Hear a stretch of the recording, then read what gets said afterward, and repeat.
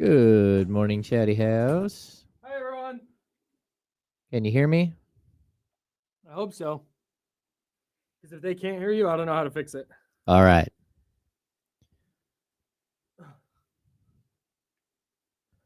Hello. I don't know who got the belt. Russ did. Nice job, Russ Dog. Every day. Every day is a Rust Dog day. Oh, Oh. Here we go. let's do this thing. About 1 minute. Kyle's back. Good morning, guys. How come no one is saying a word in the chat now? Oh, All right. Hello, Warren. we are up in here. What's up, David? Good morning, Sean. What's up, Aldrin? Miguel. Thanks, Miguel. Appreciate you. Dr. Gonzo. Morning, Russ Dog. What's up? What's up, Tyler? What's up, Germs? Hello, Katrina. Zabo's here. Wheezy's here. P-Dub's here. Obviously. Chris Ochoa. Oh, Katrina. Good morning. Hello. Hi, Chris. I'm going to pull a Kenny and eat during the show today. Oh. Well, those are like little candies. Had a rough morning. Not a rough morning. My morning was fine. I just forgot to charge my car last night, so it's a little hectic.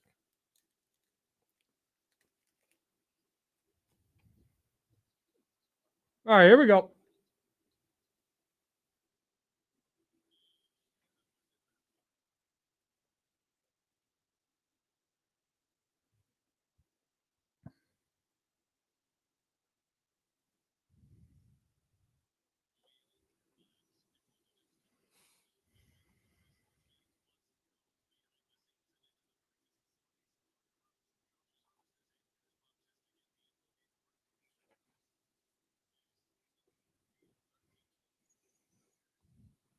All right, good morning. I'm Kyle. He's James. I'm back from a trip to the desert, which is funny. You guys are like, oh, he's in the North Pole. Nah, very much the opposite. It's in Arizona. Anyways, salute. Got back just in time to watch that debacle last night at Golden One Center, where, man, what a roller coaster. That's a good way to describe it. The Kings lose 130 to 129. And by the time I turned the game on, the Nuggets were already up like 25-6 or some insane score like that. 20, I think 23-6. Yeah, probably. What the heck? What in tarnation? What in tarnation? And then it looks like, oh man, this is going to be one of those games where they just get run out of the building. They came out not focused. They came out flat. And the Nuggets, if you're going to come out flat against a team like the Nuggets, they're liable to steamroll you. Kyle, I thought like instantly you saw matchup issues all over the court. They, the first thing they did was they put Aaron Gordon in the post and just backed DeMar DeRozan right down and scored over the top of him. Then they tried to abuse Doug McDermott for a couple of minutes because, of course, Doug McDermott had to start because Keegan Murray came up with a weird ankle soreness out of nowhere. We'll talk about it. I thought the whole vibe and the whole building was weird and odd, and no one knew what was going on, and there was boos starting in the first quarter. Because people probably started before the game. People were booing. Oh, Kyle. Got it. Okay, got it. They were booing. Okay. They were upset that they had spent their hard-earned money, and the Kings came out and looked like they were disengaged. Brutal. So it looks like one of those games. Yeah, but hey, going a little like 10-2 run. You get it under 20. If they were behind by as many as 23. But you get it under 20, okay. You get it to 15. All right, you got it to 10. Okay, now it's single. And then they come back and they take a lead. Mm-hmm. And now it looks like the Kings are going to steamroll. It's like the Kings are rolling. It's like, all right, hey, they've never been. I'm good. I don't. We not on the air?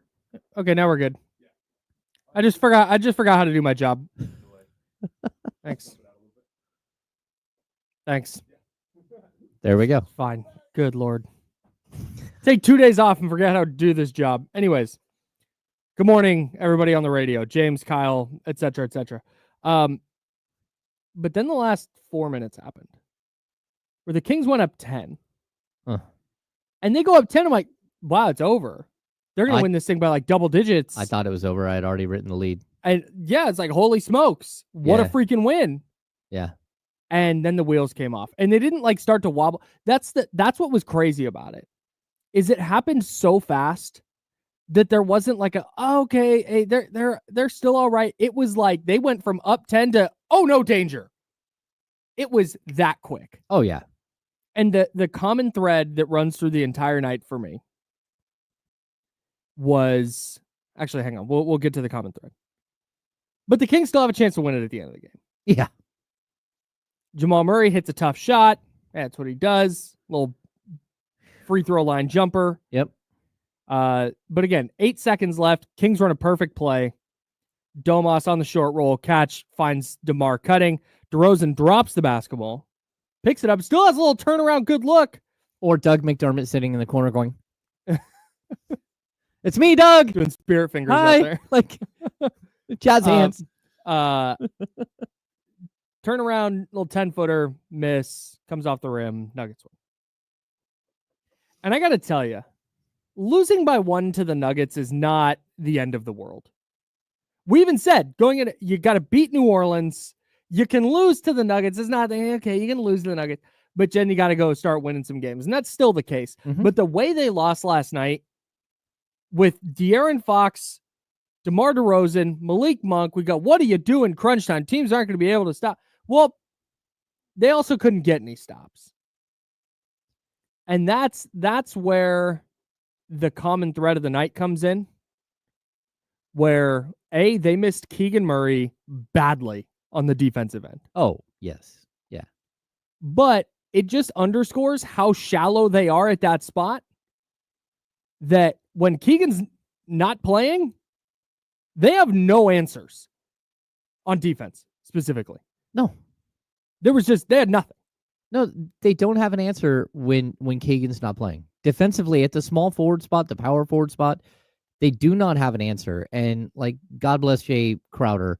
Like, he goes in there and tries to do his best. But, like, even a natural matchup problem, like, they kept looking at different players. And I think the one thing, like, over this stretch that we have learned, that Mike Brown, I think, has learned, and I think it is a blessing. And while he's not playing offensively very well at all, Colby Jones can guard up. And it's something that all of a sudden the Kings are realizing that he can guard a 6'10" Michael Porter Jr. and hold his own. And he's been able to guard up repeatedly over the last couple of weeks, which is why he's been on the court. Now, does he deserve 18 minutes? I don't think so. But the fact is that he brought energy and he did some of the little things. And it just shines like the glaring problem that this roster has. It's the same problem they've had for 3 years, Kyle. It's like we're not asking them to reinvent the wheel. We're asking them to go out and do what every other team has done in the NBA. Go get a 6'7" to 6'9" small forward, power forward that can play defense and can hit a three. We say they don't grow on trees. They do grow on trees because everyone else has been able to pluck these off of trees everywhere, and they have a bevy of them, and the Kings don't. And you know, it's not even the Kings don't even have like a Watson. They don't even have a Peyton Watson to come off the bench. Good player, Peyton Watson. Yeah. Well, no, he is a good player, but the fact that they don't even have like a third guy or a fourth guy that you can turn to is alarming. And it shows the glaring weakness of this roster. Now, look, you go out there and you let a team just thump you in 41-21 in the first quarter, but you come back and drop 47 on them in the second quarter. Yeah. 47. So for everything that people want to say about how bad the Kings were in the first quarter, the Nuggets are saying the same thing about how bad they were in the second quarter. Right. And how this is part of our season and how we can't put away teams. And but I just felt like Mike Brown keeps harping on this. It's not about the offense. It's not. It's that the Denver Nuggets in the last 4 minutes of the game, you were up 119-109. In 4 minutes, they shot 7 of 7 from the field and 4 of 4 from the free throw line and scored 21 points in the last 4 minutes of a game because you couldn't get a stop. And that's just it. You can't get a stop at the NBA level. It doesn't matter what your lead is. You can give it up. That's it. That was the other thing that stuck out to me last night. We'll talk about we'll dive further into the final play, and we'll talk about Keegan and his ankle soreness. But the other thing that sticks out to me is in that second quarter. To me, Keon Ellis established himself as a player that just needs to play. I understand that he's going to make mistakes, and I fully get that maybe they're mistakes that are going to frustrate Mike Brown to the point where he's like, God, I want to take him off the court. But Keon came in and flipped the complexion of that game last night. He had 5 blocks, dude. He had 5 blocks. First guard in the I think I saw it was the first guard in the league to have 5 blocks this year. Yeah, and it's his second time in his career, his 3-year career, that he's had 5 blocks. He was a plus 16 in the second quarter and scored 3 points. Like that's where like a plus minus as a stat sticks out to me. Oh yeah. And he played the entire second quarter. Save for 1 second, according to Basketball Reference. So he's a plus 16, and just flip that script. We talked about how flat the Kings came out and looked. And then Keon came into the game, and a lot like he did last year, where, man, Keon entered the starting lineup, and the complexion of how the Kings win games just changed. Well, they started winning games. I mean, I think they won his first 8 starts. Yeah, right, because of and it was like consensus that defensive energy is meaningful. Oh, yeah. And I think you saw it last night, where he just woke the Kings up out of whatever malaise they were in to start the game. So to me, I like I said, I know Keon Ellis isn't perfect, but his impact last night, specifically in a game without Keegan, where we say they don't have another Keegan, Keon's probably as close as you got. And to me, some nights it's going to be more minutes, some nights it's going to be less, but there can't be any more Keon DNPs. No, I totally agree. And I got to be honest, for every minute that Doug McDermott plays, I want Keon Ellis there alongside him as, yin and yang. Like one guy's going to shoot the 3 nonstop. Every time he touches a ball, he's going to shoot it. And the other guy's going to play defense. You have to have somebody that can defend if you're going to put Doug McDermott on the court. And I thought Doug did the best he could, but he's just like super undersized. I watched him walk out on the court for the tip-off, and he's lining up alongside Michael Porter Jr.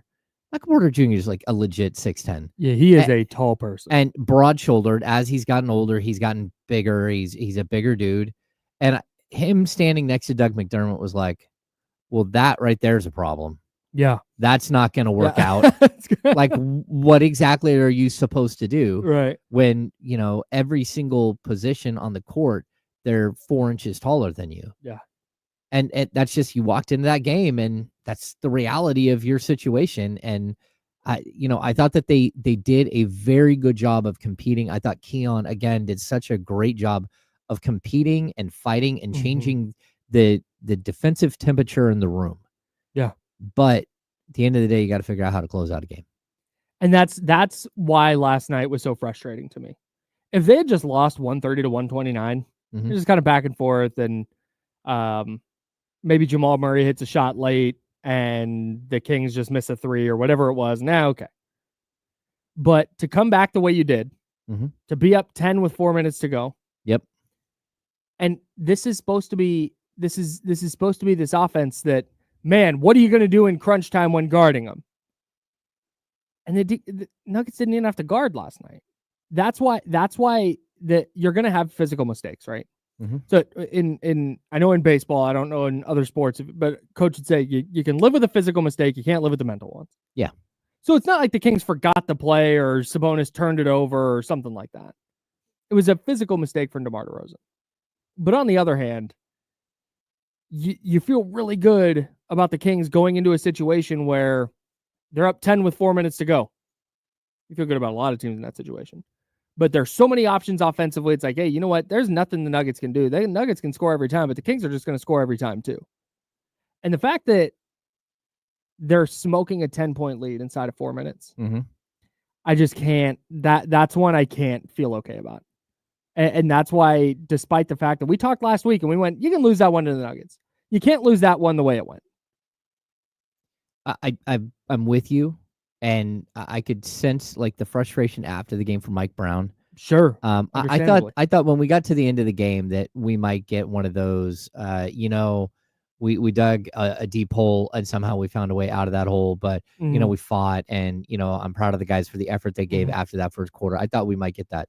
No, it was like attention to detail, attention to detail, attention to detail. He's like, we got beat on the back cut more times tonight than we have the entire season combined. It was brutal, dude. And it's veteran players getting beat on a back cut again and again and again. Veteran players. It was not rookie or second year players that don't know what they're doing. It was veterans getting burned on back cuts. Like, what are you doing? Like, the game plan was very specific. You look at their numbers. They're the number 1 assist team in the league and the number 1 2-point shooting team in the league. They shoot a ton of twos, and they shoot a high percentage of twos, and they average over 30 assists per game. Okay, you get it. They shoot 38% from three, but they're only shooting 30 a game. So you're not going to worry about that. It's because all they do is back cut you. Like, the Kings knew the game plan coming in, and they gave up 76 points in the paint. 76. Now, I covered a game one time early in my career where the Denver Nuggets came into Sacramento with George Karl as a head coach. And I think they scored, it was either 91 or 92 points in the paint. Did JaVale McGee have a huge game that game? Yes. I might have been there. It was JaVale McGee, and it was Kosta Koufos, and it was like... I think it was in December. Yeah. Well, it was probably the last couple of weeks maybe it was the last week that Paul Westphal was a head coach. Either that or it was the year before. And Paul was just beside himself, just so embarrassed. Like, how do you get beat on the same exact play the entire game? They took like 2 total jumpers. Well, they hit like 2 total jumpers, and they only took like 10 shots outside the paint. And that's what that game felt like last night. That's tough. I thought that there were so many points in that game last night where the Kings showed promise, but then also showed you who they have been this season.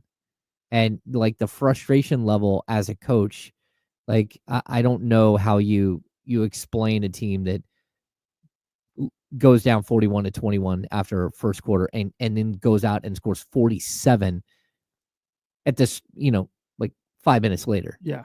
Like, what in the world? Like, how do you judge your team outside of the fact that you're just inconsistent?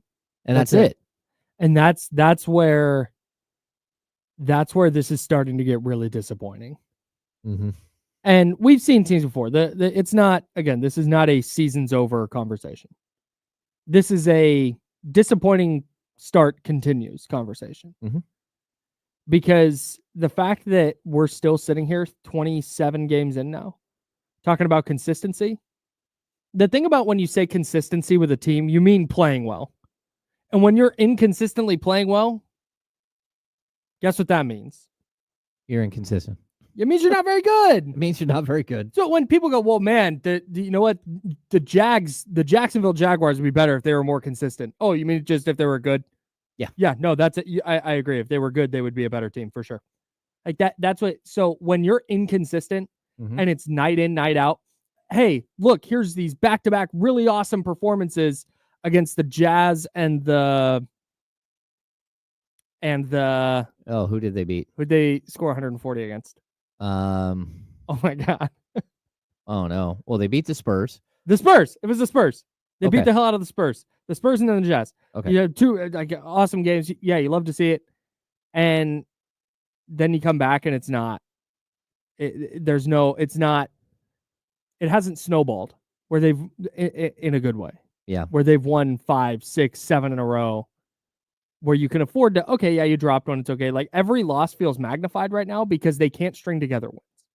Well, that and like someone put out the stat last night. I think it was Matt George put out the stat. The Kings have been in 11 games that are decided by 5 points or less, and they're 3-8 in those games. And that was supposed to be the strength of this team. That was, yes. The strength of this team is that you have 2 of the best closers in the game, and realistically 3 of the best closers in the game when you throw Malik Monk in there. And you can't figure out a way to close a game. And to me, so many times this season, it just felt like you went with the wrong guy in the wrong moment. Like, you felt like, oh, well, we've got to get it to our closer. And it was the wrong closer. You're like, okay, why did you do that? Like, why is it that you were like riding the hot hand throughout the first 8 minutes of the fourth quarter, and then you went away from that. Really weird. Yeah, and I'm even looking at like their expected win total from Basketball Reference right now, 16-11. They're 13-14 on the season. Brutal, man. Expected win total. So it's just absolutely crazy. 16-11, just so people know, that would put you at the number 5 seed in the Western Conference. Where is? Give me 1 second. I need to find the point differential stuff. Is insane for the Kings because they are, I believe. Before I say this, give me 1 second. ESPN always has the point differential in the standings. Yeah, that's where I was going. Okay, here we go. So of the Kings are a +3, and they are 13-14. The other teams that are under 500, so Portland -2.5 in the East. The Hawks -2.5, Pacers -2.9, Bulls -3. They're all within a game of the Kings. All minus. Yeah. Detroit Pistons -3.2. You go to the West. San Antonio 13-13 -2. Lakers 14-12 -3.5. Yeah, it's wild. The Nuggets are +2.7 points per game, and they're 14-10. I mean, yeah, it doesn't make a lot of sense how they keep losing tight games.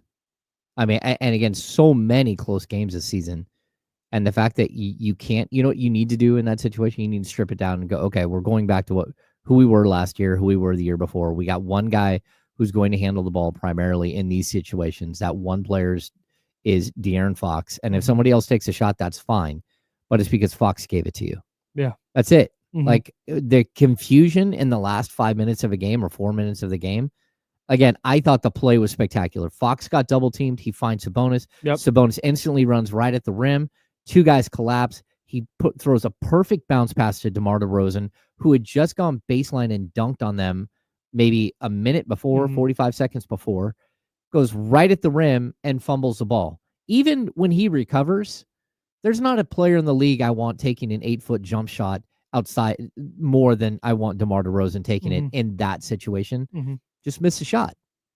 That's it. You missed a shot, but you shouldn't put yourself in that situation. One defensive stop, you're not in that situation. Two defensive stops, you're winning handily by 3 or 4 points down the stretch. Not handily, but you're winning the game without it being like a pressure situation. You just couldn't get a stop. And part of the reason is because you had no Keegan Murray, but also part of the reason is in the final couple of minutes, you're trying to score because they're scoring. And so you're going away from some of your defensive players in that moment. Of course, you're going to choose offensive guy over a defensive guy because that's what the last couple of minutes of a game usually go down to. And that's where when this is, and this is again, a little bit of a Keegan Murray thing with him not playing. But the clutch time thing is a two-way street. And that inability to get a stop, and maybe it's just the Nuggets are a tough matchup because of their size, and they can take advantage of DeMar DeRozan in ways other teams can't. I'll hear that. But this is where like defense does matter. At least a little bit. Oh, it matters. The Nuggets got a lot of good looks last night, late in that game. And you just have to you have to. There's going to be nights where shots don't fall. There's going to be nights where DeMar DeRozan uncharacteristically mishandles a pass and then misses a shot that he hits 75% of the time. Yep. That's going to happen. If he didn't drop the ball, it's a wide open dunk. And right. Again, I don't know how much time is left with that dunk. But they would have had probably, I don't know, they'd had a couple of seconds, 2.8 seconds or something. Sure. Couple of I'll play. I think the right play was made there. Oh, I think so. Devil's advocate, just for a second. Devil doesn't need any more advocates, but I'll do it. I don't know how I feel about Fox giving up the ball so early. I don't. That's one where if somebody says, "Well, Fox should have the ball in his hand," like, okay, I have a hard time pushing back against that. Okay, and like for me to play devil's advocate to your devil's advocate, I would say when I look at the box score and I see 28 points for Domantas Sabonis, 25 points for Malik Monk, I see 17 points for DeMar DeRozan, 16 points for Doug McDermott, all of them shooting close to 50% from the field. Like, I don't care who's taking the shot. If it's the right shot, it's the right shot. Sure. And I get it. Fox is the guy, but Fox wasn't the best player the entire night last night. And there were other players like, man, I don't know if anybody else caught this, but Jokic wanted no part of that Sabonis matchup. He was so tired of getting beat up. He wanted zero part of that matchup late in the game. Sabonis got into his chest, and Jokic just started backing off. Like, dude, go ahead and do your thing. You don't need to like pop me with your right shoulder every single time because I'm just gonna get out of the way now. Yeah. I mean, that's where you were at in that game. Like, I would have been okay with Sabonis taking the shot. And that's the other aspect of this is just go up with it.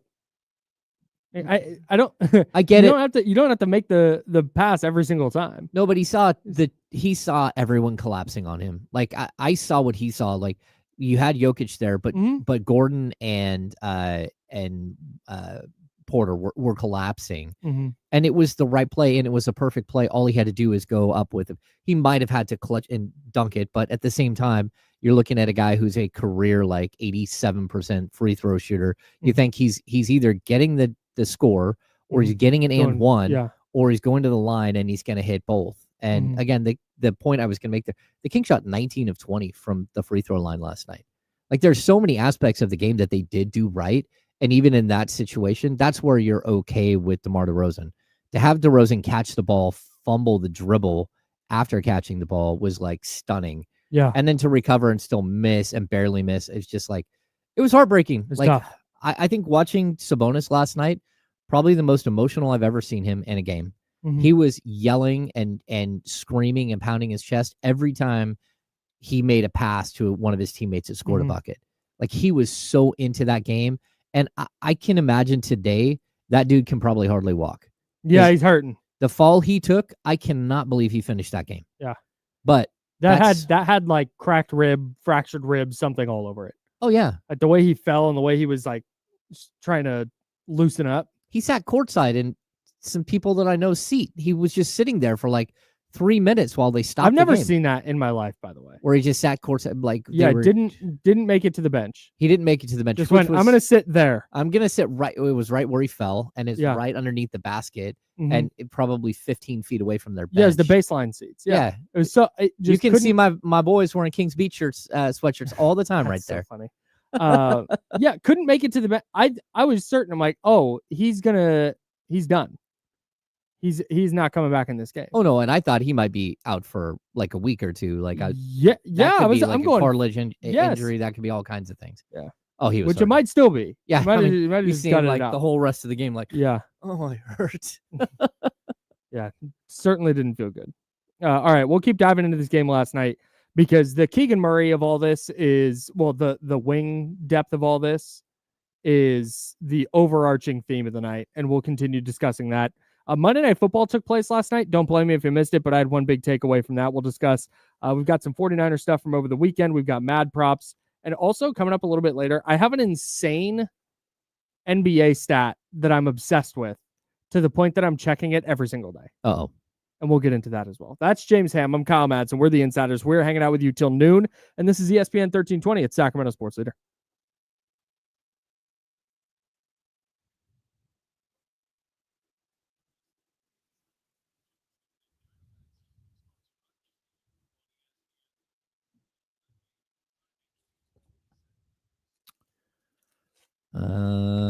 Russ Dog, I don't know if it was his elbow. I'm pretty sure it was his upper back. Like, I mean, and it looked like he almost hit his head. He may have hit his head, but I wasn't sure.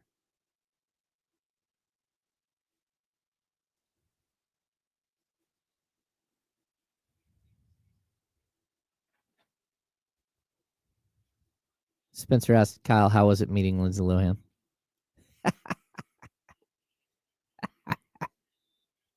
right in the middle of a bite. What an actress. What a person. Wow.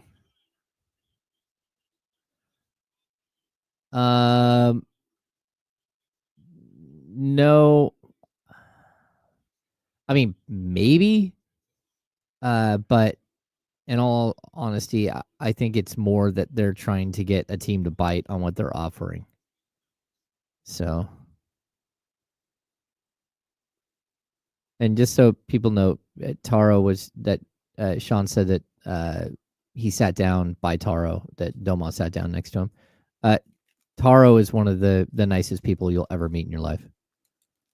He's just a super like fun human being. He's like just a very nice person. So if you ever get a chance to meet Taro from Makuni, he is spectacular. Usually his wife follows around and takes pictures when they're here at our studio, but I've known Taro for a long time.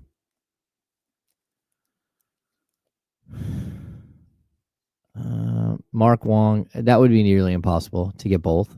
In separate deals, like if they were on the same team, if you did a 3-team deal, maybe. But the problem that you have there is you're talking about two players on really bad teams, and really bad teams want draft capital, and the Kings don't have a lot of that, and I don't think they're going to give up a first round for Collins and a first round for Valanciunas. We also figured out yesterday that the Kings don't really have any second round picks to trade, which I hadn't realized before. It's an ugly scene. So their 2025 second round pick goes to Chicago. Their 28 goes to Chicago. Their 30 goes to Indiana, and their 31 goes to San Antonio. So the only pick that they really have is a 29 pick, because the 26 and 27 are tied up in the Kevin Huerter deal. So they have 1 second round pick.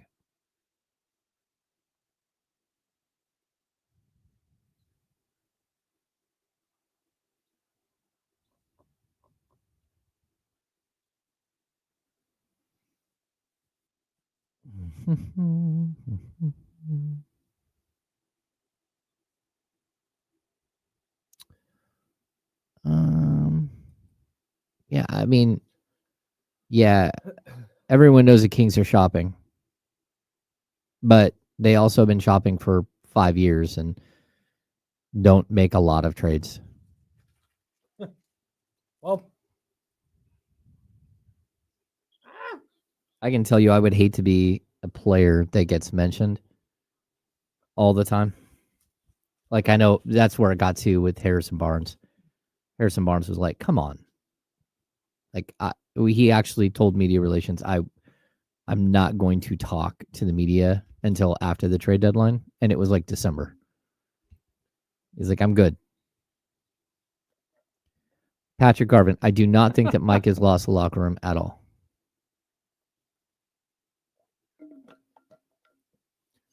If Mike Brown had lost the locker room, they're losing last night by 40. Yeah, team doesn't come back from a 41-21 first quarter deficit.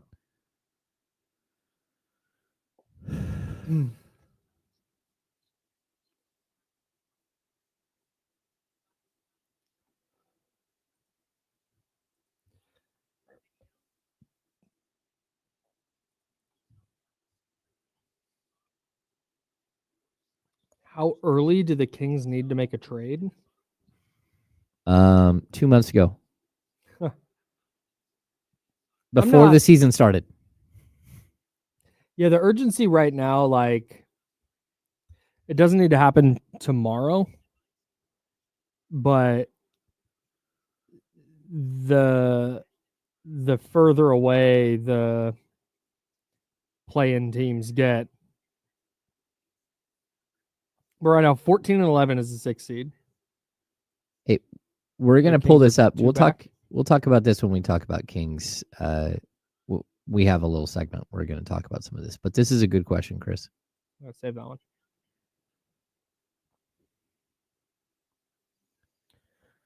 Oh boy.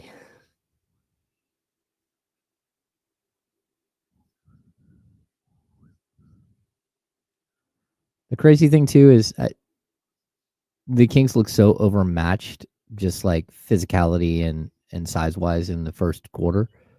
But then to see that same exact lineup be able to do something else, something totally different, was like, okay. All right, here we go.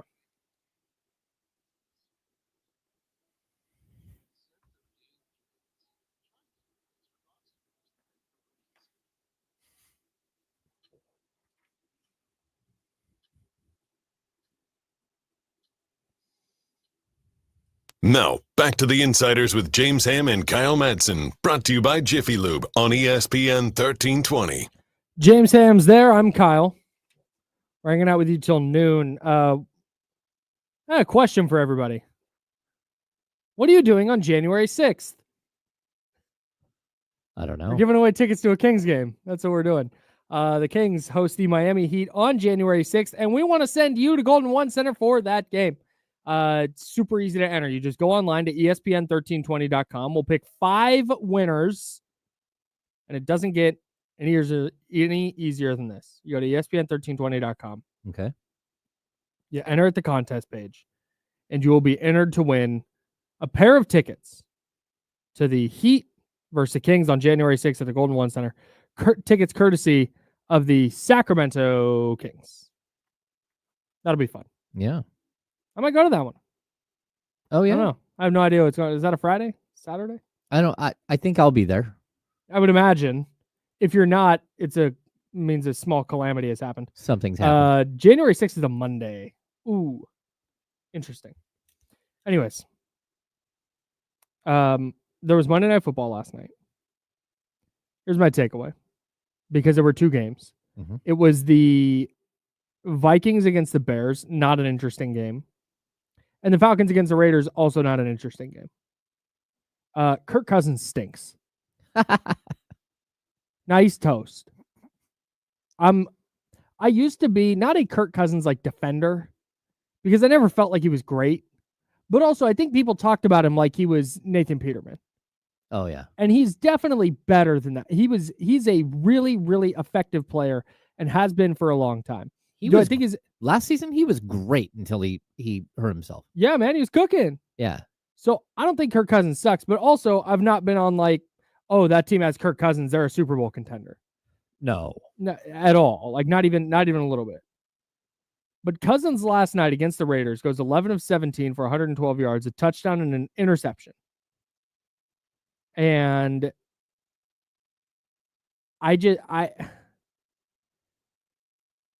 he's done, dude. And the reason this matters, and by the way, in his last 1, 2, 3, 4, 5 games, he has 9 interceptions and 1 touchdown. Oh. Yeah, man. Leading the league with 16 interceptions this year in 14 games. He has 18 touchdowns. Oh, he had 18 touchdowns before he got hurt last year through like 6 games. Yes. He's cooked. Oh, man. He was already not super mobile. Now he's even less so after the Achilles injury. You can tell his arm strength is not the same. We can't step into a ball like you could before. Right. Yeah, that's tough. So here's why this matters. Because if he was playing okay and the Falcons just went, hey, we're going to go the Michael Penix route. We're going to hand the keys to him. We're going to cut Kirk Cousins. The Kyle Shanahan Kirk Cousins thing would matter. It would come up again. And with the Purdy contract stuff looming, Kirk Cousins would have been a major part of the 49ers offseason discussion. So, and I was ready for it. I was fully prepared for because Cousins had, in a win over Dallas, 3 touchdowns, no picks, and completed 79% of his throws. That was on November 3rd. That gave him, how many touchdowns did I say he had? 18? 18 on the season. That gave him 17 touchdowns through 9 weeks. Oh, 60 picks. Jeez. And I went, man, this Kirk Cousins thing might be real. If the Falcons move on, he's horrible. I'm out. Not a good player anymore. That was my big takeaway from last night. Yeah, with the, like, to point out the bigger issue too, is Bijan Robinson, 14 games played. Drake London, 14 games played. Darnell Mooney, 14 games played. Ray McLeod, their third wide receiver, 14 games played. Kyle Pitts, their tight end, 14 games played. He's had all of his all of his weapons. Yes. Every single game. Every game. All weapons. Drake London. Yeah, all of them are there. Yeah, Drake London, 919 yards, 78 receptions, 7 touchdowns. He's been good. Not great, but good. Like, all of them have been healthy. Like, what happened?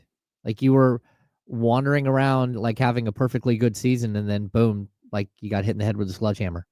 I have no idea what happened. Yeah, brutal. Lose to New Orleans, get blown out by Denver, lose to the Chargers, get blown out by Minnesota, beat the Raiders. Well, good for them. They're now 7-7. At least there's the Raiders out there. Yeah, 7-7. Devondre Campbell was officially suspended yesterday by the 49ers after quitting on them Thursday night. We didn't get a chance to talk about this together. Yeah. I'm sure you've talked about this a lot on the Candlestick Chronicles. Yeah, talked about it a lot, written about it a lot. Just insane. We've seen a player retire at halftime. Oh, yeah. It's just so rare that a player goes, nah, I'm not going to play today. And just leaves. Yeah. I kept waiting for another shoe to drop. I kept waiting for there to be more. I kept waiting for he had this injury or this thing happened in his life. Nope. Just had his feelings hurt that he wasn't going to play. And we got a report over the weekend from Jake Glazer from Fox Sports that said it was John Lynch who kicked Campbell off the sideline. Oh. Like John Lynch came down from the suite that he watches games from. Oh. And his alter ego, Red 47, quote unquote, came out. And Jake Glazer said players called him after the game and was like, yo, that guy's insane. John Lynch. So I can't only imagine what was said between those two guys. But here's what John Lynch had to say publicly in a statement yesterday when the 49ers announced that Devondre Campbell is suspended. Quote, we have suspended Devondre Campbell for 3 games due to conduct detrimental to the team. We will have no further comment on the matter. That's the end of it. The end. They hate this dude.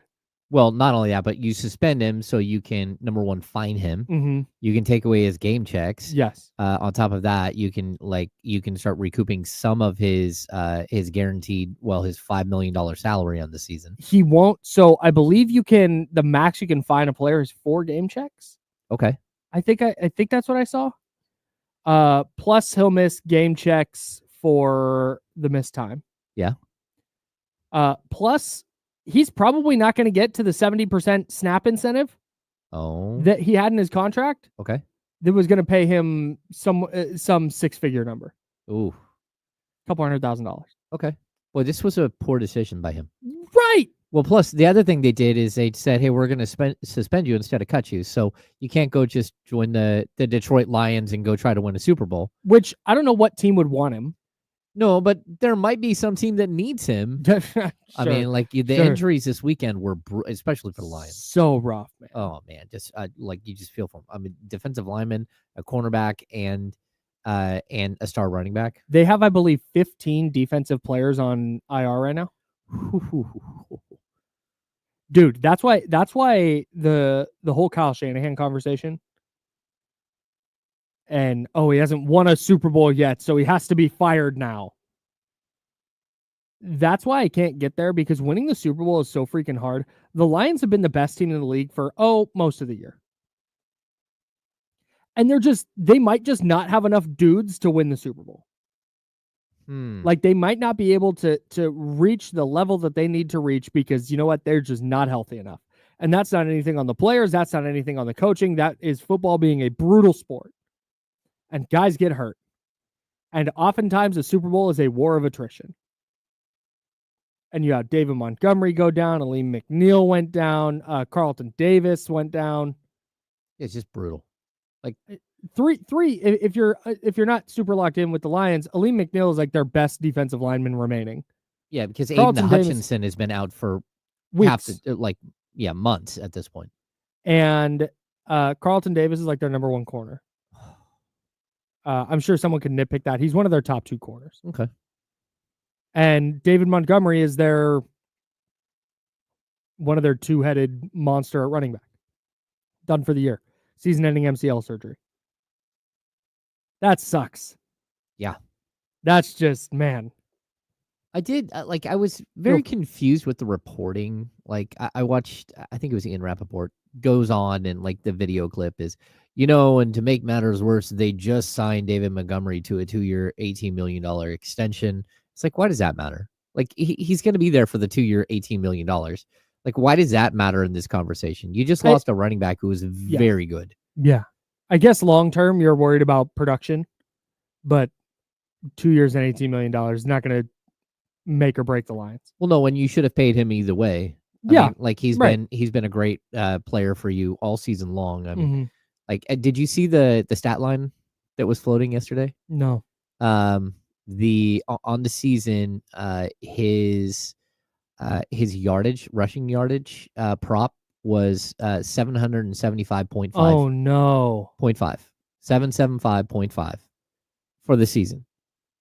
He finished with 775. No way. That's what was floated yesterday, the prop bet. No way. Yes way. I'm cross-checking this. Did you cross-check this? I didn't. Did you fact-check this? I didn't fact-check it. All I know is that's what was put out by one of the betting websites yesterday. Dave Montgomery. Rushing yards. It might have been 775 at one book. Yeah. Like preseason, that was his preseason number. I'm just saying, I think it was BetShark or someone like that put it out. Mm-hmm. Either way, like for those out there, that's a bad beat. That's really rough. Sorry if you had. If that's the case, that is brutal. If you had the over on David Montgomery's rushing, because you don't even have the. He's done. He's done for the year. You don't even have the hope of like, oh, maybe he can get in a game and try it out and get a yard for me. Ooh, no, I hate that, man. You know who I don't hate it for though? Don't say it. Don't say it. Don't say it. Nobody cares. Nobody cares. The Swift, Kirk, and the Dickers. Yeah, nobody cares. We're going. We've advanced in the playoffs. People. We have. We sure have. And if we win our league, we're gonna buy drinks somewhere. We're gonna have a tab somewhere. That's right. And we're gonna invite everybody. And we do have Jahmyr Gibbs. That's why it's a good thing for us. That's big time. It is big time. Big time for us, and whoever wants to come get drinks if we win. That's right. Shout out. Or food. If you're like, I'm not a drinker, but you know what? I'll take some potato skins. Like, yeah, for sure. Have some potato skins. Why not? On the Devondre Campbell thing, one of the things that stuck out to me about that entire situation, well, the fact that it's blown up the way it has is kind of funny to me. He's a very middle of the road player toward the end of his career, deciding not to play in a game that, I guess it mattered technically, but like they're not going to the playoffs. So, but the fact it was on Thursday night and it was all anybody had to talk about on Friday, I think blew it out of proportion. But I do think it's really interesting the way the 49ers locker room reacted. Oh, yeah. Because if you have questions, like somebody in the chatty house, youtube.com/ESPN1320 and twitch.tv/ESPN1320, they said, hey, has Mike Brown lost the locker room? It's like, no, you can tell when a coach loses a locker room, you won't have to ask. Mm-hmm. There will be things that happen and you go, oh, that's what happened. Like, that's what that looks like.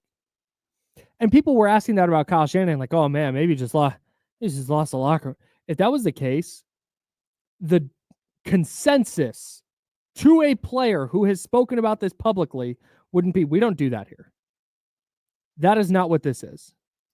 That is not what we're about. That's not what this team is about. Like, it was spoken from a very, like, we're a family, and we're a brotherhood, and you turned your back on us.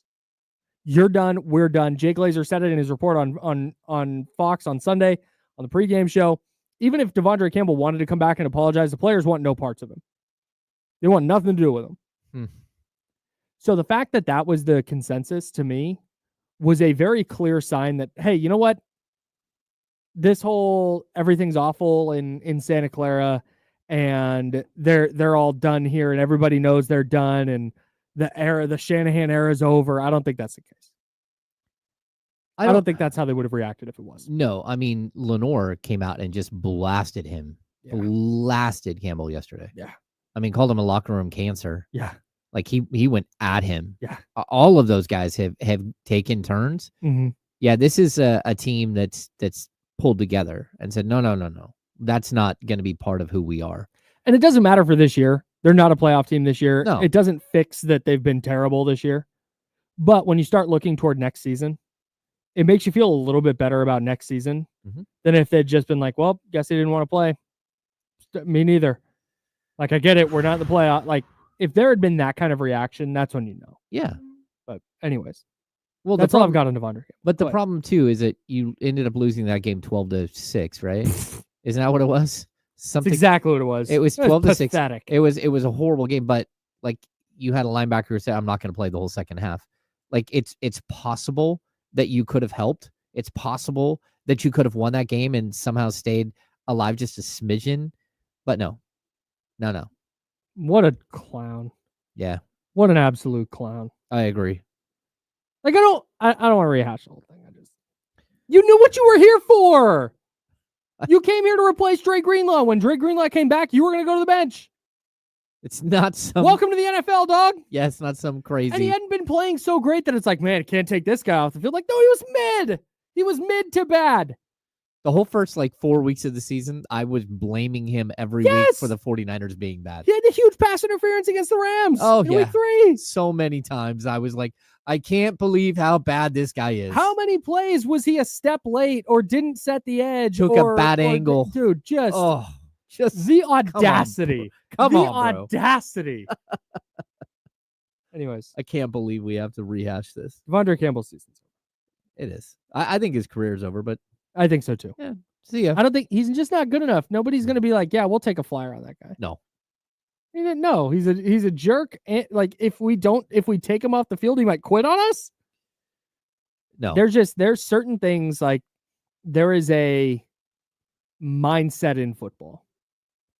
And quitting on your team is like the thing you don't do. I think there's a mindset in every sport that way. Yeah. But football very specifically. Like if you decide not to play anymore, like when you're like in high school or something, and you have like a good reason, your friends and that you've no doubt played with for years will understand. Yeah. I have a buddy who decided, hey, I'm not going to play my senior year because I'm a firefighter and I'm going to be a firefighter for my career, and I don't want to have an injury in my senior year of high school football that limits who I can be going forward. Like, we got you. And if Devondre Campbell had said, and I'm sorry to rehash this, I just haven't gotten to talk about it on the radio yet. If he had said before the game, I'm not going to play tonight. Don't suit me up. Suit up somebody else. Yeah. Then fine. All right. Kind of a silly move, but whatever. But to take a roster spot, and put the 49ers in a position, and apparently Nick Bosa said he was chirping before the game that he wasn't going to play. Oh. And he was making a big deal about it before the game. That's the worst. And Bosa said he didn't want to Nick Bosa said he didn't want to create a distraction and didn't want to bring this up. So Campbell was chirping that he wasn't going to play, and he told coaches in the second quarter that he wasn't going to go in and all this other stuff. Like, you could have just not played. And it still would have been looked down upon for not wanting to play. Uh-huh. But it would have been different. It would have been like, well, it would have been hidden. It would have been masked. Whatever. Yeah, it would have been a healthy scratch, and Shanahan would have gotten asked after the game, hey, why didn't Devondre Campbell play? Oh, well, he didn't want to suit up tonight. Yeah. And there would have been a discourse, but it would have been less so than what this is. They had to put Demetrius Flanagan-Fowles, who was hurt, who was playing hurt. They had to put him on the field. They would have put someone else's career in jeopardy. They would have buried why he didn't play. They would have, because that's what teams do. Like for whatever reason, that's what they do, unless they're trying to send a very distinct message. I mean, like Manchester United this weekend in the biggest game of the year against Man City. It's the derby, right? They literally told Marcus Rashford and Garnacho that they weren't playing. And not only were they not playing, they weren't even suiting up. Wow. It's like, okay, you're out this weekend. It's like, why? Like, well, we didn't like the way you trained. We don't like the body language. Like everything else, you need to get in line. We got a new coach, and if you're not going to get in line, then you're just going to sit at home and watch. Yeah. So there is that happens, but Mhm. but in this situation, like he just left his team high and dry. Yeah. I hope he doesn't play again in the league. I don't think he will. Yeah. Speaking of things being over, the 49ers, according to ESPN, their playoff hopes aren't officially over. It's still less than 0.1% or whatever it is. How? But they're done. The postseason hopes, regardless of what the math says, they're over. They've been over for a couple of weeks, but that's a separate thing. I moved on to the draft, where I'm now locked into what the draft order looks like. And the Falcons win last night was a big one. Moved the 49ers from 16th to 15th. Their problem is, and again, we've talked about this before, that strength of schedule tiebreaker. Yeah. The 49ers strength of schedule is so good that they're gonna quote unquote win any tiebreaker and fall to the lower pick, the worst pick. Okay. So I'll be watching very closely. The 49ers lose in Miami. There's a bunch of other 6 and 8 teams that they win. The Niners could be up near the top 10. I'm intrigued by this. I don't think the thing is they're not. The players want to go. The players are not in a space, I don't think, and the team I don't think is in a space where they're like, yeah, hey, we want to go. We want to lose out. We want to go 6 and 11 because they've got an eye toward next year. You got guys trying to play for snaps. You've got guys trying to play for jobs. You're still trying to assess what Brock Purdy's worth. So I don't think we're going to see them tank in the traditional sense. And I think there's too much pride with their locker room, especially now that this Devondre Campbell thing has happened. I don't think they're just going to lay down. I think you're going to see them try really, really hard to win these next 3. Whether they do or not, nah. TBT. TBD.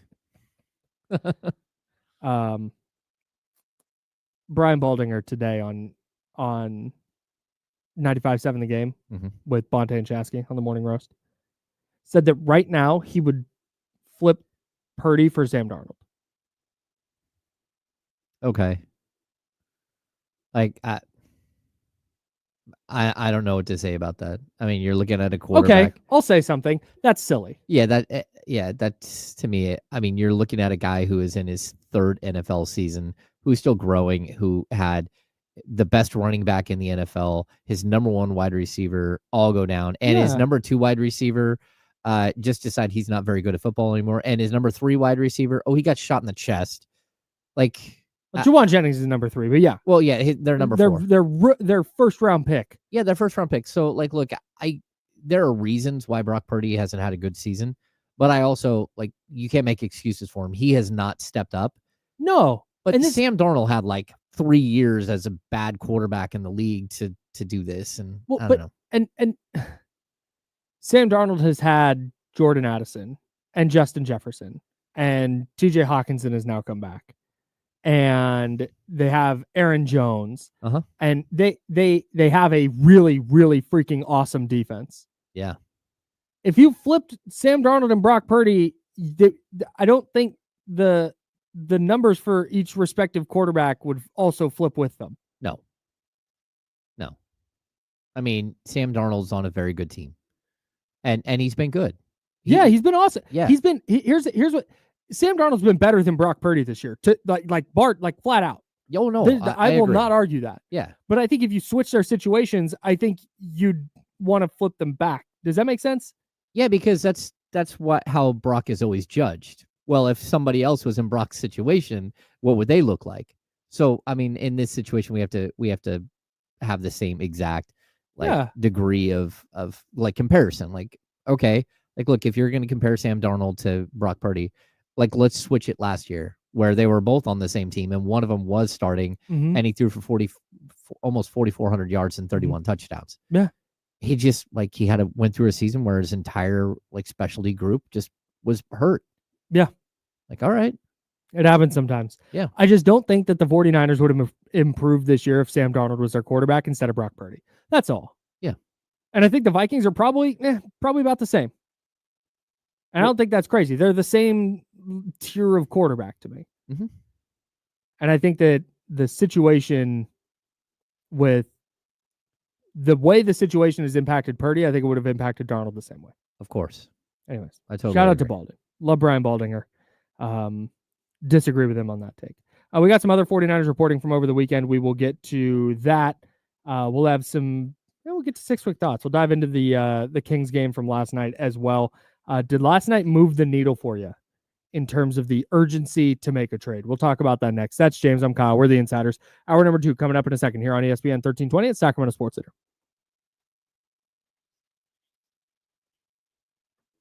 Hang on one second, guys.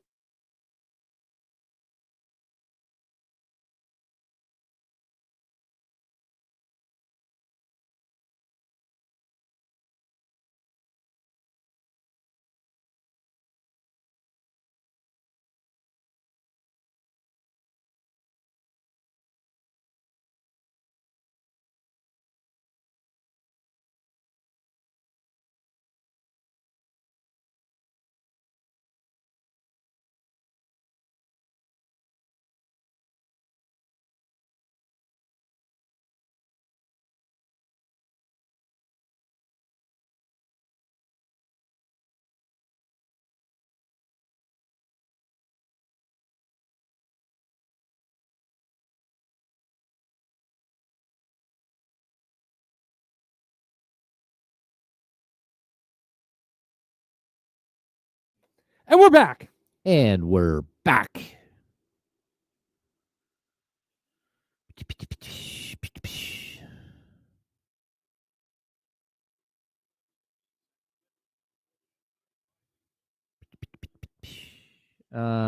Let's see.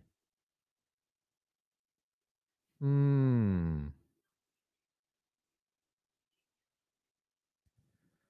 are you doing on your Christmas shopping there, Kyle? Okay. I'm a little behind.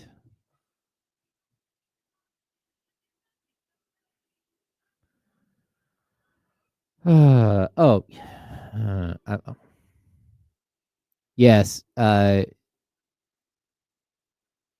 Zach, that was an incredible finish. Super fun.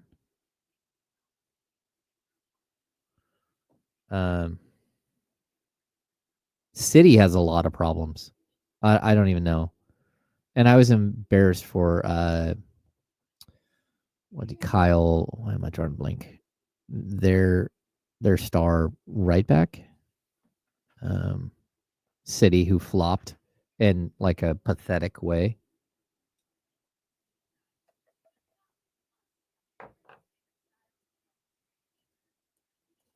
I might. Kyle Walker, my bad. Yeah, that was embarrassing. Oh, okay. Go ahead, Mitch. Phone lines are open, dog.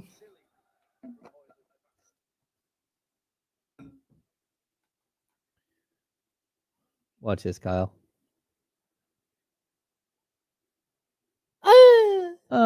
He goes down. Luckily, and then he holds his head for like soccer soap. Come on. They both got yellows for that situation. Yeah, that was funny. You just showed me the replay. Come on, man. Yes, the headbutt, Jay Oliphant.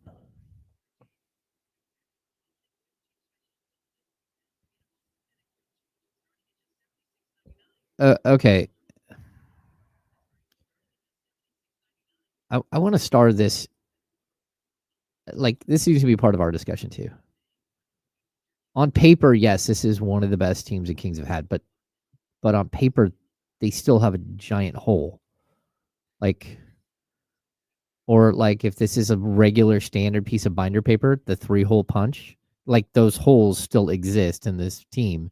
So even if on paper the Kings have one of their best rosters, that doesn't mean that they don't have an obvious. They're a little top heavy. Yeah, I mean, just like the 49ers top heavy. We talked about it coming into the season. The lack of depth is what's killed the 49ers more than anything else. Well, injuries to stars, but the lack of depth overall. Yep. And this happens all the time. There are top heavy teams all the time.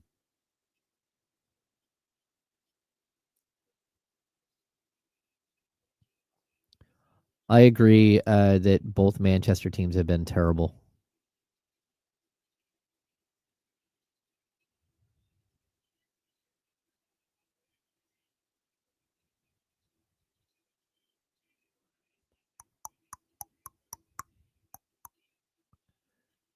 Damn it. Damn it, Drew Down.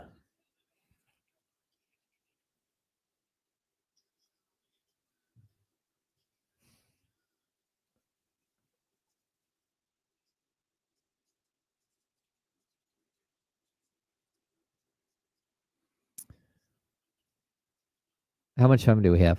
I want to go off on one other thing really quick. You have 15 seconds. Okay, my guy Will Z wrote this really interesting article about whether Keon Ellis should be included in a trade and his, whatever. There's someone else who took that, ran it through a AI and recreated the same exact article and posted it. Yes. Embarrassing. So is it Athlon Sports? Yes. Okay. Can you send me that article? I'll look for it.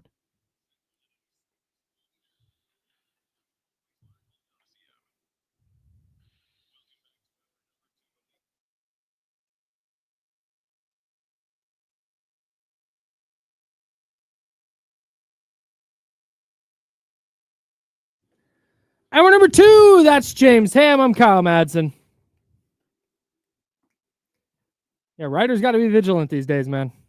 Yeah, pretty stunning. It's had that happen a couple of times.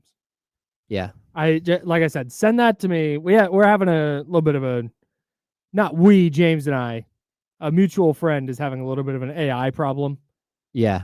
Send it. Legit. I know people there who are working on that very thing. Oh, yeah. So let me know. I mean, it was pretty clear.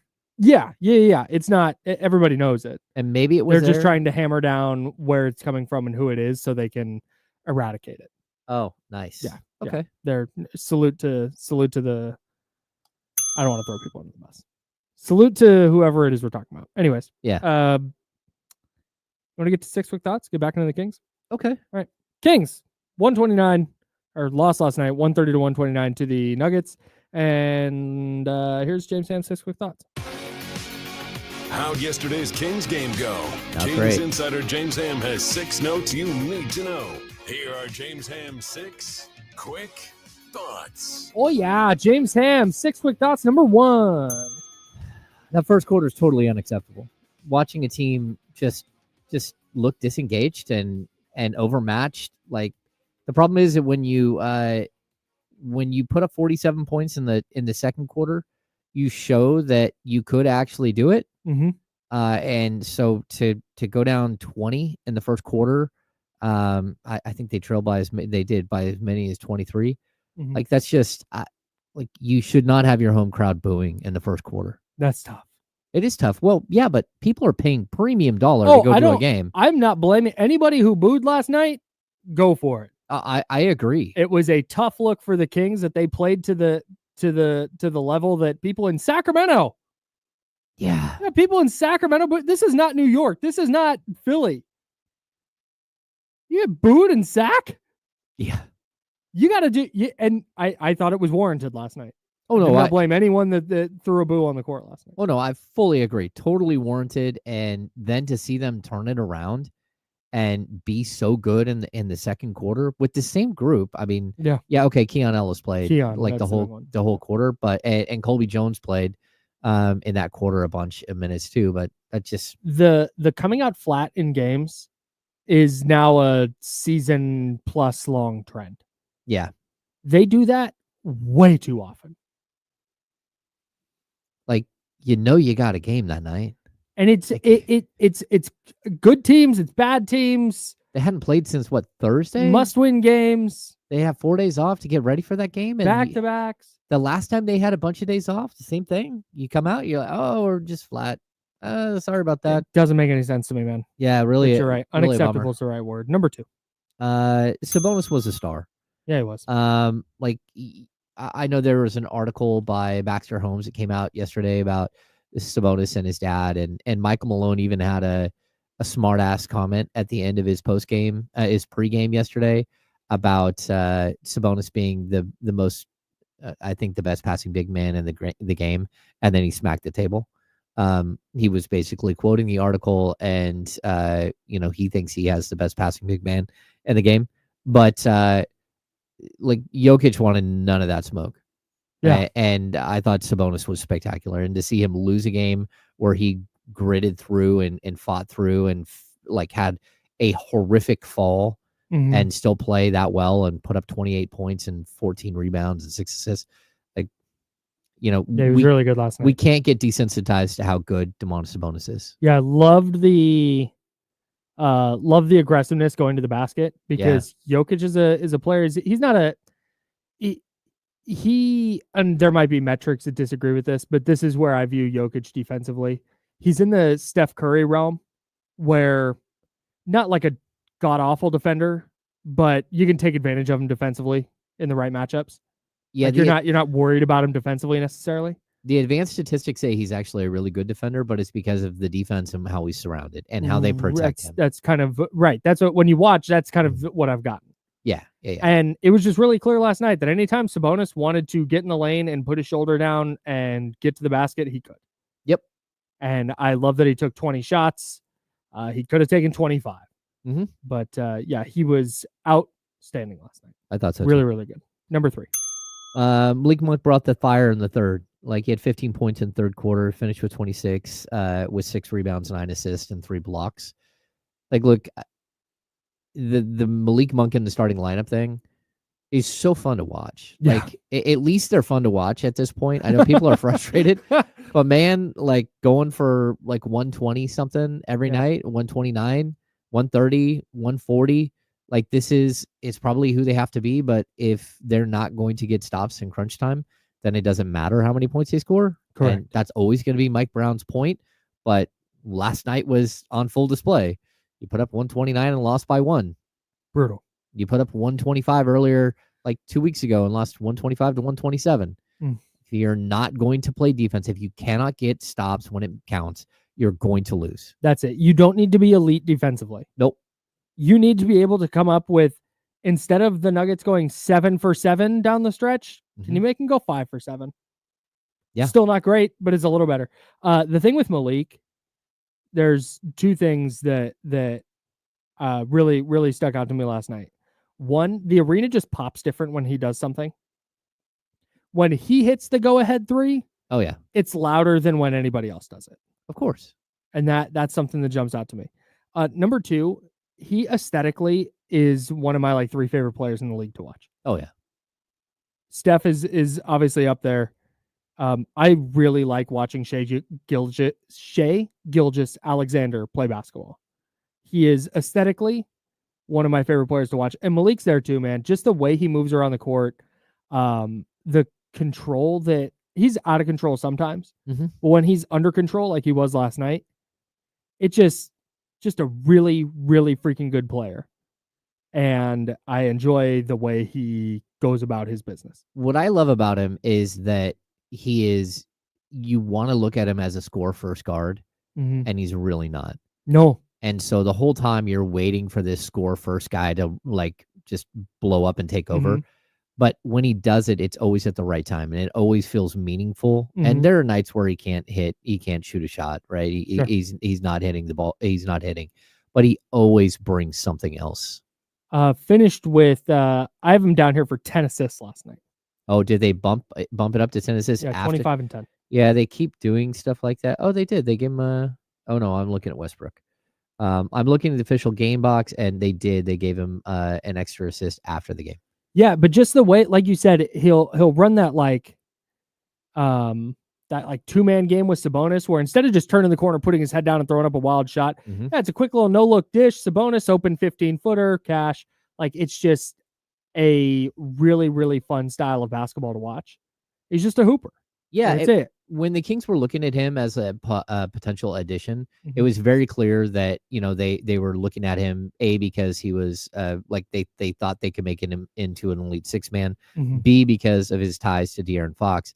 But the other thing that they said was that the advanced metrics on him, he was by far the best pick and roll guard in the NBA, and he has been the best pick and roll guard in the NBA, and that's why they brought in JaVale McGee, because JaVale McGee, by the numbers, was the best pick and roll big man in the NBA. Yeah. Even in the year before the Kings picked him up, even that year, limited role and the whole thing that happened with the Mavericks and all that stuff, still the best pick and roll big man percentage wise in the NBA. Number 4. Fox found. Wait. There we go. Fox found the turbo button. there was a point in the game where he started changing speed, Mm-hmm. and it was like, where, like, please just do that the whole, like, oh my gosh. He started to do the float thing where he's just so good and he's so much better than everyone else on the court. And you just want to show him those clips where it's like, do you see how good you are? Mm-hmm. So he finished with 29 points, 7 assists, 5 rebounds, but I wanted more of it. And that was a game where he easily could have had 35. And I know you didn't need it because you had everybody kind of contributing, but at the same time, you needed it. And so I hope that he sees what like others see in him in those moments where like there's no one that can stop you. Yeah, 11 of 24 overall is fine. 8 shots in the first half, like you said. Would just like to maybe a couple more. That's all. I mean, he finished with 24 shot attempts. That's a lot, but again, there was 102 shot attempts by the Kings and 102 shot attempps by the Nuggets. Like that, the pace of that game was crazy. It was insane. It was crazy. Totally insane. Yep. Yeah, Fox a good player though, man. Just quietly, just 29, 7 and 5. Yep. The fact that he's so good that we go 29, 7 and 5, and felt like he could have had 35. Come on, man. Hell of a player. Number 5. Number 5, Dermott was overmatched defensively early on, but I thought he fought. He's just overmatched. There's nothing you can do when there's a reason Doug McDermott shouldn't be playing how many minutes to get 27 minutes. There's a reason Doug McDermott probably shouldn't be playing 27 minutes. No, but I do think there is a role for him on this team, especially I don't disagree. As they go through this segment of the season where they're really having problems with bench scoring. Sure. I don't love him as a starter, but to be honest with you, I don't think Mike Brown had a lot of options. He was trying to space the floor. I get what he was trying to do. No doubt. It probably would have worked better to start Jay Crowder and bring Doug McDermott off the bench so he's playing against second team guys, not first team guys. But then he found a shooting stroke. He was 4 of 7 from 3, 16 points. There was a point where he was tied for the team's lead in scoring. He just started hitting some shots. He got to the basket once and then hit a couple of threes. And look, I think there is a role for Doug McDermott on this team. I would like to see more Doug McDermott, in like 15 to 18 minutes a game. Yeah, that's fine. 27 is too many. No, it's 20. It's too many, but that's because you're missing Keegan Murray. Sure. Number 6. I thought Keon Ellis put his best foot forward. Yep. Mike Brown was very clear on Sunday at practice that he's waiting for someone to step up. If someone wants to step up and take the role and be the guy that can take some of the scoring load with Kevin Huerter out, if someone wants to do it, that's fine. He's willing to give somebody an opportunity, but guys have to go out there and take responsibility in the right way. I thought he was disruptive.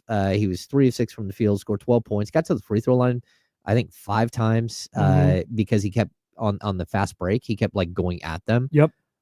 6 rebounds and he had 5 blocks. So there was a point where he was a plus 20 and then the game unfolded like late. But yeah, he definitely, for me, I thought he was very impressive and had a very, very good game and said, hey, look, play me more. Yeah. Yep. And I think when he plays like he did last night, it's really, really hard to make a case against not playing him. No, I agree. And we talked about this earlier. I know he's going to make his mistakes, and there's going to be times where he's being over aggressive, trying to get steals, and it gets players out of position, which is something the Kings can't really do, given their personnel.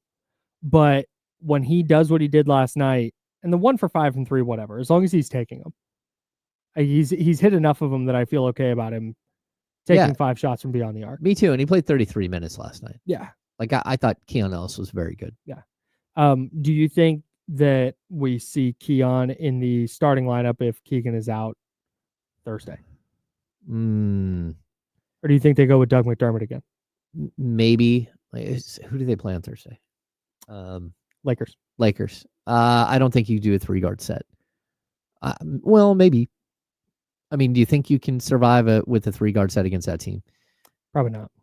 Probably not. No, I think you see. But also ask me if I think they can survive with Doug McDermott starting. No, I think you see Jay Crowder to match up against LeBron. That makes sense. Yeah, if you don't have, that makes the most sense. Yeah, if you don't have Keegan. Okay, that's fine. Hopefully they have Keegan. That was weird. Yeah, ankle soreness. The ankle soreness. I don't know what happened there. I have no idea. I got to be honest. Like, it showed up late on like a midday injury report.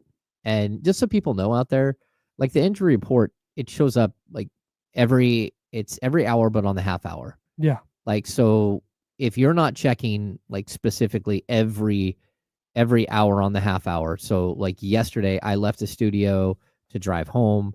While I was on the road at 12:30, a new injury report came out from the NBA, and on that injury report was Keegan Murray being questionable.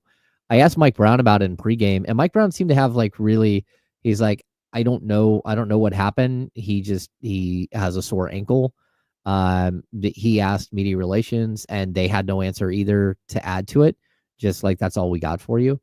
That was weird. I don't know what was happening. The vibe in the building was weird. Like, everything was weird. And, like, sometimes you miss a game because you're just beat up. But the Kings just had 4 days off. And so I was just right. And soreness. So would it, how do I ask this without throwing people under the bus? Are you concerned that it might be something more than like general soreness and there's like an injury there that they don't know what it is yet? So they just called it soreness for now? I don't know. This was the first game he's missed this season. Right. The Kings, and like Mike was very clear to us that like the days off that they've had here, and they've had practice every day, they're not having contact drills. Sure. Like, they're running through play sets, they're shooting, they are doing cardio and all that stuff, but they are not going out there and hitting each other. So it just is a strange thing to see a guy on 4 days rest come out and not play. And the soreness part of this is what's sticking in my craw. He just walked up today and went, ankle hurts a little. Like, that's not what happens. Did he roll his ankle? Yeah. And it was hurt, and they don't know whether it's sprained yet or what grade of sprain it is. Just a very, very odd situation. And the thing it did last night was it put a spotlight under a microscope of the Kings' wing issues. Oh, yeah. Yeah, I mean, like, without Keegan Murray, you're so undersized against a team like that you have absolutely no opportunity to compete. Against any team. Yeah, against most teams in the NBA for sure. Yeah. But against that team specifically, that starts a 6'8" Aaron Gordon at the power forward, but like a tremendously strong and a big time leaper, and then Michael Porter Jr., who's like 6'10" at the 3. Yeah. Like, to go into a game with a 6'6" DeMar DeRozan and a 6'7" Doug McDermott. I don't know. Is Doug McDermott even 6'7"? I think he's listed at 6'7". Yeah, I'm gonna have to look this at McDermott. No, McDermott's listed 6'6". Oh boy. Yeah, God. Yeah, so he's like that's tough when that's your matchup, and we're not talking about just two average Joes that may or may not be able to play basketball. We're talking about two forwards that started on a championship team like 2 years ago. Yeah. Like, this is a good players. team. Yeah, they're good players. And it was going to be a matchup problem coming into the game no matter what, because you only had one Keegan Murray and not two to defend the other one. And once you got into the game and that you didn't have Keegan, like, I thought, oh, this is going to be bad. I didn't think the Kings would be able to compete at all. And I saw the 41-21 first quarter and thought, this is probably going to be a 15 to 20 point blowout loss tonight, maybe even more. Yeah.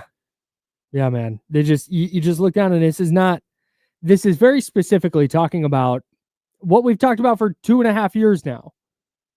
It's the size and athleticism on the wings. Yep. And Keon Ellis coming off the bench, fine. Good player. Colby Jones coming off the bench playing 18 minutes, don't hate it. Isaac Jones coming off the bench playing 6 minutes, okay. But then you get to Jay Crowder at 5 minutes, and that's the first like Keegan Murray-ish player that you have. The only Keegan Murray-ish player you have. Who's like 34 and was a free agent like 2 weeks ago. Who you signed off the street. Yeah. Like, look, I'm not going to question Keegan's toughness because Keegan plays every game that he can, right? Yeah, yes. I didn't mean to do that. If that's what it sounded like. My concern is that it's more than ankle soreness. Yeah. Because if his ankle was like, I don't know, it hurts a little, he's playing. Like, we know that. I just found it really strange because very odd. Again, this Very is a odd. guy who started who played 80 games his rookie season, started 77 out of 82 games last year, and this was the first game this season he missed. So, I don't know what the deal was. I do know he was standing on the sidelines in street clothes, and again, it just like shines a glaring like spotlight on the problem with this roster that you do not have anyone. I mean, even Jalen McDaniels, I would have like in this game, you would have had to go to him if you still had him. I almost said he would have helped, but I don't know if that's true. He would have played. Yeah, he would have played. Yeah. Did you see on that Chris Duarte got sent to the G League yesterday? I didn't. Yeah. Tough. Hate it for my guy. Yeah, he's a nice guy. Ducks. Obviously, when we talk about the Kings roster, that inevitably leads to the trade discussion. So we'll dive into that. We'll do that. We'll also go back over Mad Props. Oh yeah. And Jesse's here. I gotta go make sure Jesse can come in today. Okay. He's good? Yeah, Jesse's good. All right, Jesse's gonna come in today. But before we do any of that, I want to remind you, I want to let you know that we're giving away tickets to Legoland, California. Oh. Yeah. You can enjoy Elf Extravaganza at Legoland now through January 5th and up for grabs right now at ESPN1320.com. As a family 4-pack of tickets to Legoland, California Resort. You enter online at the contest page at ESPN1320.com. 'Tis the season for Fa La La La Lego fun. Oh, who wrote that one? I hope it was Charlie. If Charlie wrote it, I love it. If anyone else did, I hate it. Tickets courtesy of Legoland, California Resort. Win a couple of tickets to Legoland, California now. ESPN1320.com. Hey, the Emirates NBA Cup final tonight, Bucks Thunder. I'm excited. I think that's going to be a fun one. Okay. I think this is a sneaky, super important game. And not because of the Emirates NBA Cup, but because it feels like a chance for each of these teams to define what they want to be. And the Bucks have kind of bounced back. They had that really ugly start to the year, but now they've started playing really well. Obviously, they have reached the finals of the Emirates NBA Cup. They are currently, the Milwaukee Bucks are currently the number 5 seed at 14-11. And they got off to a really, really poor start. If you remember, they started the season 4-9. It was ugly. 2-8 they were through 10 games. Now they're 14-11. But this is a chance where they go, hey, beat the top contender in the West, won the NBA in-season tournament. The Bucks have arrived. And same thing for the Thunder. They're this up-and-coming team. Well, they've not won anything yet. And not that the NBA Cup is going to go at the top of anybody's resume, but if you go into this tournament situation and you win this whole thing, I think the Thunder look more for real to me. If they go out and win the whole thing, just because you can go, look, they got in a tournament situation and they won a bunch of must-win games. I think this is a really interesting matchup here. It's two teams that you could see, like in the finals. Yes. Like this could be a finals preview, and I still think Boston's going to have a lot to say with it. Yeah, Boston's going to finals. Yeah. I mean, most likely Boston's barring injuries or whatever, sure. but I still think that the Bucks are that team, right? Mm-hmm. They're the team that they're right there for sure. Yeah, they could, make a push, and they're a team that started off slow like the Kings have, but then found sort of their footing and have been tracking very well over the last like 3 or 4 weeks. Mm-hmm. Like this should be a fun game. Yeah, can't wait. Emirates NBA Cup final tonight. Bucks against the Thunder. All right, we'll talk Kings trade. We'll have to go back to last Thursday for Mad Props. Yep. We'll do that with Jesse Tapia of D'Lo and KC. That's coming up here in a minute on The Insider, sponsored by Jiffy Lube. It's ESPN 1320, Sacramento Sports Leader.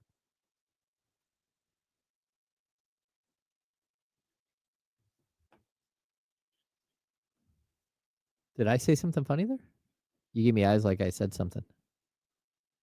No? Oh, hey. Kyle. Hang on. Oh. What do you got?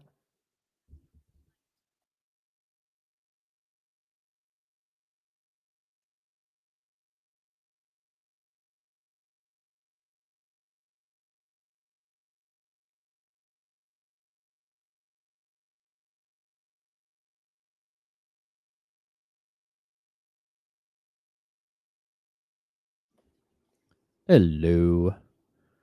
Oh, from Fabrizio Romano. For me personally, I'm ready for a new challenge and the next steps. That is Marcus Rashford of Manchester United.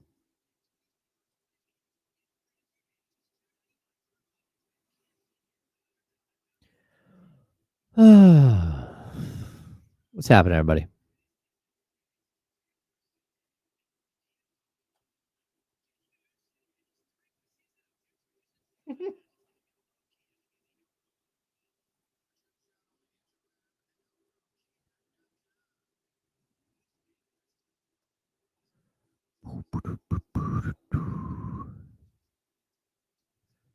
Yeah.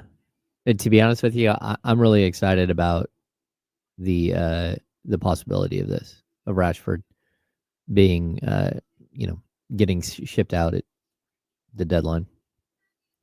Well, I think we're almost there, right? January.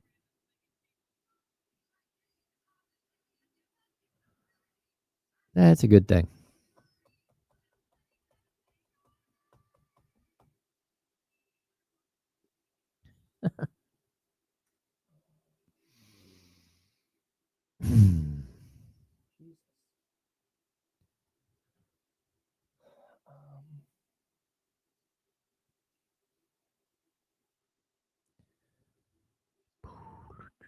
Better over here.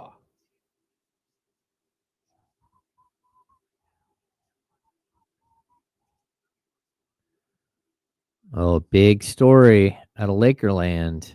Really? Bronny James will participate in the G League Winners Showcase. Watch out, everyone. Does that mean they're showcasing him? Huh.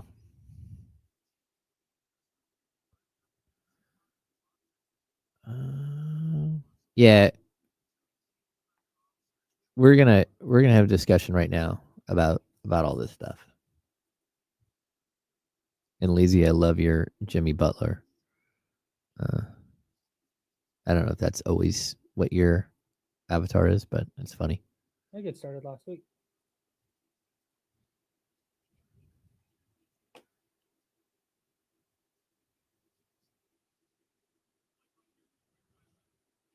Oh, Norm, good luck with everything.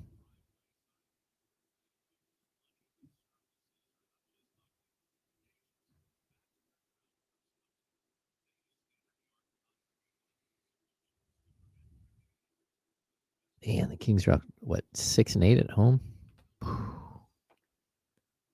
Oh, we still have 2.5 minutes. What? I'm going to take full advantage of that.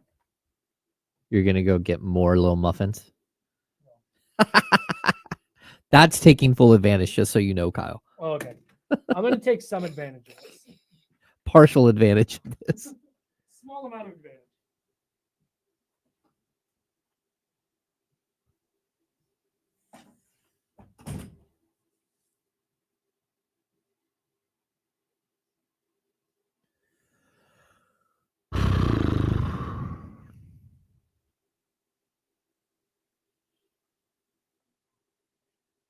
Hmm.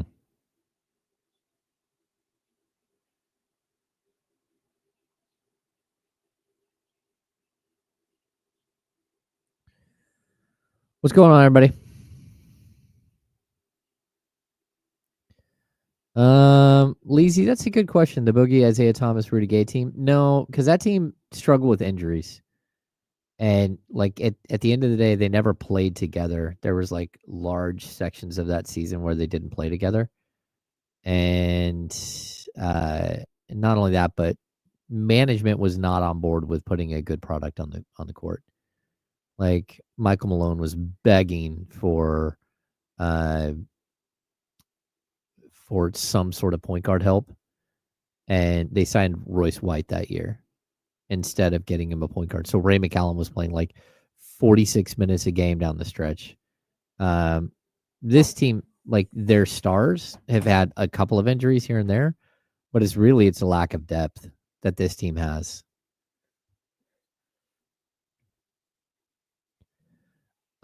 Jay, the last night the attendance was close to 17,000, That's not been the case the last 2 weeks. Well, maybe a little bit longer. It's been between like 15,1 and 15,7 thousand seats in attendance, and that's what they're putting out as like their number, which includes like tickets they gave away to people. Ooh. Oh. Did you already note the new All-Star format is in? No, that just dropped. Okay. Yeah, the new All-Star format is officially in. We can talk about that on the air. Here we go.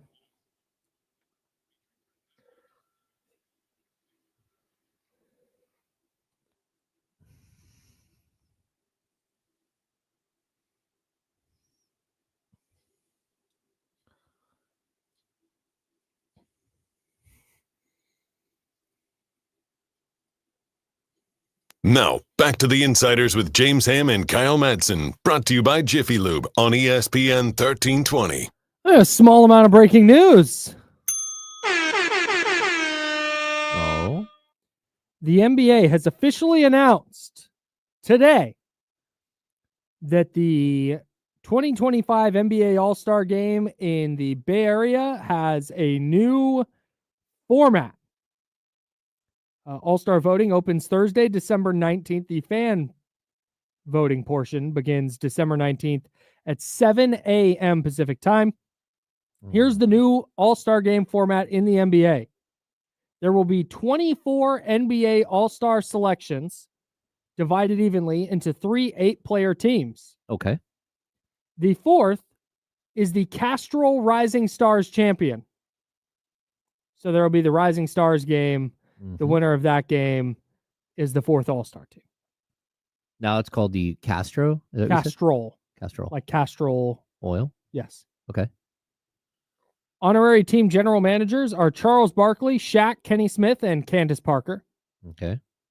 Barkley, O'Neal, and Smith will draft their team rosters from a pool of 24 NBA All-Star selections. Parker is the GM of the Rising Stars team. 2 teams meet in one semifinal game, and the remaining 2 teams meet in the other semifinal game. And then the winning teams from game 1 and 2 advance to face each other in the championship game. The winner of each game is the first team to reach or surpass 40 points. I am so in on this. I can't wait. This is going to be a blast. Oh, yeah. Because you have the urgency of trying to get to 40 points. You're not going to see, I don't think you're going to see a 40 points in 3 minutes. Like, it's not going to be like the All-Star game was. And because of the truncated time, because I saw some people when they first floated this idea, I saw some people asking, well, what's the incentive still? They're still going to dog it. But no, the thing now is when you're playing to 40, the time you're playing gets a lot shorter. Oh, yeah. So, I mean, we saw the Kings gave up 41 in the first quarter last night. Right, in 12 minutes. And the Nuggets, they gave up 47 in 12 minutes. In 12 minutes last night. Right. So I think you're going to see teams trying harder. I think you're going to see teams, players trying harder, and players setting a tone early that, like, hey, we're trying to get to 40. And we're trying to stop you from getting to 40. That's the goal. Don't have to play 48 minutes. Don't have to play 30 minutes, whatever it is. You're going to go play hard to get to 40 points. And that's it. And then you add in the Rising Stars portion of this. And nobody's going to want to lose to the Rising Stars team. Oh, no. A team with LeBron James and Kevin Durant and Jaylen Brown or whoever is not going to want to go lose to a bunch of dudes who are 20, 21 years old. No. Alperen Şengün and Amen Thompson and whoever. The Rockets. the Rockets. Nobody's going to want to lose to the Rockets. Well, I don't think Şengün is eligible for the Rising Stars anymore. Yeah, no, he's been, I don't know why his name was the first one that came out. It's okay. Nobody's going to want to lose to Victor Wembanyama and the Rockets. Yeah. Unless he's an all-star, which good point. He probably will be. But yeah, man, that's going to be fun. And I can't wait. I think the All-Star game is back. I'm declaring it right now. Okay. I'm hoping so. They're also, the There's a $1.8 million prize pool. The championship winning team will receive $125,000 each. Second place, $50,000, and third and fourth place, $25,000 each. That's a big incentive. That's in NBA players, despite the fact that they make lots of money, they are still motivated greatly by money. Dude, let me tell you. I know that $100,000 is a drop in the bucket for LeBron James. Mm-hmm. Like, genuinely, that is a drop in the bucket. Oh, yeah. But on the other hand, let's say something is $50. Let's say there's a $50 prize in something. You're going to try a lot harder at that thing when it's like, dude, $50? Oh, yeah. $100? Whatever amount of money. No, the incentive changes a lot. I think I spent $100 on Halloween costume just to win the $50 gift card. Yeah. That's what See? you do. Yeah. So I think the money plays. I think it is a factor, despite the fact that these guys already make exorbitant amounts of money. Mm-hmm. You want to go win that money. You win $100K. Yeah, you're gonna go put out a little effort. Okay. I'm just surprised this is a Castrol Rising Stars, not the Sprite. I guess Sprite is no longer a thing. Sprite Rising Stars. It was like forever. It was the Sprite Rising Stars game. Oh, I don't know. I have no idea. Couldn't tell you. But yeah, can't wait. That is the 2025 NBA All-Star Game. That's the new format. And that is when the All-Star Game is down in the Bay Area.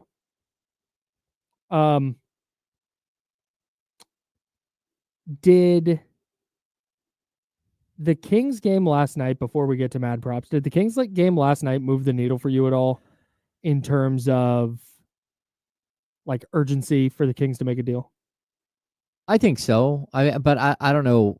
The Kings should have urgency the whole time. And I do think the Kings do have urgency. They're the team that we've heard for the last 3 weeks that are trying to make a deal. Mm-hmm. So, yeah, I think it's possible they don't have, something to sweeten the deal and to close one of these potential deals that are out there. Mm-hmm. I've heard plenty of conversations that have happened between like them and the Nets, over the last, maybe that was like a week and a half, 2 weeks ago, where it was like kind of hot and heavy. Mm-hmm. The Nets just made their first move. So you think that there's going to be some sort of like multiple moves coming. And so for me, like this team should be looking to make moves without any question.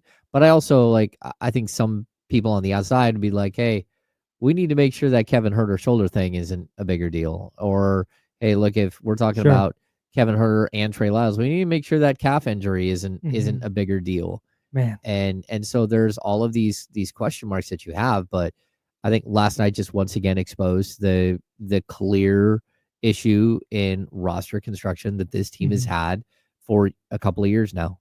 And you have to address the biggest situation. And if you can't, I guess maybe at some point, just hey, look, what we have to offer is not good enough and teams are not accepting. Mm-hmm. So we've tried, but that's it. That's all we can do. But I would also think it's possible. Sorry. That's tough to me. Well, but I went through and I was telling you before we got on the show, the Kings don't have any second round picks to offer. If you're talking about sweeteners for a deal, sure, they've got access to 1 second round pick over the next 7 years. And that's because 2 of their picks at 26 and 27 are tied up in the Kevin Huerter trade. So if that's right. Because if they don't give out their first round pick in 2025 or 26, it becomes 2 second round picks, which is their 26 and 27 second round pick. And then you got I think they have their 2030 second round pick or their 2029 second round pick. That's all they have as far as those picks. Now, first round picks, they do have more. They have 27, 28, 29, 30, 31.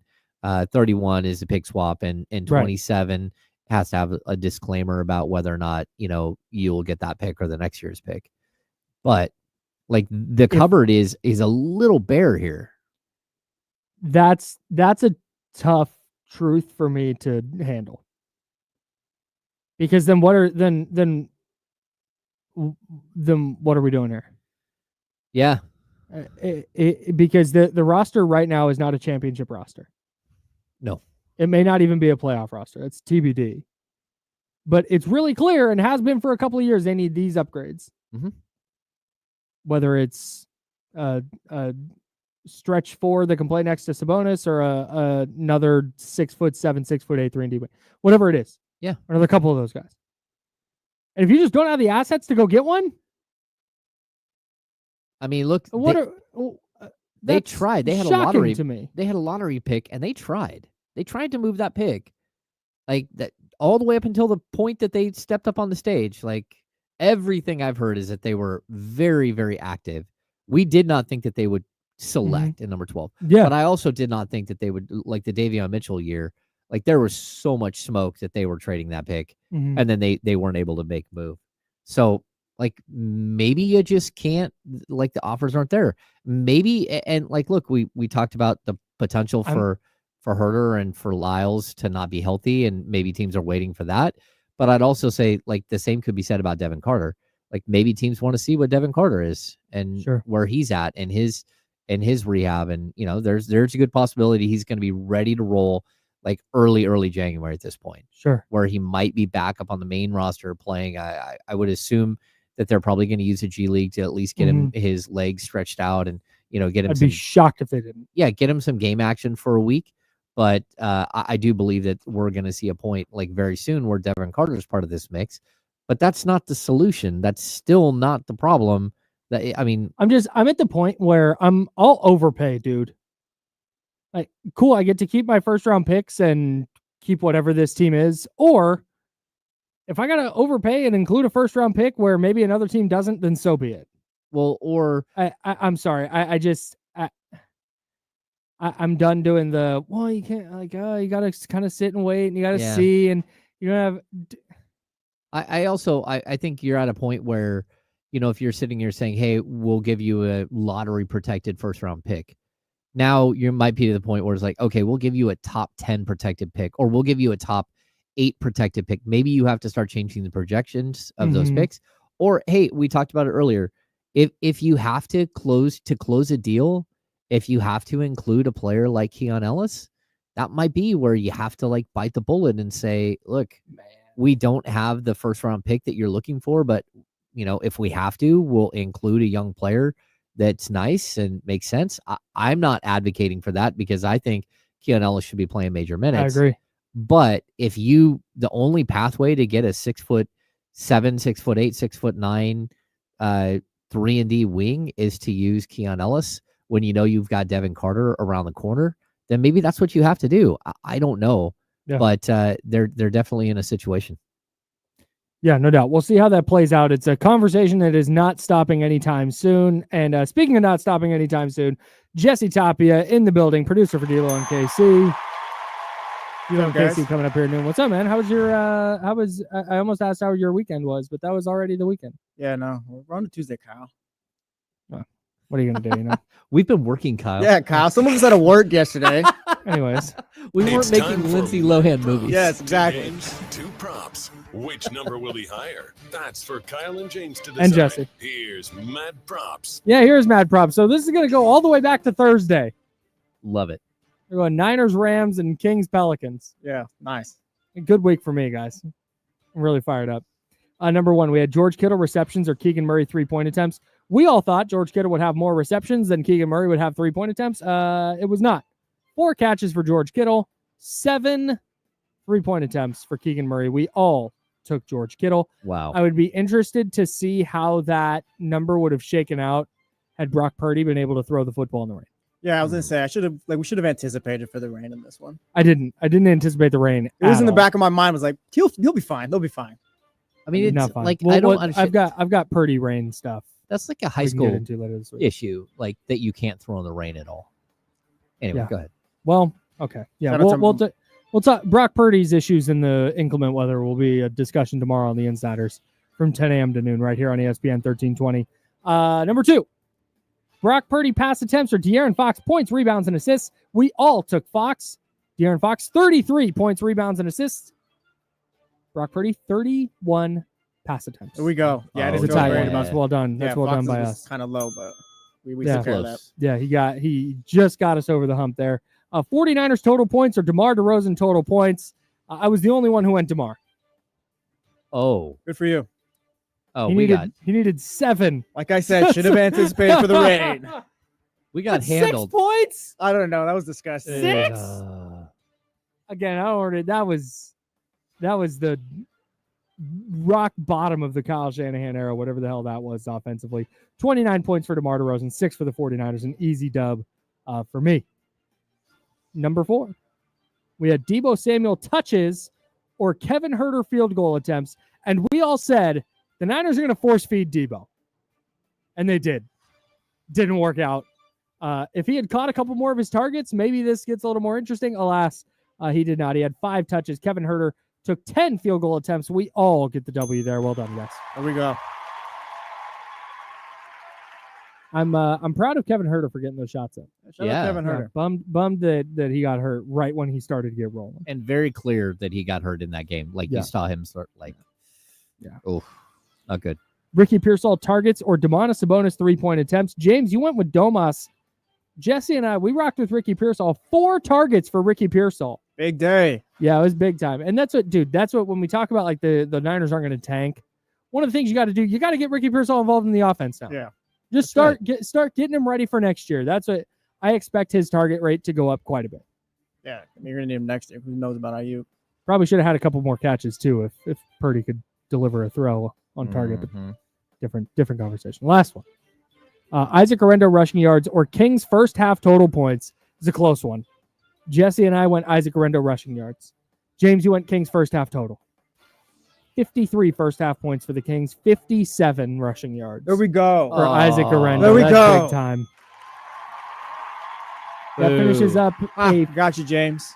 5-1 week for me, 4-2 for Jesse, a 2-4 week for James. But James, I believe, still out in front in the win percentage. Who knows what the season would have looked like if I was here week 1? That's what I'm saying. People are asking. Many are Yeah, asking. People are asking. It's a huge topic of discussion around the country. Exactly. What would Mad Props have looked like if Jesse Toppy was here week 1? Last night's Kings loss bothered me quite a bit. That feels like one that you got to go win. Okay, it was kind of weird for me watching it. Like as soon as Keegan Murray was ruled out, I was like, "Oh, this team has no chance. They're gonna lose." First quarter happens, like, "Oh yeah, definitely, this team has no chance." Then they come back, and I felt like they had control of the game. Like at some point in the fourth, it's like, "All right, I think they got it." No way the Nuggets come back, and it just turns out Denver was just never gonna miss a shot the rest of the game. They did was not. tough. The Yeah, last 4 literally. minutes, they went Insane. 7-7. They hit all of their free throws. They scored 21 points in 4 minutes. I mean, I'm not. 21 points in 4 minutes. That is a 63-point quarter. I'm not too bummed about it just because I feel like coming out of it, yeah, we learned not even learn, just reinforce the Kings need depth. They need players. That's Like if Keegan and Kevin, that's always gonna hurt you. But the fact that you have nothing else after that, that's not gonna work. That's not sustainable. The starting 5 can't go 40 plus every night. Yeah, and that's where they're at. I mean, I thought you had Keon Ellis play like 33 minutes last night. Super effective, but you've got to have some sort of wing depth. Yeah, Like, dude. And if your front office isn't sitting there, and we just talked about urgency before Mad Props, but if your front office isn't looking at your starting 5 and going, if we had like 2 additional rotation pieces, this is a really hard team to beat. They're not even far off. The Kings, That's are not it. far off. That's No. it. It's not like, man, you know what? Yeah, they need that wing depth, but hey, this starting lineup isn't working. They need this and that. Like, no, you have your starting 5. That's your starting 5. That's Yep. your closing 5. Literally just asking for some consistent players off the bench. That's it. Yeah. I need 18 minutes worth of players. I think you guys talking about it earlier before I came on, like Monty McNair, like not having a ton of second round picks and just Yeah. his assets not being the most. Like Mhm. that's on him too. You better figure it out. That's it. Like it's up to you to make the it. deals, and it's up to you to accumulate the assets so we can make the deals. Yeah. Like if you can't, all right, then I don't know. Maybe you're Yeah. not the guy. That's where I'm looking at this and like, hey, can you go for broke? Can you get Dorian Finney-Smith and Cam Johnson?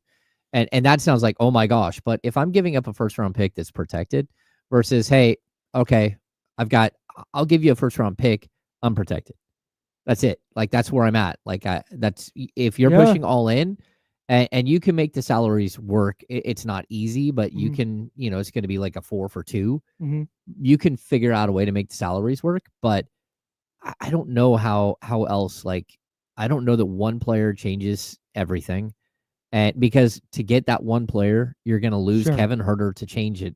And so you're still going to be chasing a little bit. They need but multiple guys. Like, it's not just we got Cam Johnson, we're good now. Like, you probably need another guy. I think Cam Johnson would help a lot, though. Yeah, he would. And that's where it's like you talk about all in, like, all right, now's the time, dudes. Yeah, then the next discussion is, what are we waiting for? If you got Cam Johnson, does that mean that you start Cam Johnson, push DeMar DeRozan to the 2, and bring Malik Monk back off the bench, and you go there? Does that mean that you go DeMar DeRozan off the bench? Does it mean that Cam Johnson comes off the bench? Like it opens right now, up I'm not messing thing. with the starting 5. Yeah, me neither. Yep. What do you guys got coming up? Trysta Krick will be on, Jason Jones, and just a lot of Kings talk after that game yesterday. Can't wait. Should be a fun Tuesday on D-Lo and Casey. That's Jesse Tapia. He produces that program. Jesse, thanks for hopping in. James, we will continue this trade discussion stuff tomorrow. It's not going anywhere. Jiffy Lube. Oh, our Jiffy Lube. Thank you. Teamwork play of the game. Wing. Wing. W-I-N-G. At ESPN1320.com. Go to the Jiffy Lube contest page. Right now. And go to Jiffy Lube right now. Get your wipers checked. Get your headlights replaced. Get your battery brake lights checked. replaced. That's right. Get that oil changed. $33 off coupon now at jiffylube.com. You can also find the location nearest you at jiffylube.com. Again, the keyword is wing at ESPN1320.com because boy, do the Kings need one. That conversation will continue tomorrow here on the Insiders at 10 a.m. Sponsored by Jiffy Lube. Until then, drink water. Be nice, people. Woo!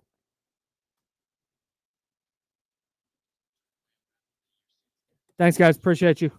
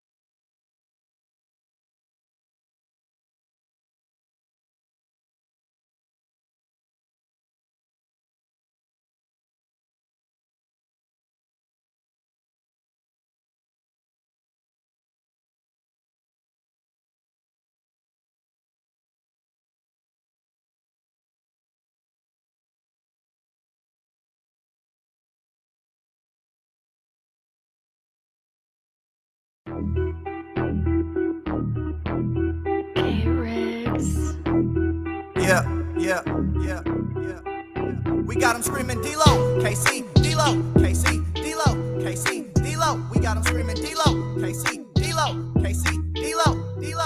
We your number one spot. We your number one spot for some sports, huh?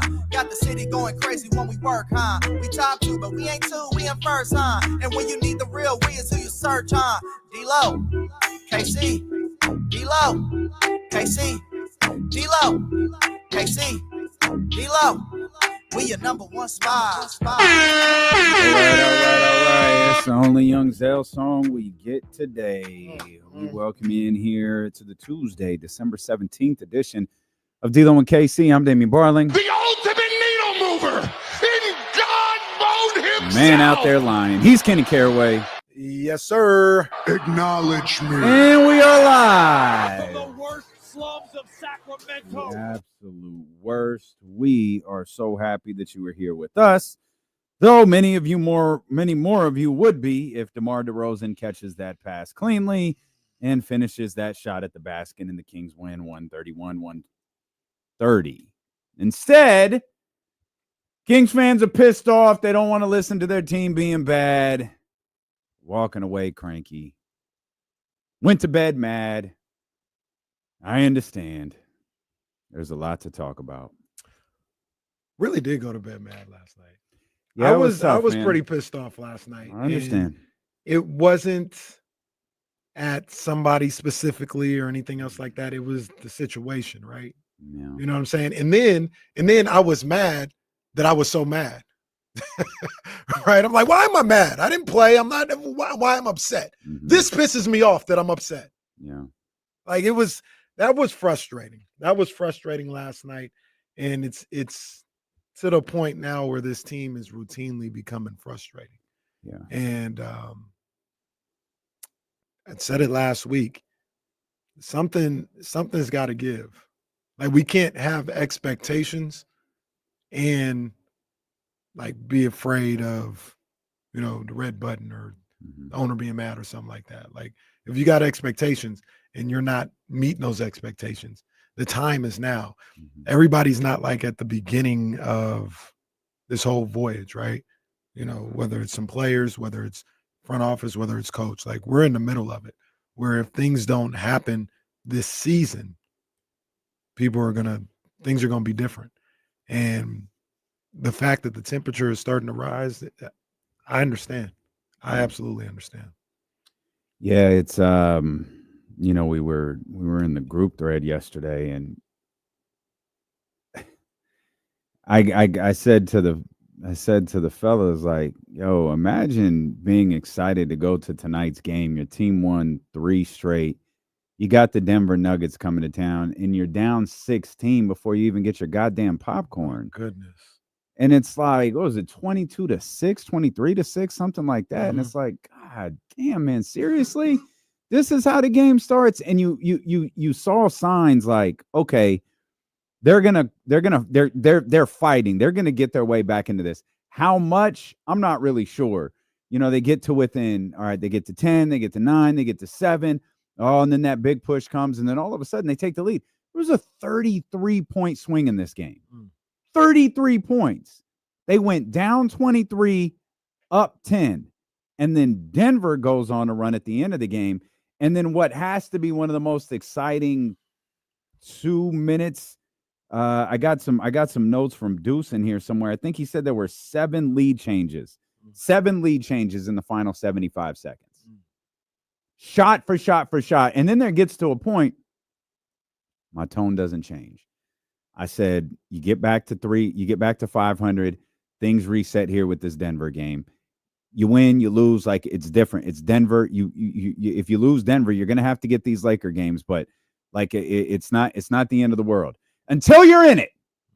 It's just like the Memphis game. Hey, losing to Memphis isn't that big of a deal until you've got the lead in the final few minutes on the road, and you're like, you've got to win this game.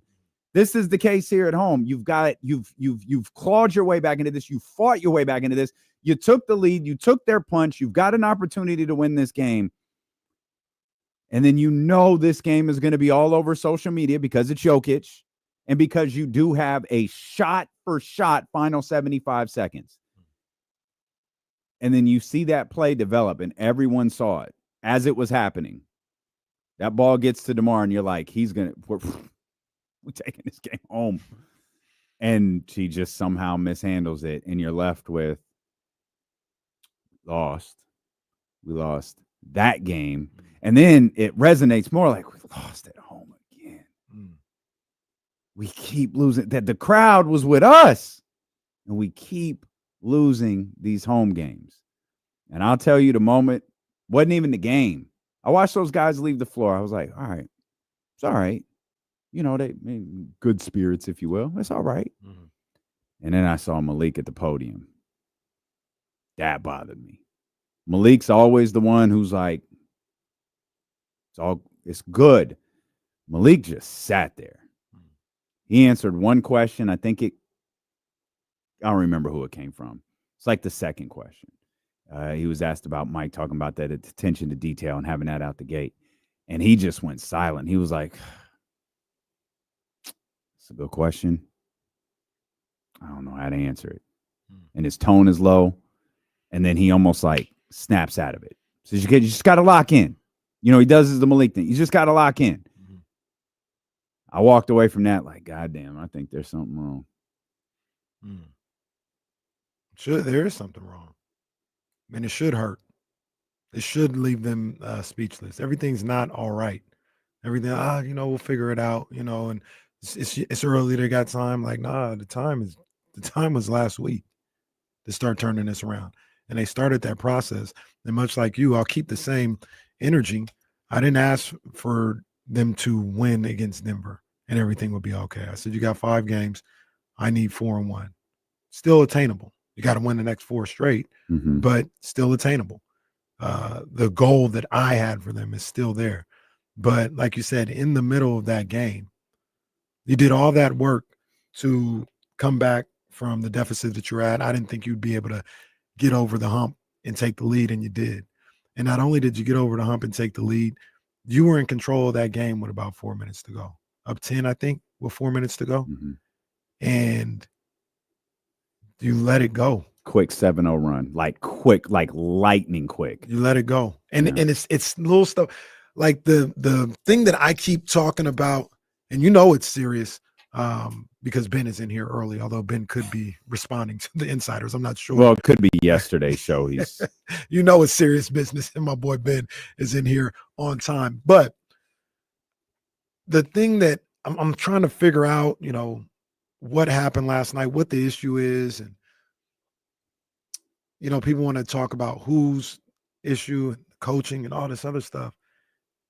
And a lot of that run and that final play was a microcosm of what the problem is with this team. They don't execute. They don't execute consistently. They played, that's the other thing about this game that was so frustrating. They played their asses off to get back into the game, to take their lead. They played damn good last night. In the, I wouldn't even say in the middle of the game, because they played good in the fourth quarter as well. But for about 3 quarters, when the going got tough, man, they played so well.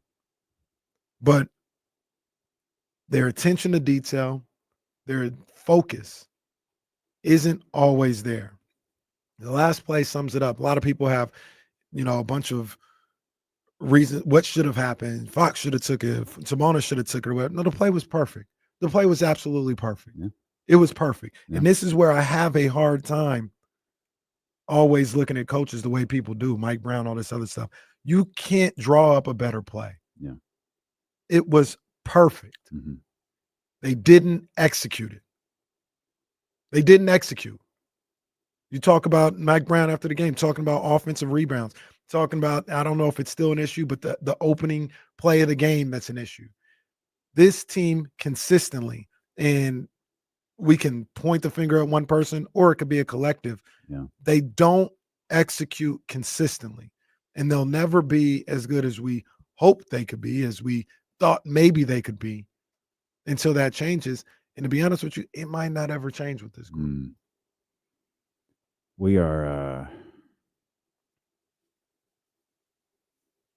we're gonna need to run that entire sound for Mike Brown.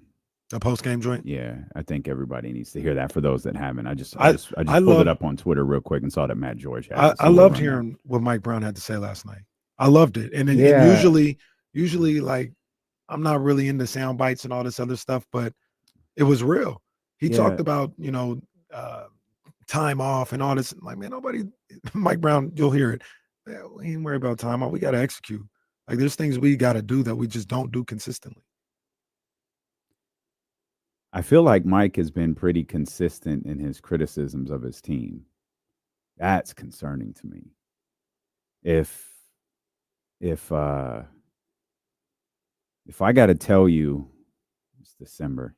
If I got to tell you in March, Casey, I need you to pick up your energy. If I got to tell you in April, Casey, you got to pick up your energy, dog. If I tell you in May, June, July, August, if I'm saying the same thing, maybe you can't pick up your energy. That's what we're still talking about attention to detail 27 games into the season. Mm-hmm. This isn't a Mike Brown problem anymore. Mm-hmm. This clearly was never a Mike Brown problem. This is a personnel issue. We'll come back. Go ahead. No, just real quick to piggyback off that point. It's not a Mike Brown issue. And then you also have to look at what Mike Brown is saying, right? Because people are like, well, they're clearly not responding to him. Like, Mike Brown lost the locker room. He needs to go. Listen to what he's saying. Mm-hmm. Is he saying anything wrong? Mm-hmm. If the answer is no, then we're leaving Mike Brown out of this. Yeah. Because if he's saying the right thing, which I think he is, talking about energy, attention to detail, he ain't the problem. And the fact that if somebody's not listening to him, that's not Mike Brown's fault. That's a personnel problem. Wizzo Mack asked, did Keegs get injured in practice? Yeah, Wizzo Mack, no one has any freaking clue where Keegan Murray got hurt. Keegan Murray pops up on the injury report absolutely out of nowhere and winds up missing last night's game. We have no clue. We'll come back, and there's obviously a lot to discuss. The phone lines are open for you. Elk Grove Kia Talk Line, 916-909-1320. We're just getting started. It's Dealing with KC, brought to you by Sky River Casino on Sacramento Sports Leader, ESPN 1320.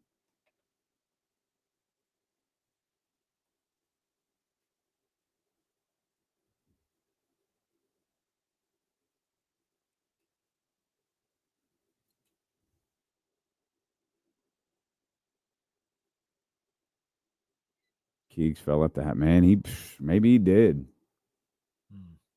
Maybe he was playing with Baby Rain and he fell. Oh, Baby Rain ain't even baby no more. No. Or was it? We used to joke. It's Poppy. Yeah, Baby we used to Poppy. joke. De'Aaron had the ankle or whatever till a trade was made. Maybe that's what Keegan's pulling our hair. Yeah, but for who? Keegan just wants moves. Yeah, I'm just demanding. I'm demanding Monty does something. My ankle hurts, bitches.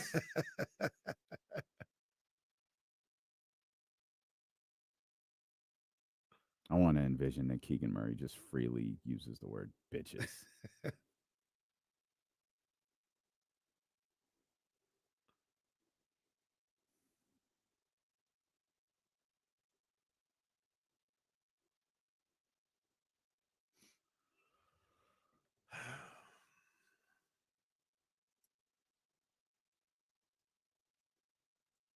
This will be your new favorite dish to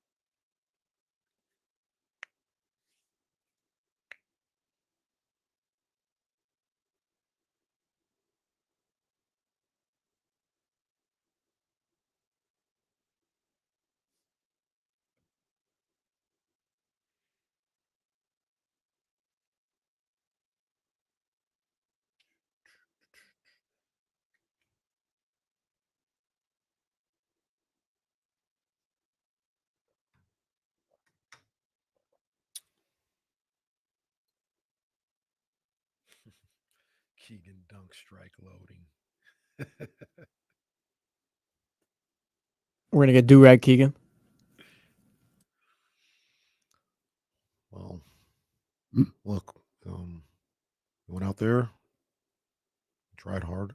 My ankle was hurting earlier this morning, so I wasn't able to play. But the team played hard, and we just got to execute a little better.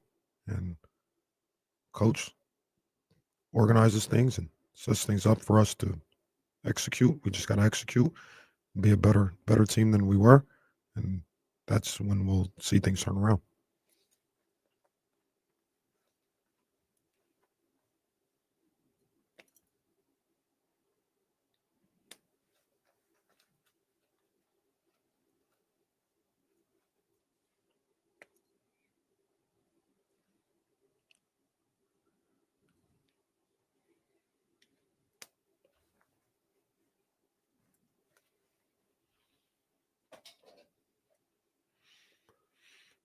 For sure.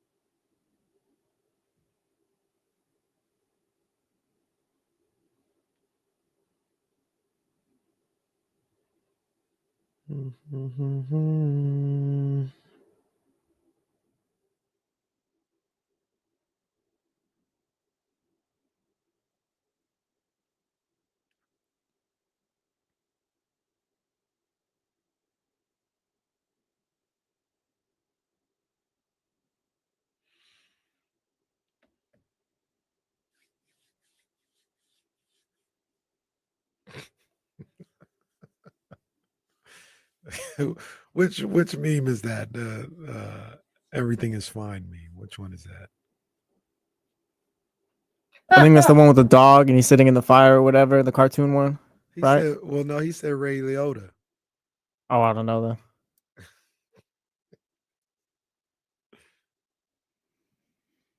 All right, let's hit the Elk Grove Kia Talk line as we get going here. 916-909-1320. Our man TC leading us off. TC, what's happening, baby? Man, what's up with my two brothers? What's up, TC?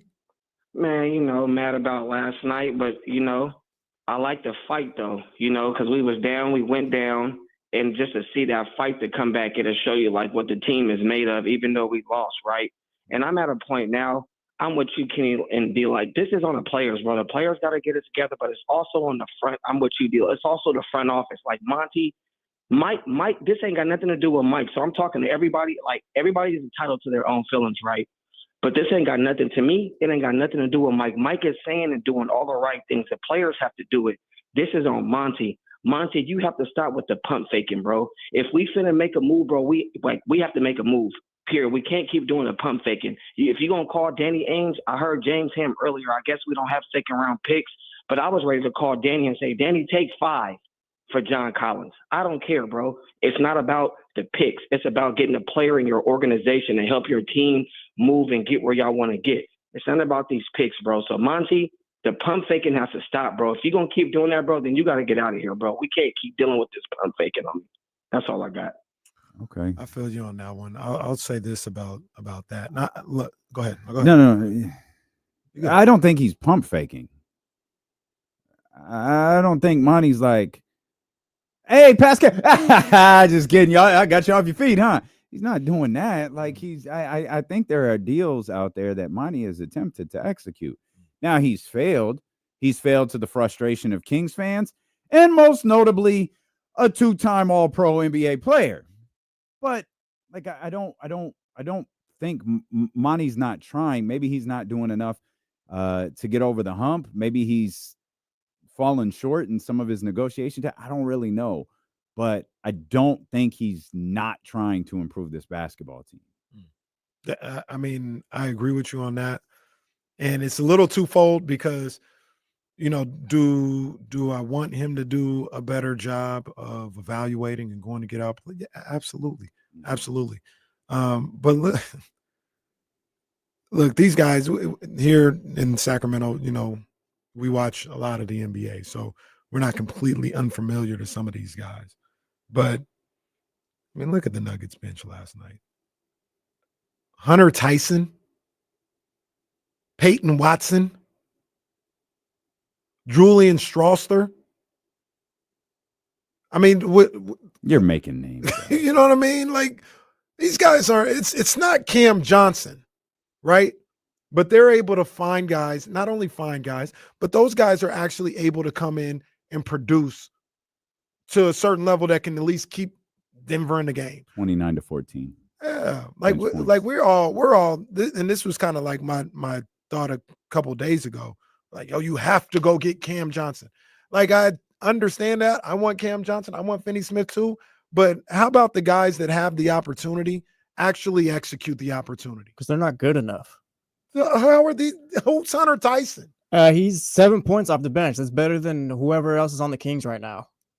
That's 29 points from the Nuggets off the bench. Don't matter their names. That's more than what you're getting from whoever's got a name on the Kings. The point is, we shouldn't have to go give up first rounds and second rounds for Cam Johnson when Denver can find a Hunter Tyson off the street. Number one, he's executing. Number two, Monty, go do something other than just look. Oh, got to go get Cam Johnson. I don't disagree, but he's got to find the guys. He hasn't been able to do that. People are finding these guys all over the NBA. Now, if somebody like Bilo and JC in Denver, or what was the game where they're he was all really Bilo and JC's outside of Sacramento, just to be clear. Yeah, it's a chain. Okay. Oh, Yeah. yeah. It's like ESPN Radio. It's a brand. I got you. It's a brand. I got you. I forgot the game that he played, but whoever, Utah, they probably be like, why can't we find an Isaac Jones? He had 18 against us. Like, they may be having the same type of conversation. But one of the things is, I'm kind of tired of like the people that Monty drafts to a certain degree. It's been a type. People get mad at me, and I know last night they gave up 130 points, so defense is going to be the topic of the conversation. I get that. But, like, why do they have nobody that can score out of their youngins? Nobody that can create. Strawther, he can shoot. He can shoot. He can score. They found him. They drafted him because they got to score. Like Kobe Jones, who actually, I wasn't mad at Kobe Jones' minutes last night. He wasn't invisible. So I'm getting after a little bit, showing some hustle, some effort, all this other stuff. Like, I'm not here to even slander his play last night, because did he play great? No. But was he invisible? Did he contribute? Yeah, I think he did. But like, why can't we find a Julian Strawther? Like, why? Like, that's not a first round. That's not a lottery. That's not a. This is a guy that you targeted, found, and developed that can help you on both sides of the basketball. And this is something that I really like. Maybe it means nothing, but in a situation where you're down Keegan Murray and you're down Kevin Huerter, maybe James or somebody can explain this to me. Why is Isaiah Crawford and Mason Jones on these two-way contracts? Mason Jones specifically, you can't even bring him up in time of need. And I'm not saying this guy would be great, but why is he up there instead of Boogie Ellis? Look, Boogie Ellis can shoot. You need shooting. You got a guy down. Hey, Boogie, come up from Stockton and play. You can't even bring Mason Jones up. Why is he occupying a two-way contract in times of need? Little stuff like that. That I'm just not understanding right now. I don't have an answer, man. I wish I did. It is funny, but not like haha. More like, what the F? When you name names like Hunter Tyson or Peyton Watson, and you're trying to figure out, wait a minute, Kobe Jones been in the league a couple years. Kobe can't get you a basket. And to be clear, like, I don't begrudge Mike for playing Kobe Jones last night. He had to. I'm not even that mad at the way Kobe Jones played. It just is what it is, man. And that's the lamest line in all of life. But that's what he's capable of. He did some things on the defensive end, did a couple of hustle plays, did a couple of things where you notice him like, all right, Kobe, that's nice. That's some nice work there. He's not going to get you 10. He's not going to. Hell, what Hunter had? He can't get you 7. And it falls into this. It falls into this thing where, and I think you just talked about this. You did just talk about this a second ago. Monty McNair has a type. He needs to fall in love with someone else. Like, it's cool. Your whole life you've been dating older women, and them older women have been breaking your heart. Well, buddy, go try a young one. And that was a very purposeful analogy for Monty McNair. He loves the 24-year-old. Man, if you want a project, go get an 18-year-old. Because you treat some of these dudes as if they're projects. Now, look, you didn't miss on Tyrese. You hit on that pick. Look, Tyrese is a great ball player. It turned into Domantas Sabonis. Everybody's happy. You hit. Keegan Murray. Well, I didn't think I'd say this when the season started, but maybe the jury's out. But Keegan Murray, if nothing else, is a really solid ball player. How good he is, maybe up for a bit of discussion, but Keegan Murray, really good ball player. You wanted an older guy in Davion Mitchell. All right. I don't know how old Devin Carter is. I have no idea. He dresses like a 17-year-old, but I'm pretty sure he's 20-something. He's a senior. Or like a super junior. So that was like 2021? 23. Okay. Something like that. Okay. He's 22. All right. You're insistent on drafting guys who can drink. All right. But you want them all to be these projects that you got to run down to Stockton. We're far enough into the Monty McNair era to go, bro, I don't think this is working. Agreed. Your style of drafting is not working. Now, let's keep that same energy. Monty McNair and Wes Wilcox, because I don't know who the hell makes the decision for this organization. But we're insistent on making them a pair, so I'm not going to criticize Monty McNair. As a matter of fact, every time Jesse calls for Monty McNair's job, you need to call for Monty McNair and Wes Wilcox's job. Because these two seem to be linked. These two are mentioned. Mike Brown did it. Well, you got to talk to Monty and Wes about that. No, who the hell's the general manager? Monty or Wes? All right, if we're linking them together, they both go. If we're linking them together, they both need to change their draft strategy. If we're linking them together, they both have failed at getting better players into the Sacramento organization. It's one or the other. It's either Monty or it's Monty and Wes. We need to make up our mind on which one it is. I agree with you. Now, everybody failing. I'm looking at some of these guys, and I'm bringing this up because, once again, it's like, man, why didn't you go get Dennis Schroeder? You don't need this. Well, which was like my point. Like, this team shouldn't need like some super trade to improve on the bench. When they lost to Portland the other night, Delano Banton is averaging 10 points a game. Second round pick, number 46 for Portland. He's playing. Remember when Jalen Wilson came in here and lit him up for Brooklyn? Jalen Wilson, second round pick. The other cat from Portland, Kamara, second round pick. Like, people are finding these guys all over the league. And we've got Kobe Jones, Isaiah Crawford, Jones, both Jones, Mason Jones and Isaac Jones, that Isaac Jones is scrapped and done some things, but we have nobody that can come up and hit a jump shot. Well, it's all mix and match every game too. It's like, hey, Keon Allen might get 15, 20, whatever. Isaac Jones might get 15 a day, or might get 5 the next. It's whoever decides to play well that night, you're gonna get the minutes. You don't have like a set like Denver has Peyton Watson to go to and Stroller and those guys. Like, you don't have set guys you go to off this bench. It's, hey, who's playing well tonight? All right, we're sticking with you then. And even then, like, because there's a lot of frustration and blame to go around. But at the end of the day, we talked about, like, these guys yesterday. and talk about Kobe Jones taking advantage of an opportunity. None of these guys have seized the opportunity. Maybe Isaac Jones, right? Like he came in, had a little buzz and all this other stuff. But none of these guys have taken advantage of the opportunity. Keon did last year. And they still don't even really want to give him. They don't even like him. And they don't want to give him the opportunity again. But like, I'm sick of seeing like people talk about like, all you care about is offense, all this other stuff. Not necessarily, but can I get one guy that was a certified bucket getter in college and bring him in instead of these guys who I can't really shoot, but he's long and rangy and he works hard. And all, like, stop. We talking about asking for somebody to give us 7 off the bench. Ty Washington can give you 7 or 8 off the bench. That's what we're looking for. Rookie Ty Washington, first ever NBA game, 3 years into his career. You know what I mean? Like if that's what you guys are looking for, like there are people out there and he just don't get them. Just doesn't get them. Like I said, Boogie Ellis in a pinch. I'm not saying be up here all the time, but in a pinch when Herter's out, looks like Keegan's gonna be out. Why isn't he on the 2-way?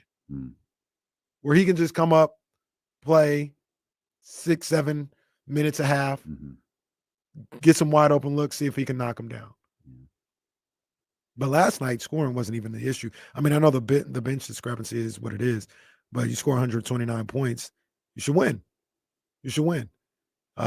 They didn't execute on both sides of the floor at the end of the game. Last night, they fell asleep at the wheel when they were up 10. They fell asleep. They're like, we got up 10 4 minutes ago. Yeah. Russell Westbrook could walk into the lane. They absolutely fell asleep for 4 minutes or for about 2 minutes. What was his number? 16 points? 18, 10, and 9, I think. No, yeah. He had 18 points yesterday. Yeah. 16 of those points were in the paint. He was 8 of 10 in the paint yesterday. Thanks to Deuce Mason for that. They fell asleep. Like I said, I don't even want to say for the whole 4 minutes because I thought even though they were 7 for 7, Denver was in the final 4 minutes. Towards the end, things got contested. Like they were competing on the defensive end. But there was a moment from like the 4-minute mark to the 2:30 mark where they just fell asleep. They thought we got this in hand. Job's done. We came back from down 20-something. We're up 10. Job's done. They fell asleep, and just like that, Denver got it to 1. And at that point, you're in a game. And that's the attention to detail that Mike Brown is talking about on a consistent basis. That is execution that Mike Brown is talking about on a consistent basis. You have to stay locked in the entire time, whether that 2-minute span is at the beginning of the game when you're letting offensive rebounds happen all the time, or when you're up 10 and you're letting these guys come back the way you do. You have to stay committed and locked into what you're doing. And one of the more frustrating plays of that game last night was De'Aaron Fox hits the 3 to go up 1. I can't remember how much time left. It was under a minute, I believe. Hits the 3, to go up 2. And I live by this rule. Maybe not everybody does. Maybe all coaches don't or whatever. But in that situation, you cannot give up a 3. I will let you walk in for a layup. I will concede that if need be. We're going to try and stay in front of you or whatever, but you can't get an and 1 and you cannot get a 3 in that situation. And they had this pick and roll where Domas and Fox, the communication or whatever wasn't there, and they give up a wide open 3 to Jokic to put Denver up 1 again. You cannot give up a 3 in that situation. Like I said, I will stand on the 3-point line, and if worst case scenario, you just go get a layup and we're tied and we'll work it out that way. You can't get beat on a 2. You can get beat on that 3. And the lack of awareness, the lack of focus in that moment is frustrating to say the least. Do you think that the lack of depth, because now we're seeing these guys sometimes play 40 minutes a game or whatever, do you think the lack of depth has any effect on maybe they kind of gassed out at the end? Because Denver went 7-7 the last 4 minutes, couldn't get a stop to save your life at that point. Like, do you think maybe if you're playing normal minutes where you got guys off the bench and like there's a flow and all that maybe that run doesn't happen? Could be not, but I'm just asking. Maybe, but they were able to score. Yeah. You had the focus and everything to get buckets. I need you to have that same focus to get a stop. So maybe so. Maybe they were guys. What did Domas play 42 minutes last night? That's a lot. That's a lot, but hey man, it's winning time. It's winning time. Easy for me to say watching on TV, but man, find a way to win. Denver did. Yeah, that's another man. You said something a second ago that I'm just absolutely hung up on right now. I'm gonna count this real quick. 3, 4. Hang on, this will be quick. 3, 4, 5, 6, 7, 8, 9, 10, 11, 12. So I'm not gonna count the wins because it'd be far too much. But keep in mind these numbers are over an 82 game season. Remember the 115 plus point thing? Mm-hmm. They lost 12 games in which they scored 115 plus. Just I'm eyeballing this. They won probably 40 or something. This was Beam Team 1. This was Beam Team 1. Mm-hmm. Beam Team 2, the number was 8. 150. That's how many games they lost. Mm-hmm. Again, the win number's like 30 something. Right. 115 plus, 8 losses. How many games into the season are we? 27. 6 losses when they've scored 115 plus. 6 losses this season. At that number, that was the number. You famously told 95.7 it was 150. It was actually 115. ... 6 losses. That magic number ain't a thing no more. That's brutal. Yeah, that is just brutal. The one of the, and maybe it's right there in front of you or not, but how many times have they gotten to that number this year? So they got 6 losses. They're 9-6. 9-6. Sorry, yeah. That's the only one I counted because they're 9-6. And 1, 2, 3. There's 3 overtime games in there. Yeah, it's they've gotten to that number more times than they haven't. Obviously, with the 9-6 record, that's a little over half, a little over. But there is no magic number. Like they lost last night with 129. They've lost at 128. They've lost at 127. They've lost at 126. They've lost at 125. This wasn't a thing that used to happen. And then there's the 3-9 in games decided by 5 points or less. I thought about that last night too. Well, yeah. How can you not when they're putting the clutch points on the screen and you see De'Aaron Fox is doing what he's doing again? One, and it's not registering in the moment, but it sure as hell registered after the buzzer went off. The reason De'Aaron has so many of those clutch points is because this team is in so many close games. But this was a team that was legitimately built to win close games. If it's De'Aaron, the number 2 is DeMar. If it's DeMar, the number 2 is De'Aaron. These are the 2 most clutch players in the league, at least in how this stat is measured. And they can't win in clutch moments right now. The team, not speaking on those individuals, the team cannot win close games right now. 3-9? I mean, and the reason why it came to mind last night is, like I said, on this show, I've said it a number of different times, we will have a good time, and we will bury Horowitz the hell out of our back shoulder when we get it right, and we can do that because when we're wrong on something, we'll stand up to it. And I remember, I'll put myself in it for sure. I think it was Anthony Slater had his little write-up on the Kings in August. Yep. It was like, this is going to come down to close games. Yep. And we said, yeah, all right, Anthony. No S. Yeah, Good, good job. Way to go out on a limb there, Slater. Well, and he's spot on right now. Man. Spot on. Because that is the difference in this season. And the fact that the Kings haven't been able to execute in those moments has left them on the brink of this season being torpedoed. Well, part of the reason it felt so ridiculous was, bro, they've been great in the clutch. Mm-hmm. Why is this in question now? Well, I guess the almighty Slater knows. Almighty Slater. Jesus Christ. Yeah. That was the dumbest thing I ever read at the moment. Yeah. And I hate Anthony Slater for being right.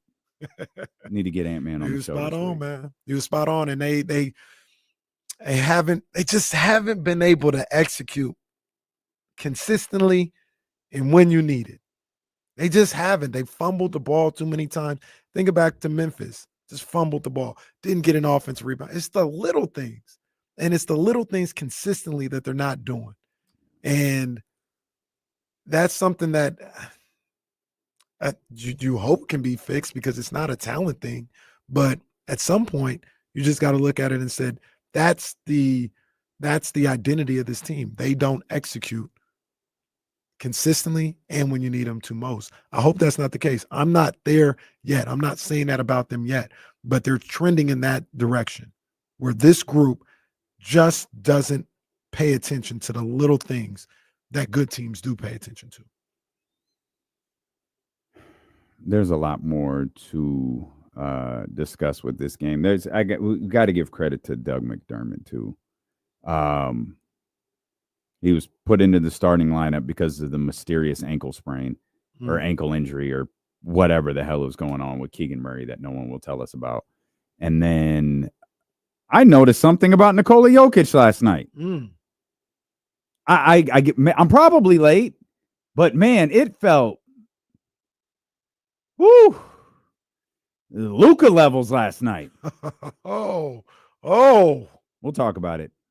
We're happy you're here with us. Phone lines are open for you. Elk Grove Kia Talk line 916-909-1320. Sealing with KC on Sacramento Sports Leader ESPN 1320.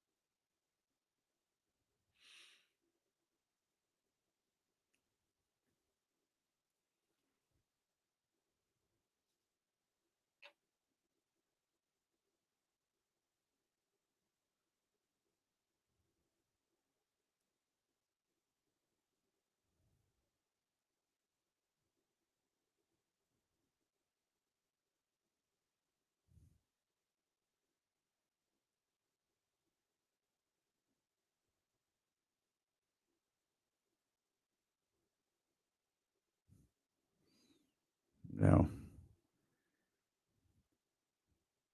T's tweet is up. Uh-oh. Nah, she's vomiting. Oh. Well.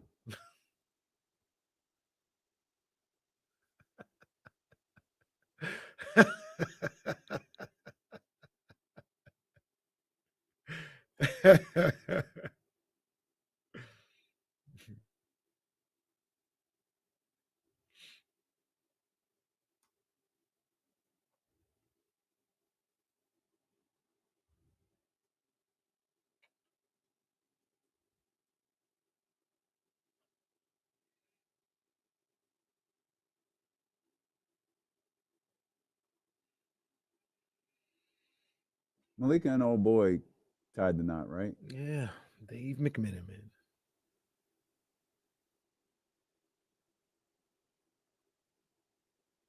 That was actually a topic this morning.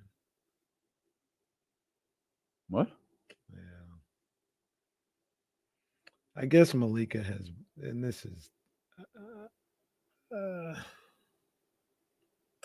I guess Malika has been under scrutiny, on social medias and comments and whatever it is, because she's heard it and she responded to it, talking about people think that she targets some of these black male athletes and equate that to her being married to a white man as she's, hating on these black men. And that's not fair. Buddy, are you in a safe place? About to say, should you move a little bit to the right?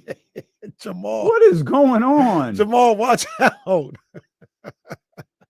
Sir, there are several athletic white men jumping behind you. Move. Jamal, watch out, man. Like, why won't anybody tell him? Tell the cameraman to move. Oh, Jamal gonna get hurt. In this hit. The hit. So he can move. Man.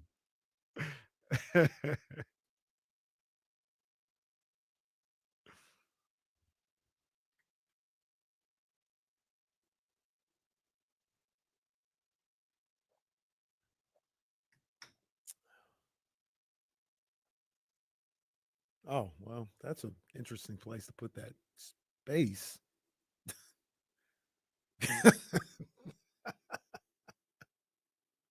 Oh, good. Well, just be careful, Bert. Yeah. Yeah. Yeah. The graphic on the screen says SGA will blank the Bucks tonight. You got to fill in the blank. Just be careful.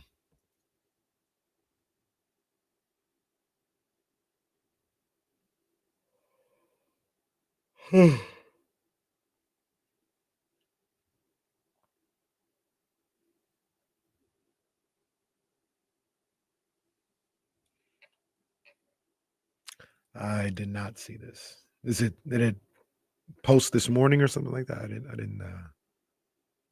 see that.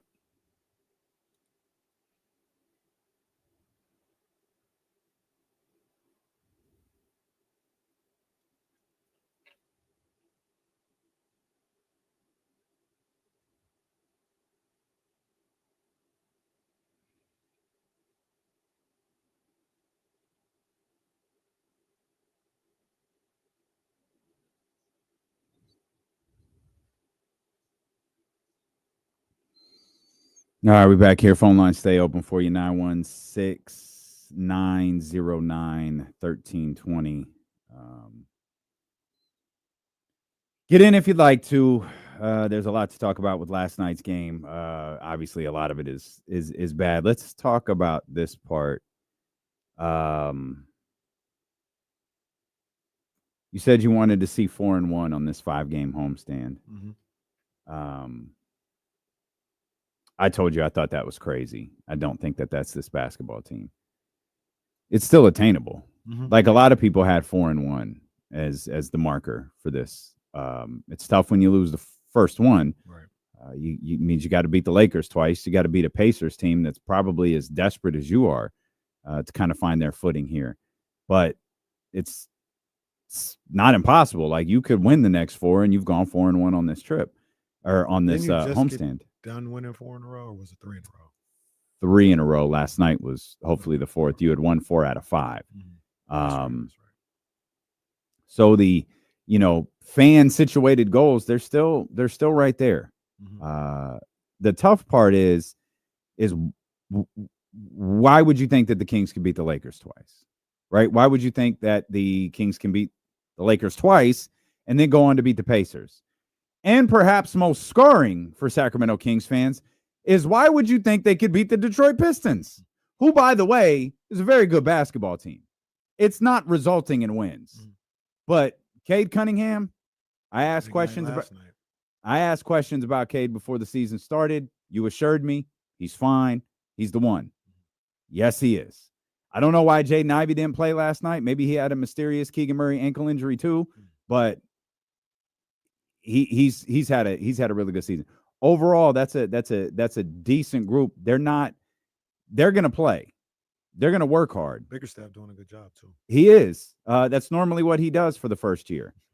It's really unfortunate what happens after that. But the first year, my man JB is locked in. So coming up with reasons why this team can win that's a little bit more difficult. But if you wanted this team to go 4-1 at home, they still have the opportunity to go 4-1 at home. I thought 3-2 was much more likely. It puts them a game above 500 at the end of this road trip, and it's frustrating as last night's game was, because again, you can look at like the totality and try to form your feelings about this before that game was played. I told you, like, you've kind of reset yourself. You don't have to go out there and beat Denver. It'd be great if you did. You don't have to until you're in the game and you see how the game's going. And then it's like, hey, you've got to win this. Mm-hmm. You're at home. You've got to win this game. And so, it becomes a little more frustrating after it's happened than before it was played. Mm-hmm. And in the end, I understand no one wants to hear this. They're a game under 500. They have far from fallen apart here. This Lakers team isn't particularly good. They're going to have a difficult matchup with Anthony Davis, who they always play well against. I mean, if the marquee matchup was Domas versus Jokic last night, Domas was incredible. He was absolutely incredible. The marquee matchup on Thursday, it's going to be Domas versus Anthony Davis. Domas he does not struggle against Anthony Davis. That doesn't mean the Kings are going to win. That just means, you've got a good look here. It sucks. It's not the end of the world. It's frustrating in the totality of the season, but it's not the end of the world. It's not the end of the world. 3-2 also isn't the end of the world or a bad thing. The problem that I have with that is if you go 3-2 over these 5 games, you basically did nothing for 2 weeks. You came into it at 500. And 2 weeks later, you're 1 game over 500. And the season, you keep doing that over the course of which they've done. Mm-hmm. Like the season's going to what your record says you are. It's going to get to the end real quick. Yeah. And you're going to be looking at it like we're 2 games over 500 with a month left into the season. And this was an opportunity to take care of. Like you said, they still can attain that 4-1 that I asked for. They still can attain the 3-2 that we talked about as well. But you just look at this team and they lack the little things that need to be done on a consistent basis to make you think they could do this.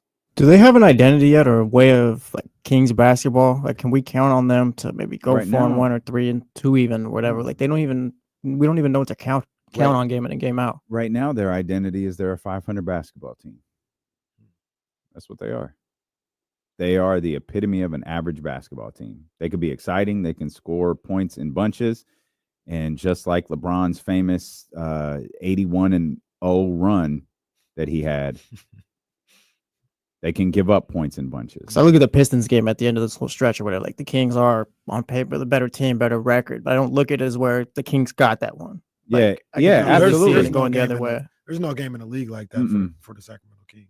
Nah, like if you told me right now the Kings are going to beat the Lakers twice and the Pacers on the second night of a back-to-back, I'd tell you that's awesome. Detroit's beating them. And I would have no problem saying it. Mm-hmm. Prize Picks doesn't let you pick games. Yeah, I've been down this road too many times. Pistons. That's the way it would be. By the way, shout out to those who went with the Demon last night on De'Aaron Fox. Ooh. 29.5. was the number for those that recall yesterday's show. 29.5 was the number. Mine got eliminated because Christian Brown was injured. He was late scratch. So they just refunded me my money back. Oh, how nice. That's what happens with that. Man. Shout out Prize Picks. It's also Picksmas. So they're giving you up to 1,000 times your money in certain situations. They also have a Nikola Jokic free play, 0.5 points that you could pick for the Christmas Day game. So go sign up right now for Prize Picks if you haven't. Go ahead. I was just going to say, put that promo code KIFM in there and get $50 instantly with your first $5 lineup. Must be present in certain states. Prize Picks, run your game. Head over to prizepicks.com for more details. I might do an NBA Cup championship game lineup today. So has Jokic always been a whiny bitch, or is that just new? I think he's always been that way. That was bad last night. Like, that was Luka level bad. Like, every play he was turning to the official with his hands up in the air. Domas getting his ribs kicked in. I still don't know what happened to Domas when he got up on the chair. I don't know what the hell happened I just there. heard about that. They kept saying it's his elbow. It's his elbow. It's not his goddamn elbow. He's clutching his ribs. Like, I don't know if the wind got knocked out of him. I don't know what happened. Oh, he's stretching his back. I don't think that's what happened, guys. But go ahead, keep saying it. Like, I'm still unclear as to what happened. But he seemed to be in a ton of discomfort. Jokic, every play, hands up in the air, looking at the official, doing all of the Luka demonstrative stuff, probably without the foul language. But he was like, I'm looking at him. Well, maybe he was. Because there wasn't it 2 weeks ago when Luka, people went crazy when Fred VanVleet did it. Remember what Luka did to that referee a couple weeks ago? No technical. Yeah. No, no nothing. No. Just that play on. He's hit. Yeah, he's hit Draymond Green levels of restraint from the officials.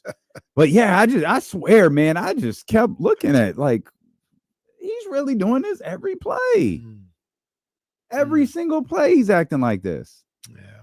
He picked a hell of a time to hit his first 3 of the game, though. You can't leave him open. You can't leave any man open. Was 1 of 6. He could have been 1 of 100. He hit the only one that mattered. Can't leave him open at any time. Anybody leave anybody open in that situation. That shot has to be a 2-point shot. It has to be a 2-point shot. Brutal. The crazy thing also about this game is, and you can tell me, both of you guys can tell me how you feel about this one. If you can separate the outcome from some of the things that happened, is as bad as they were in that first quarter. I do salute them for turning that game around. That was some of the best Kings basketball I've seen from them this season. From mid-second quarter to 4 minutes to go in the fourth. And even in that 4 minutes, man, it was really a 2 minutes, man, where they fell asleep at the wheel. At the end of the game, they were running all the plays. They were hitting the shots. De'Aaron Fox had hit the 3, had the 5 points there, and DeRozan with the dunk.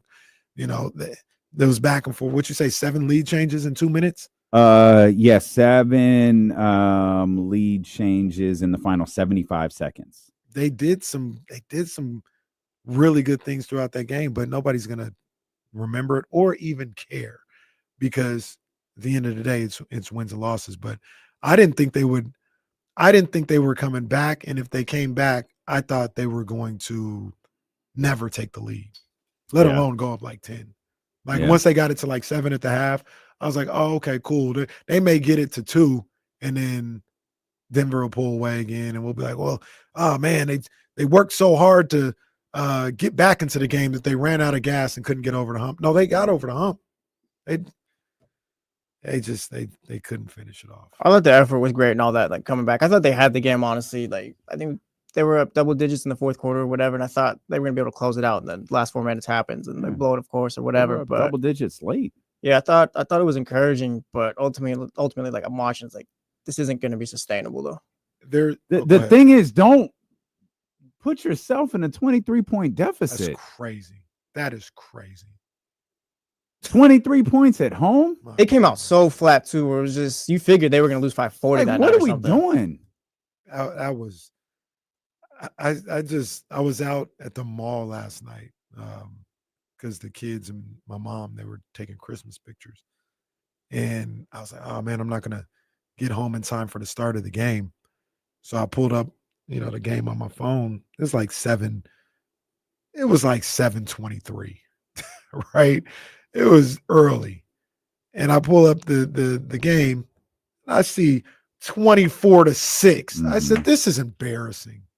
This is uncalled for, and it's embarrassing. And to your point, D'Lo, why are we even there? Like, why does that happen? Why are we there? 18-4, 24-6, whatever. Like, what are we doing? That was so ridiculous. And it really happens far too often. Maybe not that drastic, but the Kings are always down. Yeah, they're facts. always down. Facts. That's always right. Down, man. Yep. And always, to be honest with you, probably always down double digits. Well, At that some was point the in the joke, game. wasn't it? They're going to be down 13 at some point. Yeah. Yeah. How do you fix that? Because that's not a bench problem. That's a team-wide thing. Like, that's your starters. As much credit as I've given them this season. Like, that's everyone. That's your players. Let's That's your players. let's hear what Mike Brown said last night. This courtesy of our guy Matt George and our friends over at ABC 10 here. We can't afford to not pay attention to the details, especially when you play a good team. And I somehow We're not going to do that. I'll find a different clip. Oh, wait, you found it? Here it is. You can't afford Nope, that's not to it. get down That's not even close. early to good teams. That's not even. My guys. That's not accurate at all. They have to recognize you have to be ready to go. Get on the offensive boards. Do you Be think able to do that that. sounds like him? Hey, See, you're not. hey, Grant, I see ya. Let's go. Grant. State championship. Let's Oh. go. You're not going about Yeah. this the right way, Kenny. It's not great right now, but if you put in the work, this could be probably one of your better ones. I do not hear. I what see the you hear. vision. It's not great. Like, this kid would probably sit on my bench as far as impersonations. He's coming off the bench. So but- Kobe Jones. He's Kobe Jones right yes, now. he's got potential. I thought Kobe played Okay, a really. so the thing with the You glasses. see, there's kind of funny. talent there. No, the thing with the glasses is kind of funny. So here's Mike. This is from Sean Cunningham. There's no edits on this, but I gotta imagine. obviously a tough loss. There you You know, they went zone, and I thought we weren't aggressive enough. I thought their zone kind of got us back on our heels, and our level of aggressiveness was not there. Having said that, I thought we had some decent looks. DeMar caught an 8-footer, and he was wide open, and it goes in and out. Foxy got to his floater, and it goes in and out. I think Domas might have missed one too. I probably, if I would have done it all over again, I would have stayed with the same crew. If we got those same looks, if we didn't, I would have definitely thrown Doug in the game at that time or a little sooner. I thought Keon was doing a hell of a job defensively, and that's why we stayed the way we stayed. But at the end of the day, our biggest thing we told these guys is two biggest things. They're the best team in the league in transition, and we did a decent job with that. But just like I talked about us locking into the small details for 48 minutes, the thing that hurt, they scored 76 points in the paint. 76 points in the paint. And this is where our team needs to grow sooner than later. We have to lock in. We have to lock into the details. And we got back cut more times in this one game than probably we got back cut all year. And it's because our guy on the bottom weak side ball watched. And the thing about it is you guys won't see any of that in the stat sheets. You won't see back cut after back cut after back cut. I'm not going to say it 26 times, but you won't see the back cut in the stat sheet. And until our guys understand that it's about embracing the details for 48 minutes, we're going to be a good team, but we're not going to be where we need to go. The back cuts tonight, especially play after play after play after play, were inexcusable. First 3 or 4, okay, maybe. And it wasn't always a back cut for a layup. It was a back cut sometimes for a rebound too. And that's the next level we all have to take, especially our starting 5. Starting with Fox, Malik, DeMar, Keegan. We can't afford to not pay attention to the details, especially when you play a good team. And I somehow, some way, have to do a better job of getting that across to my group.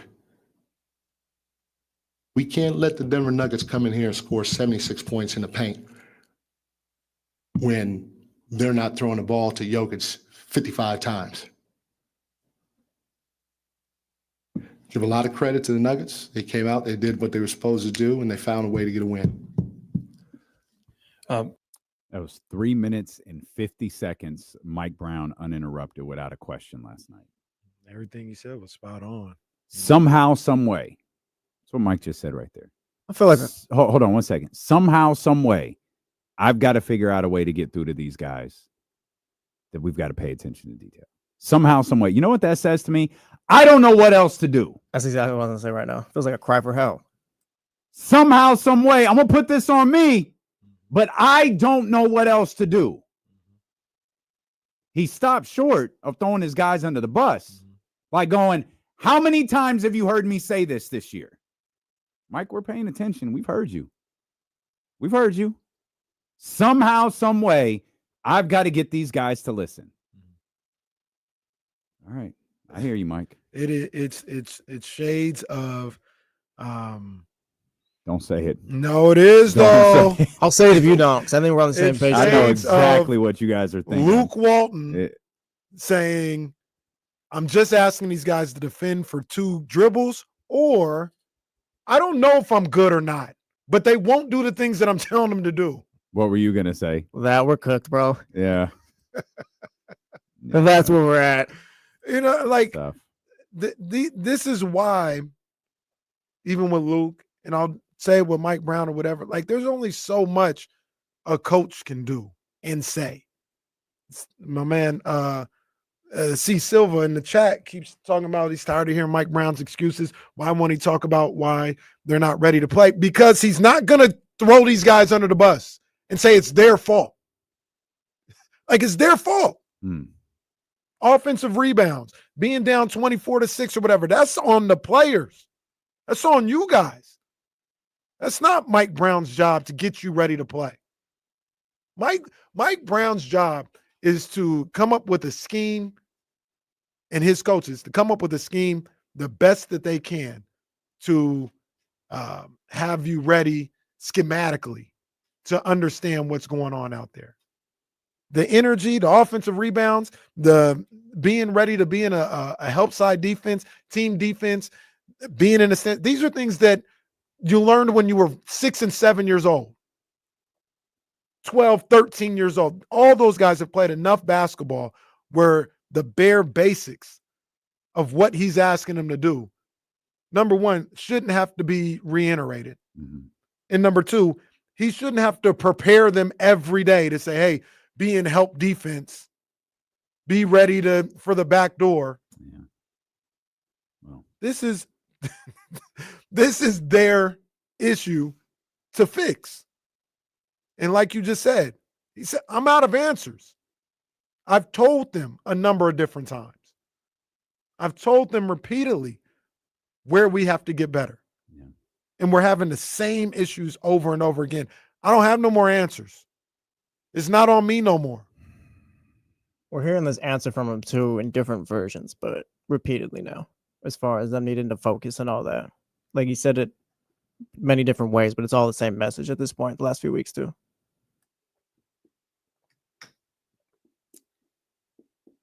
yeah. And Secure in the Bagley, our guy, said they don't move on offense. They don't move when the shot goes up on defense and all this other stuff. Like this is the stuff. And like I remember Bagley, Secure in the Bagley was saying something about me where he's like, oh, sometimes Kenny speaks like, he's never watched the game or whatever. These are the things that you understand when you play the game. Don't nobody need to tell you that. This is not a coach has to remind you to move. These are things that you have done. These guys on the court have done for the last 20 years, every single day. It's ingrained in them. It is the bare basics. Move without the basketball. On the defensive end, locate your man, box out, attack the boards. Don't stand there and watch. If you're standing straight up doing nothing, you're doing something wrong. You should be either communicating, moving, both, all the entire time on the defensive end. These are things they need to be reminded of that. No, they don't. This is what you do. And if it's not happening, that's something that you got to correct yourself as a player and as your teammates. They have to be better. They have to be better. Yeah, but maybe they're just not capable. There's that too. Which, if they're not, man, that opens up the door. That opens up the door for some real crappy conversations. I said this a couple of weeks ago, man. Did we really just have 1 year? Is that really what this was? I don't think this team is far off, though. I don't think they are either. I don't think it's like the bleakest of situations where we're probably heading towards firing. This stuff. isn't. You could fix it. Yeah, this isn't Alvin and Buddy here. Yeah. That's not what this is. Right. Which is what makes it more disappointing. Mm-hmm. It's a good basketball team, but like what? I don't know. I don't know. I agree with both of you guys that this is. I think they're still a good team. They're a talented team. They are still able, right? And I'm not at the point where I see them consistently not execute and say that they're just not ever going to be able to execute this year.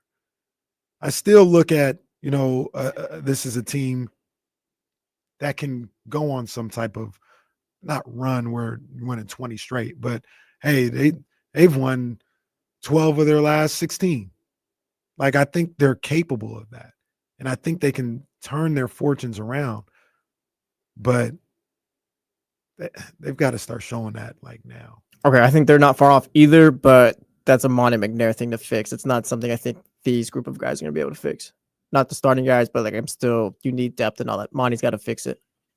That's where you come out of this. I don't think you do it with this group of guys. That's a little bit of a problem. Okay, so let's Mike. Jesse says other guys. This is all going to make sense when D'Lo and Casey return here on Sacramento Sports Leader, ESPN 1320.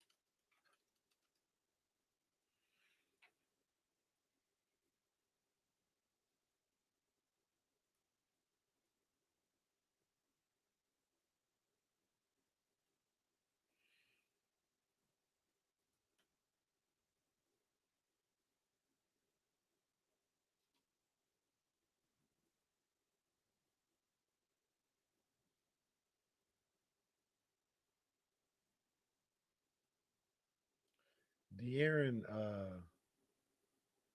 the Foxes, I should say, they've been on that D'Lo game plan. They've had Christmas up since like October 22nd. That's not what I did.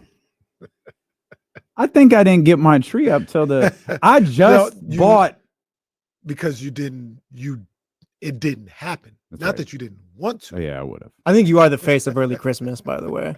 Like you've Me? you've assumed that role. I'm with you, by the way. Like I set up my tree before Thanksgiving and all that. I'm with you. I forgot what I was watching, and they were talking to De'Aaron. I think it was after. It was after I think the 60-point game. That was what early November, and he was at home and he had the Christmas trees up. So wait a minute. I ordered 3 Christmas decorations that actually just arrived yesterday. Oh, one of them weren't even decorations. They were really nice, like boxes that look like they're wrapped, but they're just really nice boxes that you little decor. Yeah, well, they're too small to use. Like I thought they were way bigger. I was like, I can't even use these. That's what my mom used to do. So I was like, I'm just gonna put them under the tree and make it look nice. So I put them under the tree and it looks nice. But it was actually the Caraway Christmas room estate in the Sky River video that I was like, I gotta clean it up. So I got a little cover for the bottom of my tree with a nice little furry rug under it. Okay. All right. It was very nice. Christmas is next week. No, I understand. And that. you take stuff down the day after. I don't need your shit right now, pal. Oh, you take Like, stuff I out. You take understand your stuff down the day after Christmas. Oh yeah. Oh, that's crazy. That's crazy. Yeah, No, it's gotta Christmas stay is until New over. Year's, No, it doesn't. Christmas is over. You can keep it up till February 1st. Well, if you No, want. now Christmas is over. Hey, you live your life. You live your life the way you want. I've determined the only thing that's staying up is my new Disney wall with all the characters. I'm just keeping Simba up, and then I'm taking everything else down to 26th. 26. What is that? That's Thursday. I don't think. Yeah, it might go down Friday or Saturday. I don't think there's any but it's football. going to on go down Thursday. quick. Kings play on Pause. Thursday. They do. I let one slide earlier. That's a Dude, flag on you. wow, That's a flag on you. really? I let one slide earlier because we were serious and talking Kings, but it's a break, so that's a flag on you. And actually, I think that was my pass interference that he let go. It was. You did pass interference, and he said, no, we're not letting that one go. I can't be throwing flags during Kings talk. It's serious right now. Over here throwing flags during commercial breaks. I know there's something here you want to talk about. Let's go to our man TGKPJ. He says DeRozan needs more blame. What's his name? TGKPJ. He said that's what it is. He says DeRozan needs more blame. I disagree, TGK. I mean, I think I saw something last night where people were like, yeah, we might have to start talking about DeRozan going to the bench. All right, man. All right. Like, what are we even talking about? Why? Now, has DeRozan been perfect? No. Has DeRozan ever been a perfect player? No. He's got shortcomings and he's got flaws. The issues that's going on with the Sacramento Kings are not that of DeMar DeRozan's. And I think you're going deep down the line before you talk about any problems that DeMar DeRozan is having right now. So TGKPG. All the damn acronyms on this show. I swear to God. Please explain either in the chat or call on the Elk Grove Kid Talk line 916-909-1320 and explain why DeRozan needs more blame. Or anybody can do that if you feel that TGK is correct. Because I don't. We were talking before the commercial, and Jesse said this team isn't far away. We all agree that this team isn't far away. And Jesse is of the belief that Monty and Wes, we need to upgrade this. Correct. Monty and West. I need to do that more. Thank you. Monty and Wes need to upgrade the bench, which has been a sore point. Part of the reason, too, I think the bench has been a sore spot for Sacramento is they can't stay healthy. Whether it was Malik as a second unit guy being injured, whether it was DeMar, I think Domas missed games. Now you've got Kevin in and out of the lineup. And we've got Keegan with this mysterious injury. Trey Lyles. Trey Lyles, yeah, Trey Lyles dealing with what he's dealing with. I think that partly affects, the second unit. That partly affects the bench. But I think another important part is if the front office is going to go acquire someone, it has to be someone that, for lack of a better term, Mike's really into. It can't be one of these things like a higher quality Kessler Edwards where Mike goes, I'll try to figure it out. Like, remember how everyone was hyped for Sasha? And Mike was like, I don't know if Sasha's going to play. EuroLeague MVP. And we're like, what? It turns out he was serious. I don't know. Like, I can't tell you the dude sucks during practice, but I'm seeing stuff y'all aren't seeing. I don't know if this dude going to play or not. Yeah. I need someone who steps off the plane and Mike is there and he says, my brother, with his arms outstretched and hugs him like De'Aaron did Domas in that, I think it was Wizards game or whatever it was. And my man. And there's no question who this fictitious new king is and what he's going to be able to be. He needs to be, if Jesse is correct, or if anybody who is suggesting that the Sacramento Kings need to go make moves to get better, need to bolster that second unit to get better, that's perfectly fine. I need someone who has Malik Monk levels of trust with Mike Brown, or Mike Brown has Malik Monk levels of trust with them, to where it's not a question of what they're going to be doing on a night-to-night basis. It's, no, this guy is playing 20-some-odd minutes a night. That's Mike's guy right there. How often have we even seen that? Well, so look, Malik. I'm glad you. Well, yeah, there's the one. I'm glad you went there because that might be a problem in itself.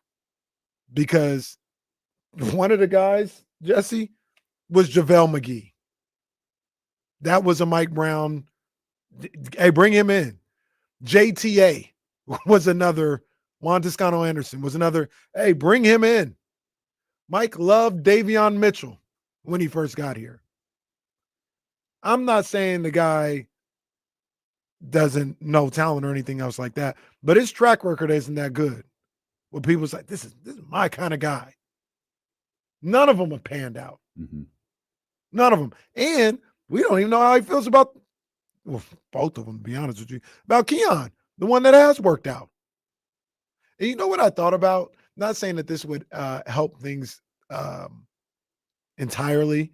And I was sitting here and I was just thinking about this. We haven't talked about it. I don't know if he would have helped or not. But what the hell happened to J-Mac?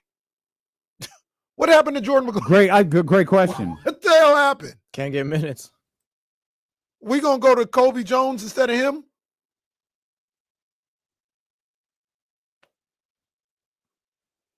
What you want me to do?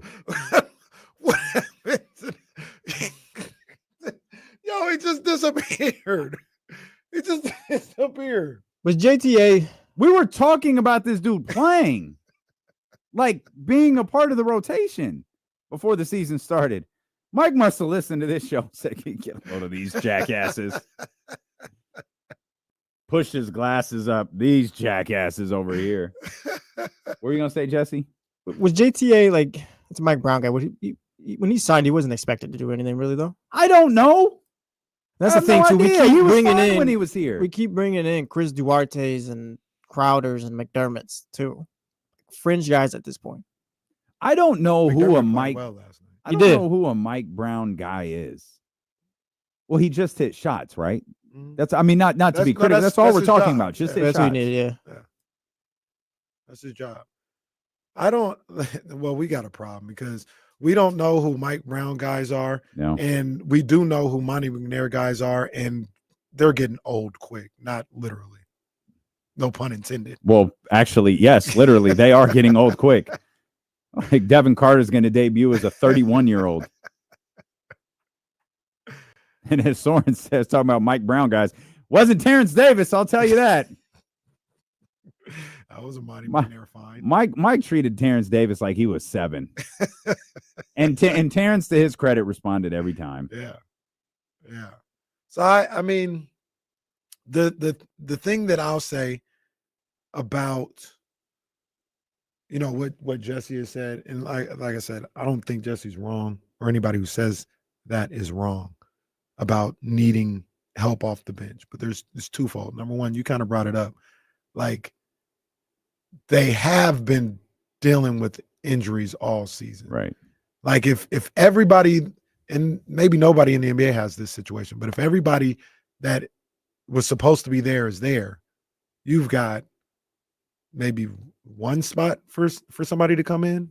Like, because you'd have Kevin there, you'd have Trey Lyles there, and I guess you figure out what you're doing with Alex Lynn, J Mac, all those guys. Maybe there is room for another guy. You didn't even say Keon. Keon, I forgot about Keon. Well, yeah, so did Mike. I don't always forget somebody. I mean, that's 8 guys right there. Yeah, and then 9, 10, you figure some stuff. But they've out. never been able to operate with those guys. No, they've never been able to operate with like this second unit is Kevin, Trey, and Keon. Right. Well, like when Kevin's here though, he's shooting 31% from 3. Like Trey was shooting 33. Like they weren't cutting it when they were here too. I think Kevin is up to 31%. Well, yeah, he starts at 28 at some point, I think. But a lot of that is now that he's been moved to the second group or the bench, however you want to phrase it. I feel like over the last few years, we've been probably the last 2 years because Kevin had a good first year or whatever. But we've been kind of like we've been waiting for this team to just do it and get over the hump. And I feel like waiting for this, like these bench guys at this point to just figure it out. Like we're waiting too long at this point. I think it's time to move on. The other thing that I would say though is we've talked about trading Kevin Hurt or Lyles or like upgrading off the bench in off season. It's like, all right, maybe you wait. Like they've waited and waited, and we're still having the same conversations. Yeah, but the other thing that I would say and that I believe is, and maybe it's 2 different conversations because maybe Jesse's talking about like championship or conference finals or something like that. But I think they absolutely, without a shadow of a doubt, have enough on this roster to be better than where they're at today. Do you agree with that, Jesse? Like, I understand, like, if you want to do more, then, yeah, maybe you need to upgrade that bench or whatever. But to be better than 13 and 14, to be 4 games over 500, they have enough on this roster. The way I see it, the way things are going right now, if they just stick with what this is, you'll get to the play-in, I think, but I don't know if you get to the playoffs. Even that is, once again, though, even that is, what were they, 10 games over 500 last year as a play-in team? Well, fine. Maybe you're getting in a few games over 500. I don't think they're going on a run where it's like, all right, Kings are 10 games over. I don't see that run happening where they're back. Like the Kings are back. I don't see that. No, maybe not. But my whole point is with what they don't need something to be better than what they are right now, in my opinion. You know what the funny thing about what you just said is the run where with what they have, or not with addition, whatever you want. The idea that the Kings make a run to where, they're like, okay, now we're in a position to compete for the top stage.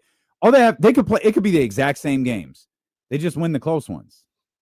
What are they? It could be the same exact everything we see, except DeMar catches the ball cleanly, dunks it. Some of the silly stuff at the end of the Toronto game doesn't happen. San Antonio is another one. You keep Ant-Man. Ant-Man misses that crazy 3. Just slight differences. Teams playing exactly the same. Frustrations are still the same. They just close out a few of these close games, and that's how they can go. That's not wholesale changes. That's not a big drastic turnaround. Now, maybe Mike publicly isn't talking about the little details. Like, what would again, that was 3 minutes and 50 seconds of Mike Brown talking last night without a question. That was his monologue. He normally opens up with, and I know everyone is sick of hearing it, credit to insert opponent here, and eventually Mike got to it. They did what they had to do. They were tougher than we were, and then he lays out a few mistakes, and then we're on to James Ham and the crew asking questions. 3 minutes and 50 seconds. What would the conversation have been last night? How long would the monologue have been? Would the note about detail after detail after detail, would that have been addressed last night if DeMar catches that pass cleanly, dunks it like we all think he's going to, and the Kings win 131-130? I doubt it would have been. Publicly. Privately, he's saying the same things to him. Guys, we gave up 41 points in the first quarter. guys, I don't know that this is factual. I think all 41 came on Aaron Gordon dunks. It felt like he just kept dunking the basketball in the first quarter with no Sacramento King in sight. And I think he tells them that privately. But what's he say publicly? The public sentiment could be very different while the private sentiment remained exactly the same. But we're talking about the smallest of changes that we question whether they can get to or not. And also to the argument of needing more on the bench, those situations that you just laid out, those close game situations, and what we saw last night, that's not on the bench. Starting off down 24-6, that's not a bench problem. Not getting stops in the final 4 minutes of the game. Bench ain't on the court for you at that point. Even though Keon might have been out there at that specific time. But that's your winning time. That's your starters. Close games, like you mentioned. Like that's on your guys. That's on your guys right there. And I could easily say they're 3-9. I could say, hey, flip that 9-3. They're 5 games over 500. What if they're just 6-6? You know what I mean? Like that's why I look at this, what they're doing right now, what we're asking from this team right now, which is to go on a run. Hey, I asked from it from this homestand. Go 4-1. You'll be 3 games over 500. They should not need Cam Johnson or Finney Smith to get 3 games over 500. These guys that they have here should be able to execute that and get to that point. Let's get Vince in here on the Elk Grove Kia Talk Line, 916-909-1320. What's happening, Vince? Hey, I think Kenny's the only guy who's making sense here because this is not a roster problem. If you look at it, look at the Kings starters. They have 3 All-Pros, an all-first-team rookie who hasn't been developed very well, in my opinion, and they have a perennial second or third guy in the voting for all 6-man. Now he's starting. That's good enough to win more than 500, more than half your game. The problem is the Kings don't have a system after 2.5 years of this regime. They don't have a system that can plug and play guys around your main guys because there's plenty of talent in the NBA, and they don't have a good rotation that's reliable. Even Kevin Huerter said, yeah, man, I play a lot better when I know when I'm going to play. So I think that's the deal. It's really, they got to get their act together with the coaching staff. Hold on, Vince. So you're saying the trouble is the way Mike is using the bench and not necessarily the guys on it? Yes, the way he's using it, he gets this guy McLaughlin who plays really well for a backup point guard for 2 games, and then he doesn't see the court. Keon is all-world defensively 1 game. The next game we all forget his name. But beyond that, remember when Adelman was here? We got guys beyond the main guys. We plug and play different guys every year. Injuries didn't matter if your main guys were healthy. But we don't have a system that allows for that, and we don't have any consistency. Okay. I actually don't have any problem with what he said. I don't either. And well, of course you don't. Kenny's the only one around here making any goddamn sense. Yeah, Kenny's so great. Wow. Wow. Kenny. Call into the Kenny Caraway show at 916-90. Kenny, why don't you come run the board, Kenny? How about that? No, call into the Kenny Caraway talk line at 916-90. Me and Dilo just chop liver again. Again, it happens. No, hit us up in the chatty house, brought to you by Kenny Caraway. Me and Dilo show up late. Oh, you jackasses. I'm going to fire you. Kenny shows up late. Standing ovation. Happen again. Yeah, no, Kenny only one around here making any damn sense. Yeah. No, so enlighten us, Kenny.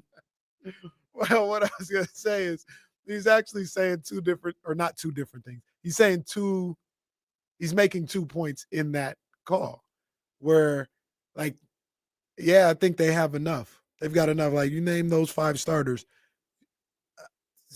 I know we want Cam Johnson. You shouldn't be a game under 500, 27 games in with the starting 5 that they have. Yeah. Like, you just should not be.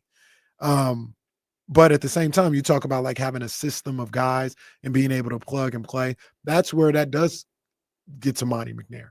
You know, you've got to get guys and Wes Wilcox. You got to get guys that if somebody goes down, Like, yeah, you just plug in this guy and he can play. It happened last night with Denver. Denver, Christian Brown wasn't able to go. They just plugged in one of their guys. He stepped in and had a productive night, either one of those three guys that we mentioned earlier. And the Kings don't have that. One guy goes down and it all goes to hell. Or all of a sudden, this other guy has to, another starter or something like that has to completely carry the load for Keegan being out or Kevin Huerter being down or something like that.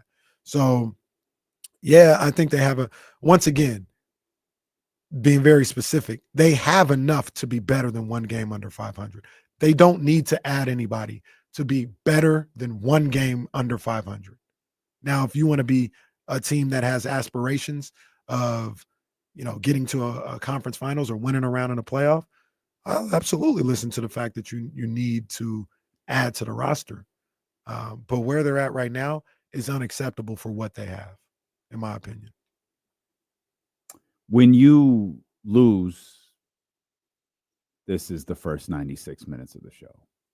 This is just the nature of losing. But, man, it's really a shame, again, that we're 96 minutes into this and just now mentioning the game Domantas Sabonis had against Nikola Jokic. Domas was phenomenal yesterday. Domas's season continues to be phenomenal. 28, 14, and 6 yesterday. And I just tell Kings fans, do not take what this dude does on a night-to-night basis for granted. Keith Smith tweeted it the other day. It's easy to get lulled into this is just how good this guy is day after day after day, night after night after night. This was the 32 and 20 night. Yeah. This dude just put up 32 and 20. Like, that's not a normal stat line.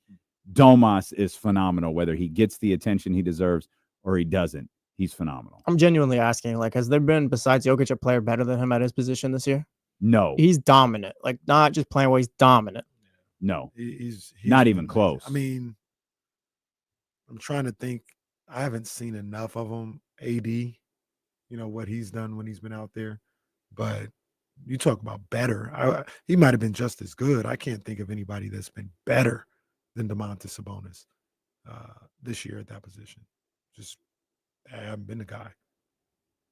There's guys that can, oh yeah, he's good too. He's having a great year, but nah, he's definitely been better than Domas. I think it's just Jokic. He's been fantastic. And he was great last night. He visually exhibited the desperation that we all look for, and I put emphasis on that we can see visually, because that doesn't mean that DeMar or De'Aaron or somebody else wasn't desperate to win just because they didn't fist pump or anything like that. But we could see Domas trying to will that team to victory last night emotionally. And, I wish they would have got the win last night with the way he played, with the way Fox closed out in that game, the way Malik Monk played last night. Malik was insane. We haven't talked about him either. What was he, 22 and 10? Yeah. Last night. I mean, this guy has been fantastic. Excuse me, 25 and 10 last night. Yeah. Somehow De'Aaron finished with 29. Yeah, he did a lot of work in that fourth quarter and in the third quarter as well, because he didn't start off that high. He absolutely did not. I think he had 12 first half points. I don't know what he scored in the third, but it absolutely feels like he scored 50 in the fourth, all from the free throw line. Not the free throw line, but the free throw line. Not never the free throw No, line. no, never that. What he took? He took six last night. Hey, credit to the Kings, 19 of 20 last night. Again, there's some good. 19 of 20. That's the frustrating thing, because they did a lot of good things in that game. I think they did. They did a lot of good things in that game to get back into that game, to take the lead.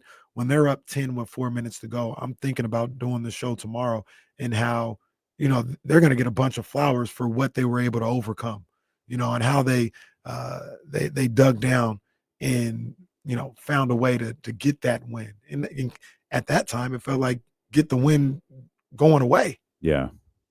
And the fact that It was a glorious moment when we thought they were going to get the win going away. yeah. And the fact that that wasn't able to happen, that sucks. That sucks, man. They had an opportunity.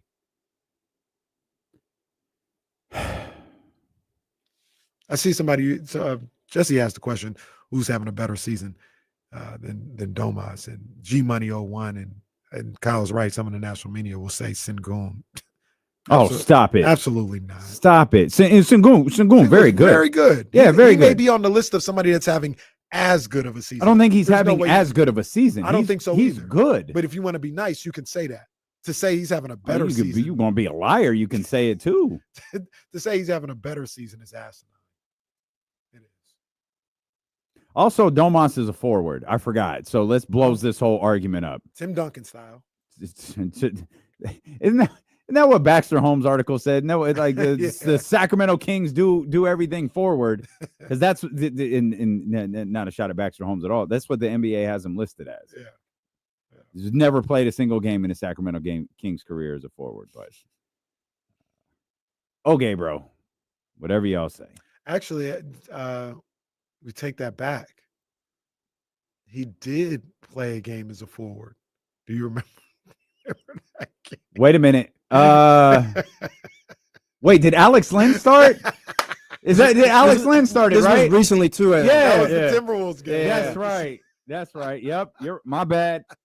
It was a good call right there. That was crazy. It was a good call right if there. You guys could have seen D'Lo's face at the rail yards when we saw that Alex Lynn was starting. Who was out that game? Was it DeMar? Yeah, because DeMar got hurt on that Wednesday. They played on that Friday night. Oh, he was Friday out. Night, yeah. That was the 60, right? Yeah. Alex Lynn, 8 minutes and 33 seconds in that game. Trey Lyles played 41. Malik was still out too. Yeah, he was. There's no Malik. There's no DeMar. And De'Aaron goes for 60 in that one where Alex Lynn starts as center. And the forward goes for 23 and 12 in that one. What a weird-ass season it's been, man. It really has. 13 and 14 after 27 games. Damn it. We'll come back. Trysta Krick's got ideas. TK. She says she's got the perfect player. We'll talk to TK when she joins us next here on Sacramento Sports Leader, ESPN 1320.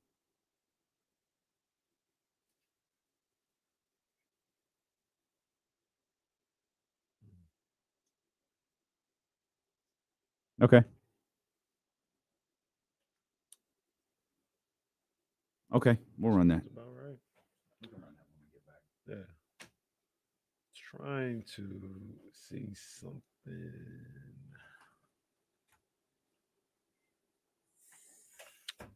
I don't even know if they can do this.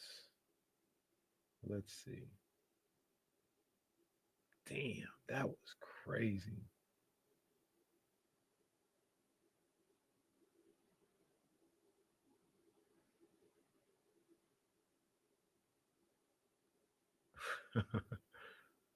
That's funny.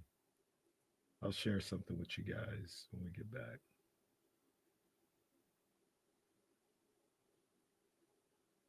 What's this? 1, 2, 3, 4, 5, 6, 7, 8, 9, 10, 11, 12, 13, 14, 15, 16, 17.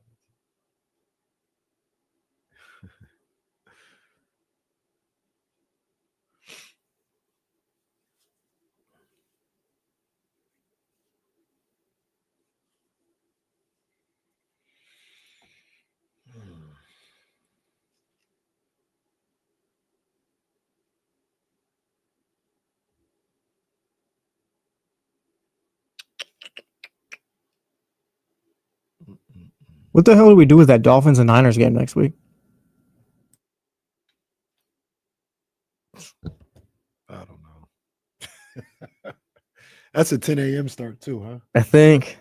Jeez. Like both of those teams are just done at this point. Just finished. That's so sad. That was supposed to be a great moment. Shout out to the NFL for flexing out Dolphins Browns on Sunday night. Oof. They December game in the cold. Yeah, no thanks. They had something going on where they saw last night on the show, on the broadcast. Let me see real quick. The Cowboys are playing Sunday night football. Is it this Sunday? It feels wrong. I think it's like Browns Cowboys. Cooper Rush versus Dorian Thompson-Robinson. Let's see. It is, well, it's Baker. Bucks Cowboys on Sunday Night Football. Okay, I could deal with that a little bit better. Yeah, at least you got one good team. Yeah.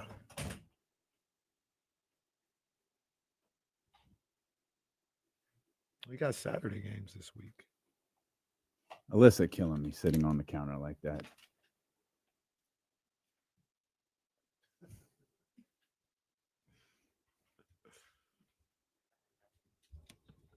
Y'all said these blueberry ones is hot. Oh, yeah. Good look. Hey, good look. This is bullshit. I need to stop eating these. Live your life, man.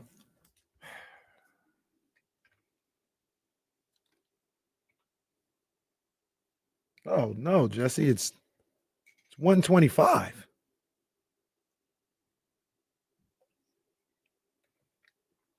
I'm just at the point with my football team where I'm frustrated with them. I don't even want to talk to them. I might go run an errand at that time. There aren't really any good games. No, I take that back. There's one good game. Two good games.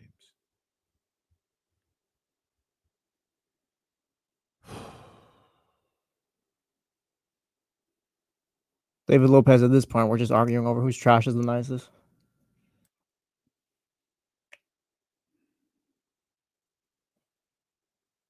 The Cowboys are better than...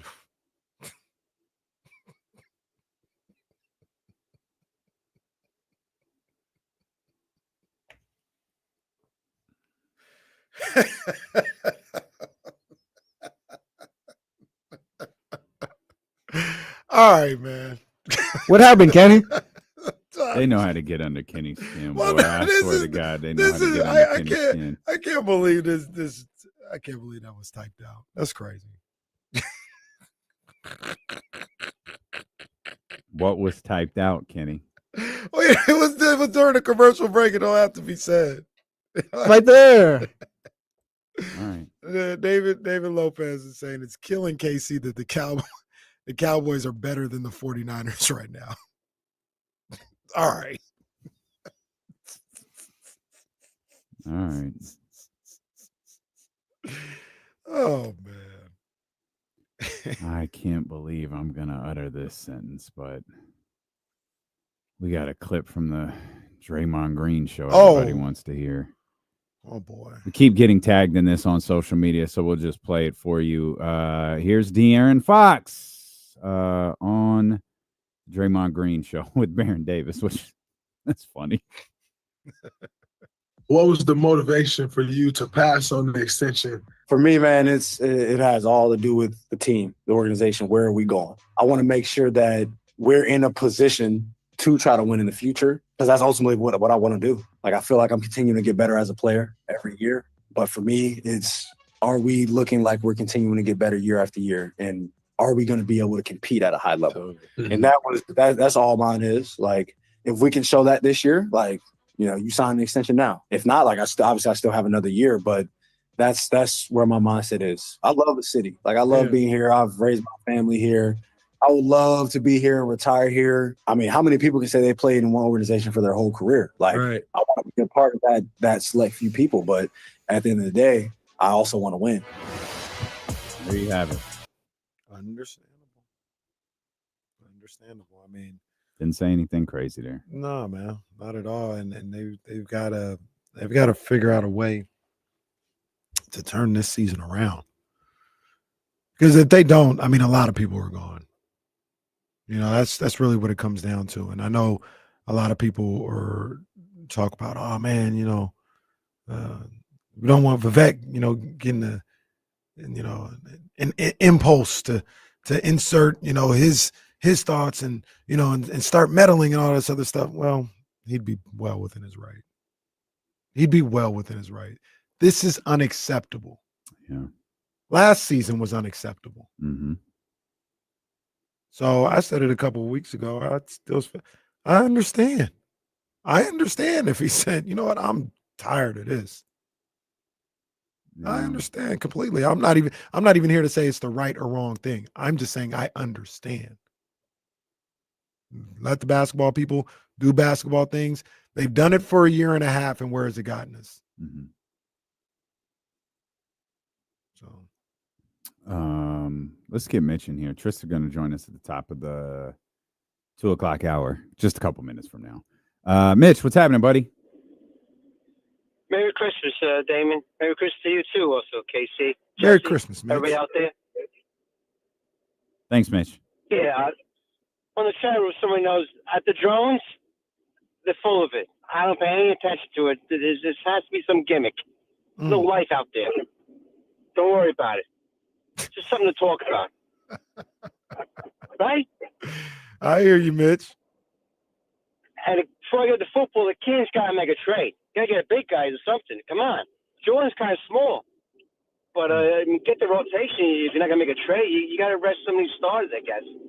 You can't wait till the season's 2/3 over and you're like 20 games below. Now, last night's games, I don't know what Atlanta's doing.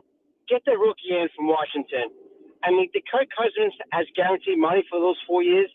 That is highway ripoff. He's going to be like Soto. Soto's not going to earn his money. Want to start in down 15 years if I'm still around. Okay. Wait, ripoff. Highway ripoff is hilarious. You guys ever been highway ripped off before? Is that getting mugged on the highway? Like, what is that? I think that's like picking up some. What do they call the people that stick their thumbs out on the side of the road? A hitchhiker. Yeah, picking up a hitchhiker and he beats you up or something. I don't know. He steals some money from you.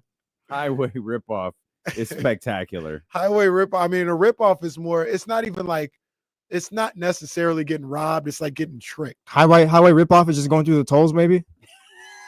Yeah. So like, if you go through the tolls and they say it's $2, but oh man, you went at this speed, so that moves up to 25. Yeah, that's a ripoff. It's like kind of sneaky and subtle. It's not as brutal as a mugging. Either way, though, we don't have to worry about the drones, fellas. We're good.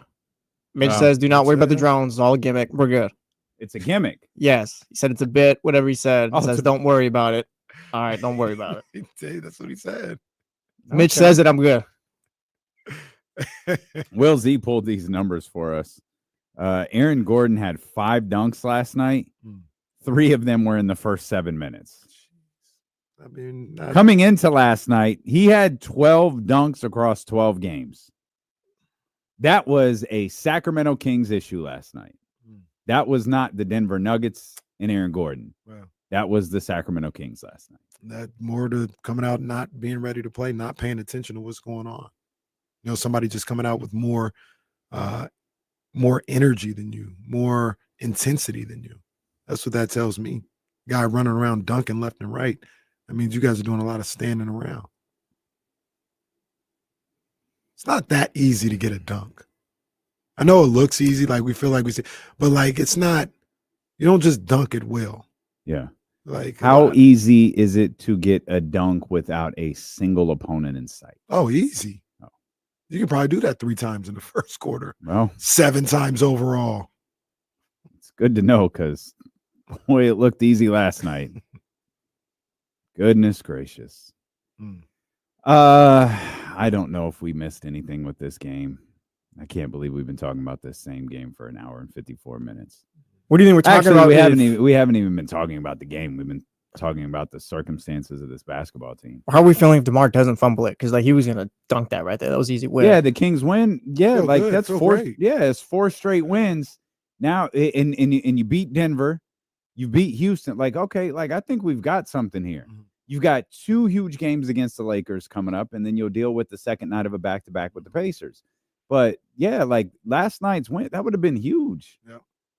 There's a point where, like, coming out of that game, it's the hole they've dug themselves, but you don't want to leave too encouraged. But I wasn't too upset at the way it went, I guess. Just being out with Keegan before the game and all that. Kevin's not playing, and I've said what I said about Kevin, but you do need him out there for no one else. It sucks that they're 13 and 14 at this point. Yeah. No, I agree 100%. I feel like, well, it goes to kind of what I've spoken about. Like, I do think they have the talent to once again be better than what they are right now. Like, if we're looking for them to come out of this homestand or maybe come out of the month of December, 4 games over 500, I think they can do that as is. Is that good enough to win around in the playoffs if they're able to get there? That's debatable. I can absolutely somebody saying no, not at all. But I do think they have, with Malik there and the way he's playing and him being inserted into the starting lineup, I think they have enough to like kind of get on the good foot. And through everything that's gone on today, last night, they were still like in line to get on the good foot. They had won 4 or 5. Now they won 4 or 6. You play good in these next 4 games at home. Mm-hmm. Nobody's going to sneeze at a 7-3 in your last 10 games. Mm-hmm. Like, that's over the course of time. That's some good basketball being played, and they still have that at their fingertips. But last night was just upsetting. It's it's kind of the balance of what we do here with this show, and really what I think a lot of us do with this job. It's the balance of the immediate reaction and then the long-term reaction. Mm-hmm. The immediate reaction is the frustration of losing that game by 1 point. The long-term reaction is, if you want this team to get going and establish winning ways, it's still very much within the realm of possibility. But it was a lot like, the games, it starts now. Mm-hmm. You've got to go out and you've got to beat the Los Angeles Lakers. Let's bring in Trysta Krick, who's been very busy across her social media platforms. Before we talk about any of that, let's go here. I have the perfect guy for the Kings. We'll be on in 30 minutes to let y'all know. 30 minutes is right now. If it happens, I want Kenny's courtside seat. Well, that's not what she said. That's exactly what it says. That is not what's there. And it's I don't exactly have what it courtside says. seats, so it should. We all know. Why they call you courtside Kenny? I don't know why. TK, you've been to games with me. Have I sat courtside? No. Why did you ask her a question then answer for her? I've only been to a couple of games. You know what I did yesterday, by the way, and you'll love this. I bought a Kith shirt. Yeah, that's facts. I did. I'm trying to get in the cool TK. And you know which one I bought? Which one? Donald Duck is on it. I thought it was so dope. I was like, this is fire. I was just looking at that collection this morning, actually. I was like, TK can be proud of this. Little fire. They had some good stuff on there. We took a joint look at the Sesame Street collection, but ultimately with the Donald Duck crew deck that I thought was fire. Because I'm a Disney guy. Oscar the Grouch. That's my jam. That's a good one too. That probably is more fitting of me than Donald Duck. Donald Duck. I just like the ones that like. I hate how much you agreed with that, by the way. Like, you could have been like, nah, that's not you. But you're like, yeah, that's you. Yeah, hey. We're all honest with each other, we know what we're good at. Yeah. At the end of the day, like, Kenny's more sunshine, you're more rain clouds. Oh, well, I wouldn't say damn rain clouds. Well, she's not wrong. She's not wrong. I mean, some people like cloudy days. All right, TK, who is it? It's gonna hurt. The trade is going to hurt. All right. The trade is going to hurt. The trade is Trey Lyles, who I'm sure you're fine with. Kevin Huerter, who I'm sure you're fine with. And Keegan Murray, which will hurt. And I don't know about the draft assets. Like, I think you could probably get away with no first-round picks for Jeremy Grant. I knew you were going to say Jeremy Grant. Did you know that? Well, when you started somebody naming, been in our text threads over here. when you started naming some players, I said, oh, there's only one guy. So okay, we'll have the conversation right now because TK brought it up or whatever, and this is just what we do. A lot of people in the chat are saying no, hell no. They want Keegan Murray. Here's the question that I would ask, especially with where the Kings are right now and what they're trying to do. Do you think that Keegan Murray will ever be as good as Jeremy Grant? If you say yes, or like be better. Why don't you answer the question first? I was asking Trysta. I think I'm going to answer that question in a little bit of a different way because I don't know. And I've been wrong about Keegan Murray since pre-draft, right? Like I wasn't super high on him coming out of Iowa. And now here I am advocating for him to be with his twin brother on my Portland Trailblazers. But what I will say is that the real question is Keegan Murray ever going to be on De'Aaron Fox's timeline? Is Keegan Murray ever going to be on DeMar DeRozan and Domas Sabonis' timeline? I don't think so. I think he's good for a rebuilding team. I don't think the level of consistency that you want out of a player like Keegan, you're going to get for another couple of years. His booms are amazing, and it tells you what he can be, but his busts really give you a lot to be concerned about. And you guys just played the De'Aaron Fox clip about him saying, like, listen, I'll sign if I feel like we're winning. Like, I'll sign an extension right now, but if we're not, then deuces. So I think all roads kind of have to lead towards making sure your franchise player feels like everybody's aligned on his timeline, can contribute to their role in terms of actual contention. And I don't think, as painful as losing Keegan would be, Jeremy Grant shooting like almost 40% from three, and he's not even getting that good of looks from the teammates that he has on my very much rebuilding squad. So that's how I would put it. And I think it would be very, very exciting if he could even get anywhere close to Jeremy Grant. Jeremy Grant's an incredible player. I think Jeremy Grant is a really good ball player. And at the very least, I think like they're even. I'm not sure if Keegan can't eventually be better than Jeremy Grant or that Jeremy Grant is like for sure better than him, but I think they're even. Here's one thing I'll say about that trade though, TK, is I'm going to need more. I just gave you three. And you get Duop Reef as well. Well, that's not good enough. I want Anthony Simons because I need. No, you'll never get that. You'll never get that. We don't have a deal. Okay, well then you continue to lose your franchise players, blow up the. What are you guys doing with Anthony Simons? Right now, I think what's happening with Anthony Simons is he's a victim to the fact that Scoot Henderson just hasn't really developed as quickly as people thought. And so I don't think the team really knows whether Scoot can be the franchise point guard. And we know that Anthony Simons is probably not that guy either. He's undersized. He doesn't play defense. But the market doesn't suggest that they're really able to get anything valuable from Anthony. And he's still a very high upside scorer. He's still, in that CJ McCollum. Emma doesn't like the trade either. Emma's not a fan.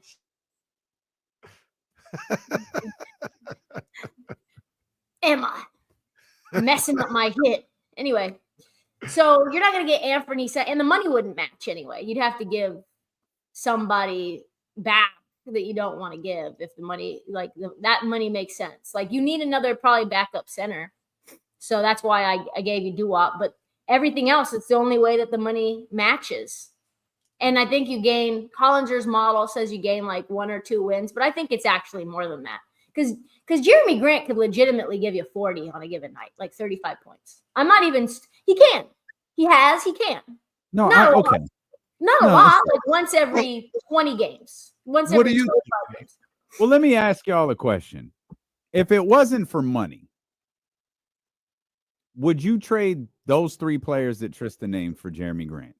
Like if you wiped out the money and it's just like from a talent swap, it needs to be Keegan, Kevin, and what'd you say, Trey for Jeremy Grant. Because our bench is ass That's what right I'm saying, now, no. and you've just pulled 2 people off the bench. That's why I say I need another player. I need another player. So, Well, then I guess talent-wise, what you does say- that line up?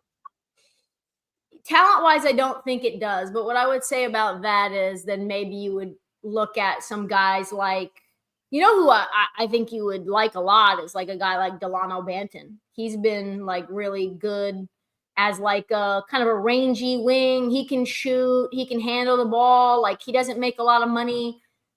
He's got high upside. He's still young. I mean, he's just like a depth piece. Like in terms of like needing depth, if you were going to go 3 for 3, then that's how I would do it, is looking at guys that are younger, aren't a part of the Blazers' future. But I think like you look at what this Kings team needs, and there's not that many players that fill that need, that can, like you said, have Mike Brown's trust, can shoot the 3, can slash, can play make, can do a little bit of everything, and also is okay taking a back seat to a franchise player like he did with Damian Lillard when they, you know, found a way to team up together after the Olympics. So it's hard because a lot of these guys that you want to go after that are good 3-point shooters, they don't do a lot of other things well. Are they going to shoot well for you? Are they going to keep in the like good graces of your head coach? But also like, are they high character? Like, do they want to be there? Like Cam Johnson's another good one, but you're probably going to have to pay a lot for Cam Johnson. And I think the Blazers will soften their stance on Jeremy Grant because they were asking 2 first-round picks for him. And now I think it's just 1 first-round pick. And that's why I think if you were to trade Keegan, then you wouldn't have to trade a first-round pick at all. Yeah, I mean, that's a lot of people in the trade talking about, or in the chat talking about how crazy the trade is. I don't think it's crazy. I don't think I like it. Yeah, and there's a difference with that. But like, I don't know. Emma doesn't like it either. Emma with me. Like, I don't know what to tell y'all. This is what happens. Emma must be a Keegan Murray fan. I don't know big what Keegan Murray fan. I don't know what people think you're gonna get for Cam Johnson or Finney Smith. Like, I don't know if you think like, oh, we can trade them Orlando Robinson and get Cam Johnson. No. You're gonna trade somebody that you really like. I'm not even sure Trey Lyles and Kevin Huerter are enough. Trey isn't expiring. Kevin is not. And everybody's trying to run Kevin Huerter out of town. Like, if you think he's no good, why would somebody want a year and a half of him? That's right. You know, they might That's think Mike. Well, yeah, that's true. Remember, we said not every player is the same on every organization. And like you look at what Dennis Schroeder was for the Lakers, and he was okay. And then he goes to the Nets and is like balling the F out. And now like Golden State finds a way to get him. Dennis Schroeder was arguably one of the most coveted role players, guards specifically, like out there for this trade season. Because I think he's top 5 most ball dominant players right now in the NBA. And has just been getting the Nets way too many wins. So it's got whatever it is that you need, whatever that player is, whoever that is, it's gonna hurt. You're gonna have to pay either a bunch of picks and then salary match, or you're gonna have to trade somebody young and good, which you only have one of those. So I don't know. Unless you're gonna operate on the margins and get depth. That's really it. Take flyers on that. I know it doesn't sound good. It stinks. I don't think that's the gamble. I don't think Jeremy Grant's the gamble I want to take. All right. I'm intrigued by Jeremy Grant. Like, much like the group chat, I didn't have an answer one way or another, but I'm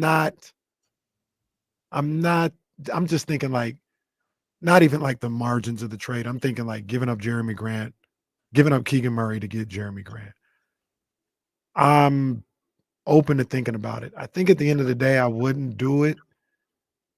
And especially in that trade, because like I said, I need more players back because I'm kind of like gutting the roster a little bit.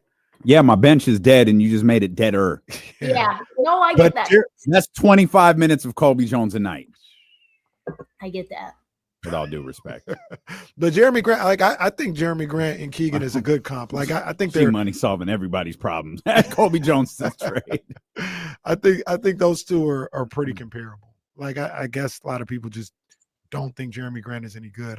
So I think they're kind of tripping. I think Trysta's trying to take advantage. Like are you out on Keegan? Me? No, I'm not out on Keegan. I don't think you are. You want him on your team. You're not out on Keegan. No, I'm not out on Keegan. I just don't know if I've seen the best of Keegan already. Like, is he going to be this 20-point per game scorer? He's a third-year player. Do you think that he can get to a 20-point per game score? Like, you look at how he plays, you look at his bag, you look at how he handles and how he gets a shot. Is there more there? Yes, I think there is. Okay. That is the thing that I didn't like about Keegan coming into the draft, honestly, is the way that he handles the ball, the way that his body moves. Like, listen, the point still stands. Keegan Murray is a little stiff. Like, he doesn't move the most fluidly for, a guy that a lot of people were super high on pre-draft. He's just one hell of a shooter and can rebound the ball and can play good defense. Like, he's just a very good utility guy. I don't know that he'll give you. I don't think he's going to give you 20 points a night consistently. That's just what I think. But maybe it's one of those situations where he has to be in a different situation with different players around him. Because clearly, like you guys said, something has to change or a lot is going to change. Jeremy Grant, a 20-point scorer on the Kings? No, not on this Kings team. No. 18, 17, 18? He gets to the line. He's a 3-level scorer. You he's a really good player. You can give him the ball in an isolation situation and he can get a good shot for you. Like, those are things that he can do that I don't think Keegan can do. But that doesn't necessarily mean he's a better fit than Keegan Murray here in Sacramento as well. Just think about how good Jeremy Grant was for the Nuggets before they brought in Aaron Gordon. That's the reason they needed Aaron Gordon, is to replace him. He can do a lot. He can play 3. He can play 4. He can sit there in the corner and shoot threes for you. He can slash. He can play make. He can defend. He's one of the best on ball, or he at one point was one of the better on ball defenders in the league. I remember there was, like, when he came to the Blazers, there's maybe 2 or 3 articles about him, being like a high deflection guy. So, like, he can do a lot of things. Plus, honestly, he's being wasted in Portland. It's kind of sad that he's there. Like, he's happy. Like, how can he be happy? Well, I mean, he can just open up his Bank of America app or whatever app he has to determine his happiness. Also, not that expensive. He's only making $29 million this year. Well, okay. Well, that's what the Odyssey says about Kenny. He's not that expensive. What? He's only making $29 million.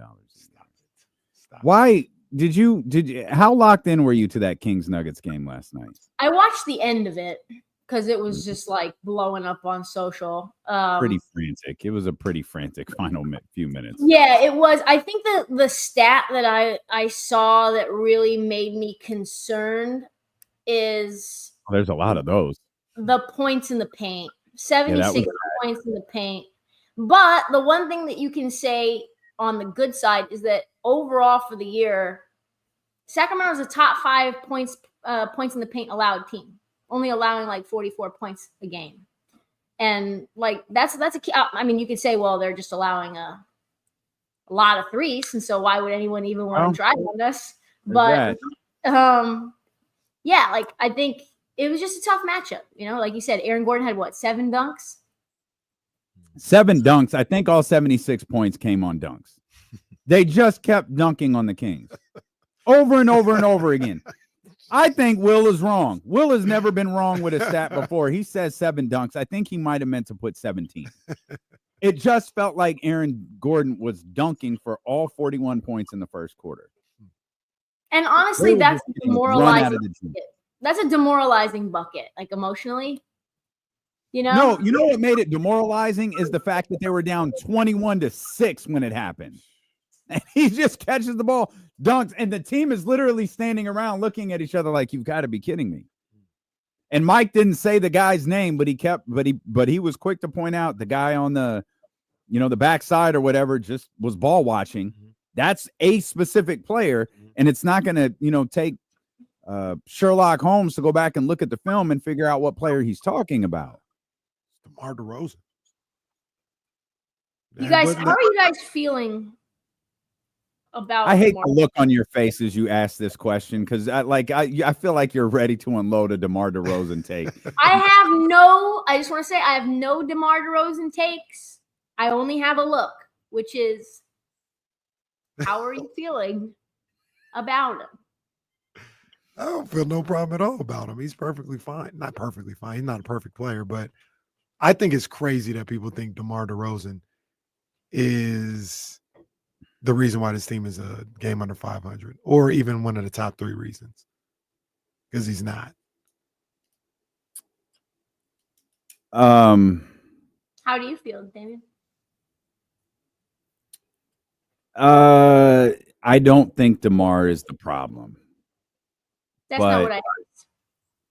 Yes, how I felt about DeMar DeRozan. I didn't say is he a problem? Is he the problem? I'm saying how are we feeling about the fit?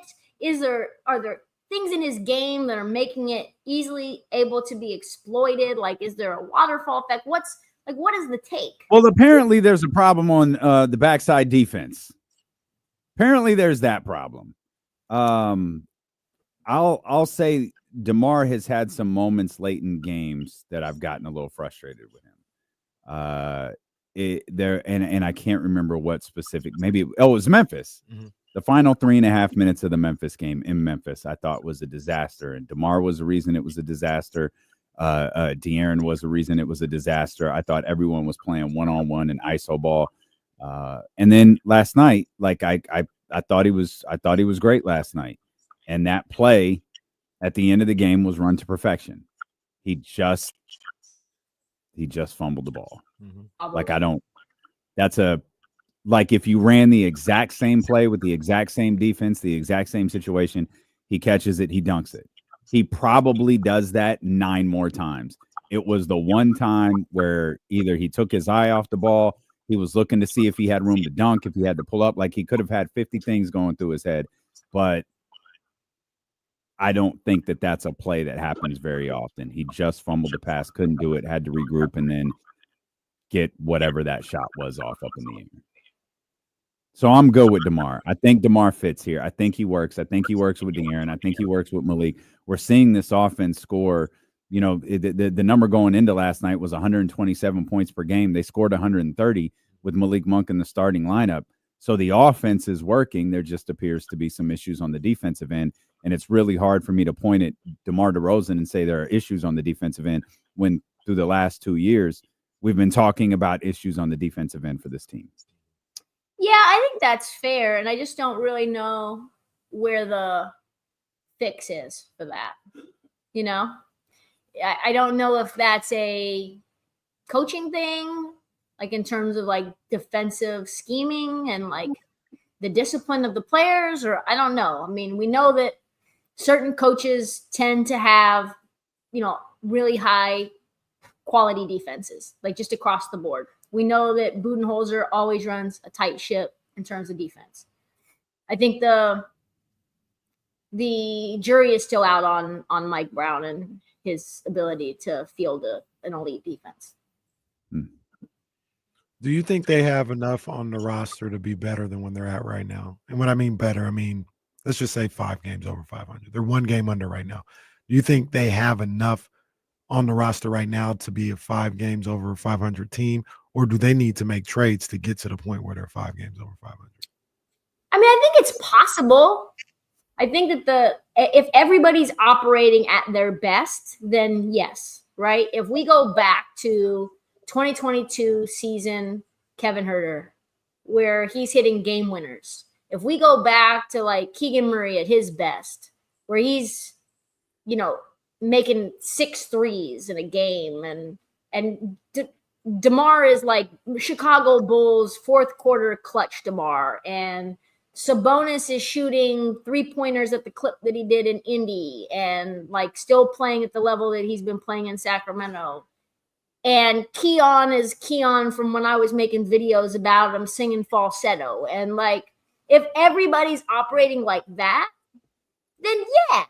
But that's kind of like a lot of teams, you know, on any given night when everyone's clicking on all cylinders, you're a really good team. It's really the variance between how good this team can be and how bad this team can be and how erratic that feels to me.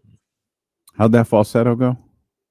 In a falsetto, ooh, ooh, baby,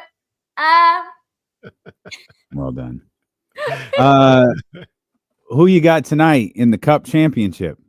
Are you dying a little that the Bucks have regrouped? Yes. Yes. Let them wear themselves out. Let them. There it is. There it is. Let them wear themselves out. Yeah, I mean, Giannis playing at an MVP level and stopping with the tomfoolery has certainly helped them a lot, right? It is giving Doc all of the cover that he possibly needs, right? And we've been talking about Giannis having no bag for like 5 years, and he's always been trying to do a little tween, step back, mid-range situation. And it's like, no, stop doing that. And he has. He's cut way down, and he's like, I'm going downhill, and I'm going to dunk on your face. Like, that's what I'm doing, is be Giannis. So, yeah, it bothers me. It bothers me. I had a friend text me about how Doc gets the best out of his players. And I was like, okay, this is what Giannis is doing for Doc right now. Because that is crap. That's not true. And I know it's not true. I've heard multiple players tell me personal stories about how Doc bus tossed them. Like, just straight bus tossed them. I had one player, I'm not going to say who it is. And we were talking, and they said when they were playing for Philly, they wanted to have a meeting with Doc. And Doc was like, fine, I'll meet you in the hotel lobby, which is code for, I'm not really trying to hear what you have to say. Otherwise, we would meet in a more formal setting. But sure, come meet me in the lobby of the hotel. He meets him in the hotel lobby, doesn't even get to talk about whatever he was wanting to talk about with Doc. Doc only wants to talk about how James Harden wouldn't get on the team plane and is going with this person, going on this plane with little baby, and how he's selfish. He's not a good teammate, and da da da da da. And the guy is like, okay, like Doc, like what is this? So then they're in film, right? They're in film a few days later, and Doc's like, James, we need you. Do it, Kenny. James, we need you to be on the team plane. You got to be a better team player. And even so-and-so was saying like how BS it was that you didn't go on the team plane. And we had a meeting, and that was all that player could talk about was how badly you're hurting this team. And James looks at the player like just laser beams to his head. A guy who desperately needs the ball from James Harden, possibly was in a contract year. And it's like, that's Doc Rivers. That's Doc Rivers in a nutshell.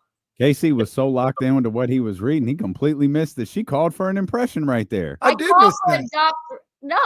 Literally called for the Doc Rivers impression. I was pulling my computer back up. I missed that point, but it was crazy that Doc did that. Said I was just talking to so and so, and they said it's terrible that you're right. Actually, he said I was just talking to so and so, and he told me it was ridiculous that you're never on the team plane, that you're out there with little baby. I know you have Fashion Week. Well, Doc complaining about little baby is kind of funny. That's pretty exciting. I just want to envision Doc throwing oranges at the wall, yelling about little baby. Doc Rivers, for some reason, follows me on Instagram, and I'm like, I'm not a fan. I can think of a reason. Yeah. But ain't hard to tell. I don't put any thirst traps out for that. If he's looking for that, it's not coming. Pause. Hey, shout out to Giannis, too. He's the best player in the world right now. No disrespect to Jokic, but he's the best player in the world today. And for the second time, and one of the more underrated plays that is a signature of Giannis, that he did it again in the semifinals. The block of the alley-oop is his staple. That play that he did in the finals against Phoenix, a couple years ago against DeAndre Ayton. I think that's one of the 10 to 15 greatest plays in the history of the NBA. And he did it again to Clint Capella on Saturday. I'm just in awe when he does that. It's fantastic. I still have OKC. I think I have to. This is a fascinating game, by the way. Yeah, it is. It's just you've got like all of these great perimeter defenders and a great defender with Alex Caruso in the gaps and Hartenstein, who's been playing awesome.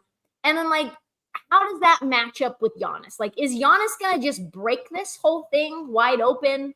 What is that going to look like? How is Dame going to be able to play while he's in prison against Lou Dort and probably Shea?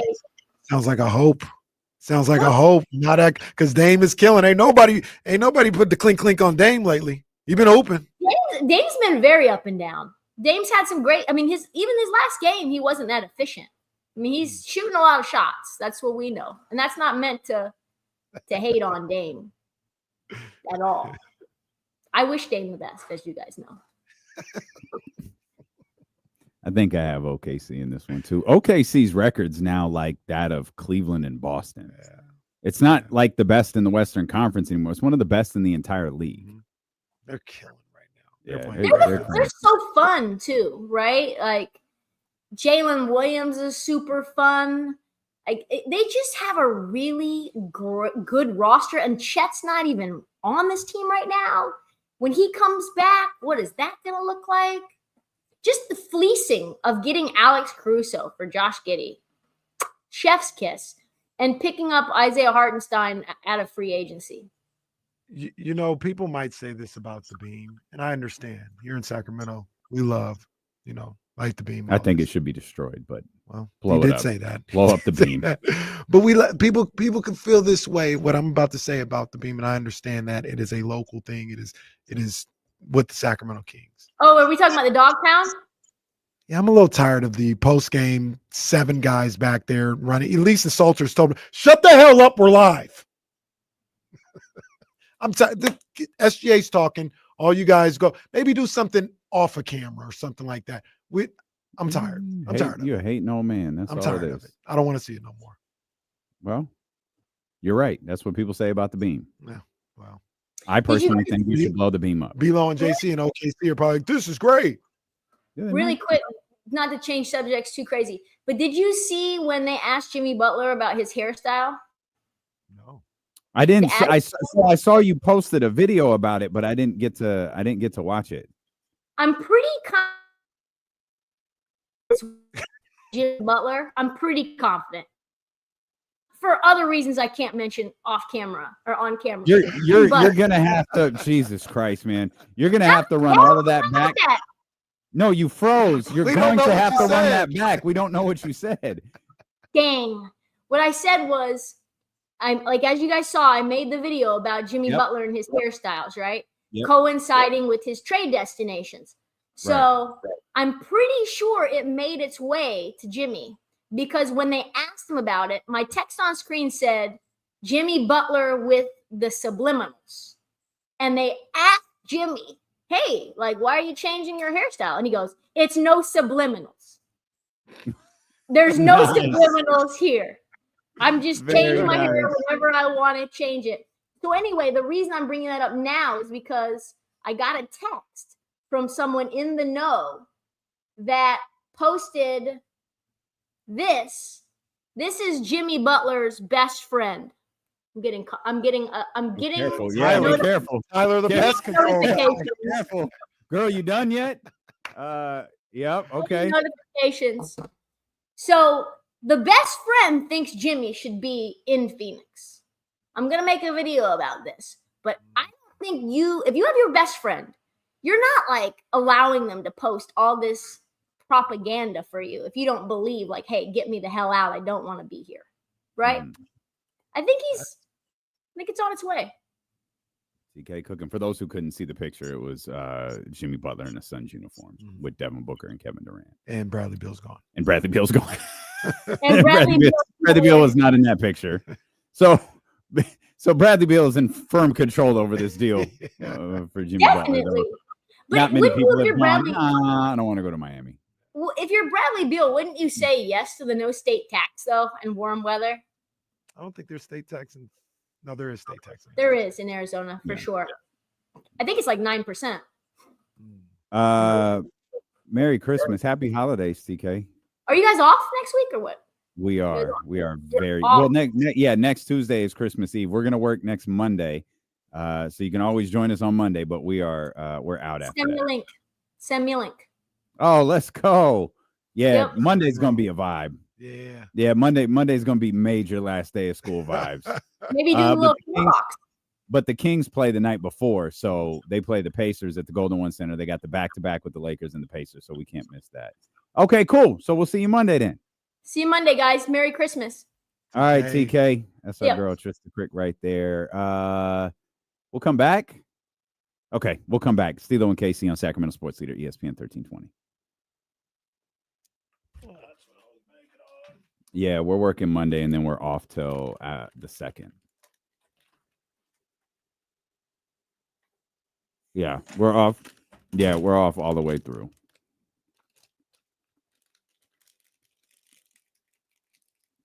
We were originally going to do a show on the 30th, but there's no fucking point. We're not going to do it. That's right.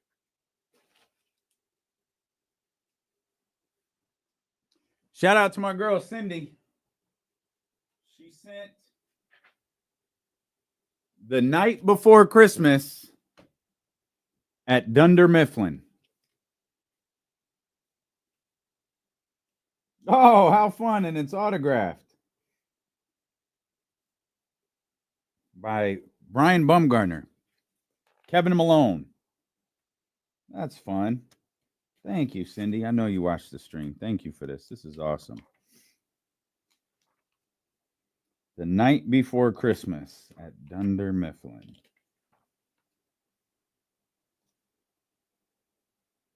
"'Twas the night before Christmas, and all through Dunder Mifflin, not an accountant was stirring, not a mouse was a clicking. Pam's painting was hung by reception with care, and Stanley has filled his last crossword square." Okay, I'm not reading this whole thing. But this is fun. This is fun.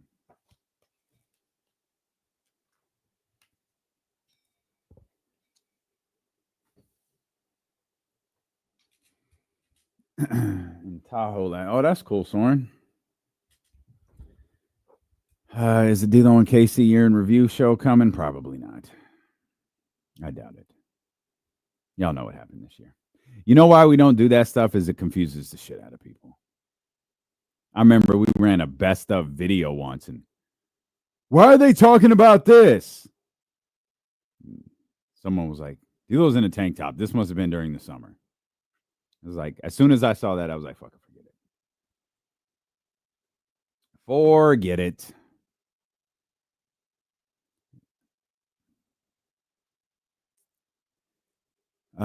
Is there an episode where you just read Christmas stories? Yep, that's on the way. That's on the way.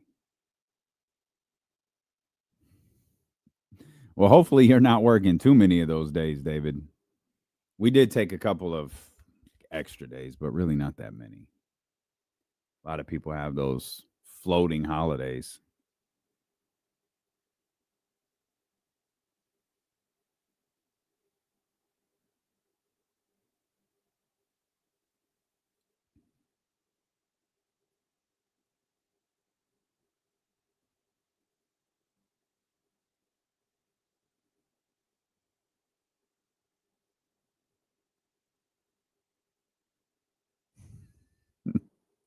That's funny. Yeah, if you know, you know. Christmas stories narrated by Kenny in his doc voice. That's a good one.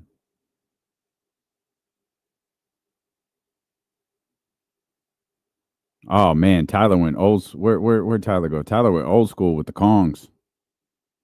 Oh, what a moment in time that was, where you just couldn't type Kings.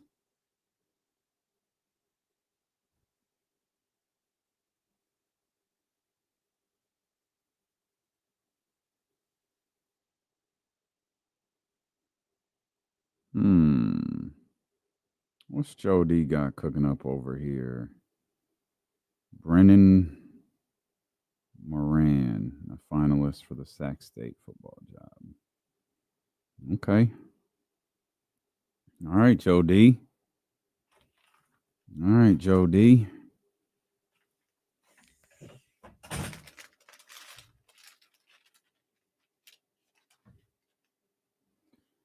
Joe D out here cooking.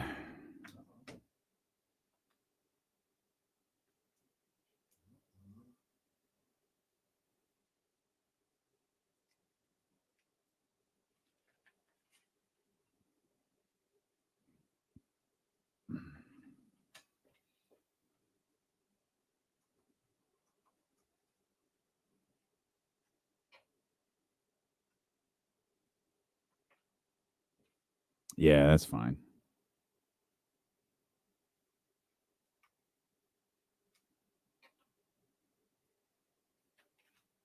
Yeah, for sure.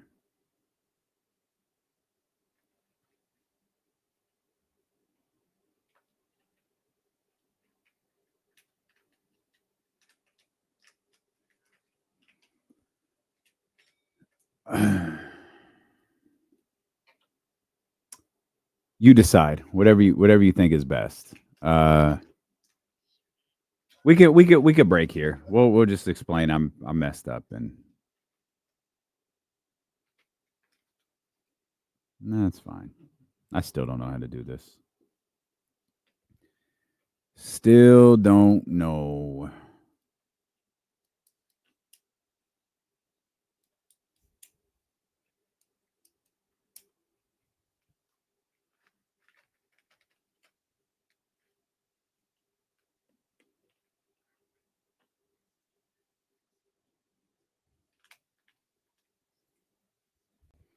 All right, Jason Jones coming up at 3:13. Plenty to talk with him about. We'll talk. I'm sure he was one of the few and the proud that were watching Monday Night Football last night. We'll talk about that in a couple minutes. We talked a little bit about this with TK. The NBA Cup final is set for tonight. We didn't mention this. The All-Star change was announced today. Yes, they're really going forward with this thing. I saw that, and I'm not sure how I feel about it. I think, look, I'm one of the main people that was like, this is getting a little ridiculous when I would see, the 200-point games and stuff like that. So I didn't like it, but I also looked at the All-Star game for what it was, right? Like, I'm not looking for this super competitive test of skill. Like, it's a break in the action. It's an acknowledgement of some of the great players in the game. So it's kind of whatever.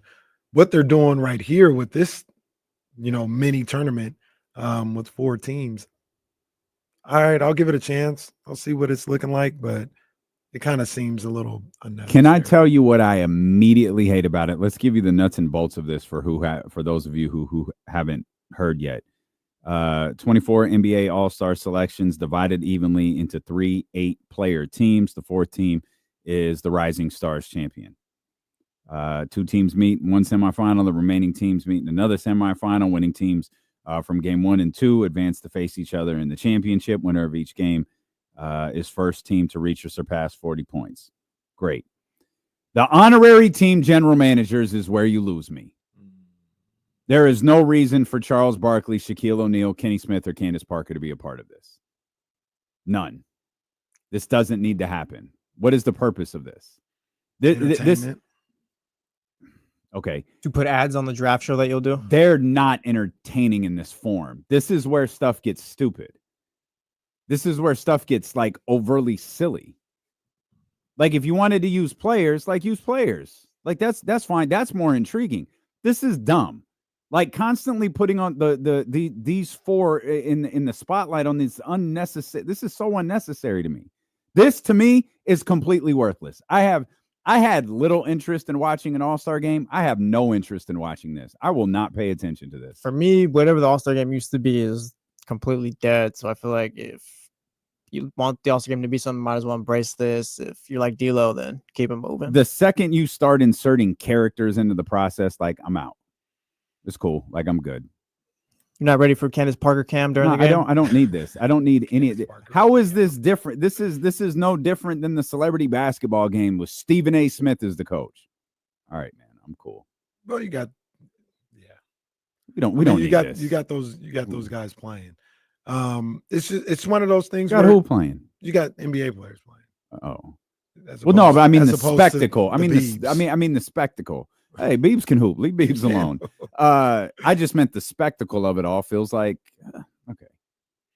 I don't need to watch this. Yeah, I mean the some people. Let it be the top 4 vote getters, or how many is it?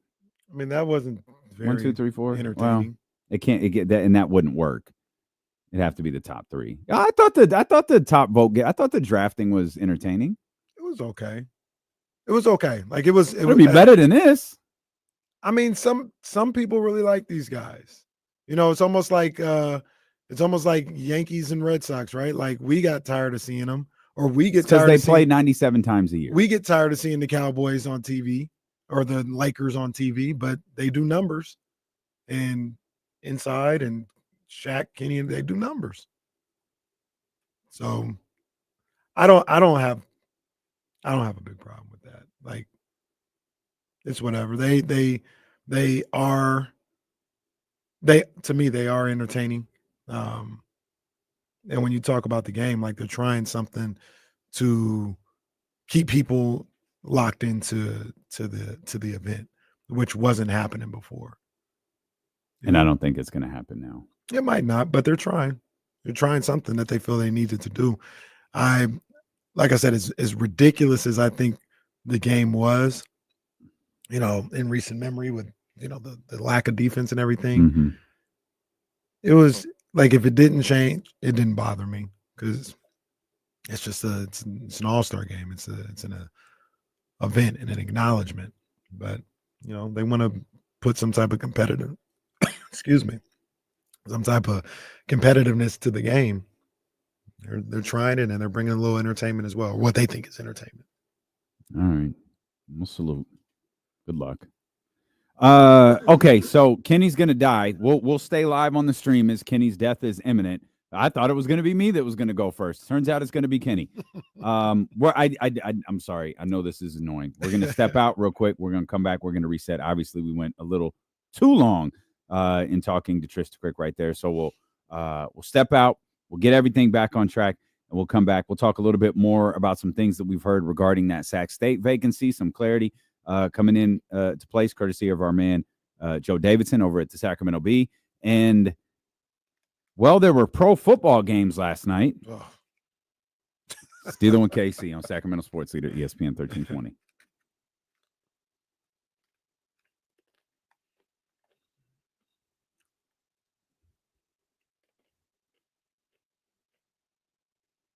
NBA Cup final should be on a Saturday. I did that and nobody watched. Try it again.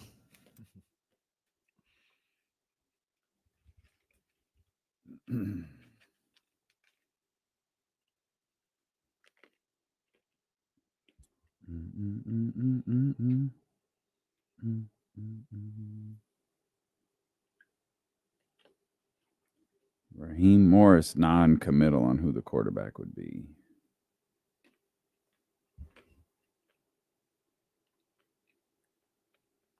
Who's the coach again? Falcons. The Falcons. That's what I thought. I'm like, what do you mean? Non-committal. They won yesterday. What do you mean? It was a riveting 15-9 game. Trysta not pleased with the response to her Jeremy Grant idea.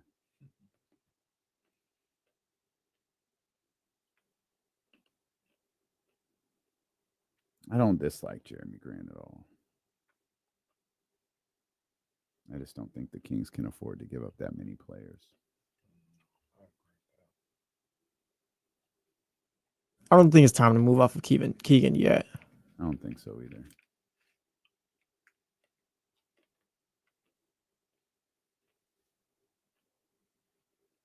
You know how bad you have to be for your coach to have to make that statement the night after you won? Pretty bad. That's what I'm saying. They did win the game last night, but coach is like, I don't know, man. Oh. Do that. Do that now. Now. You can even have Kobe Jones if you do that one. You want to pick?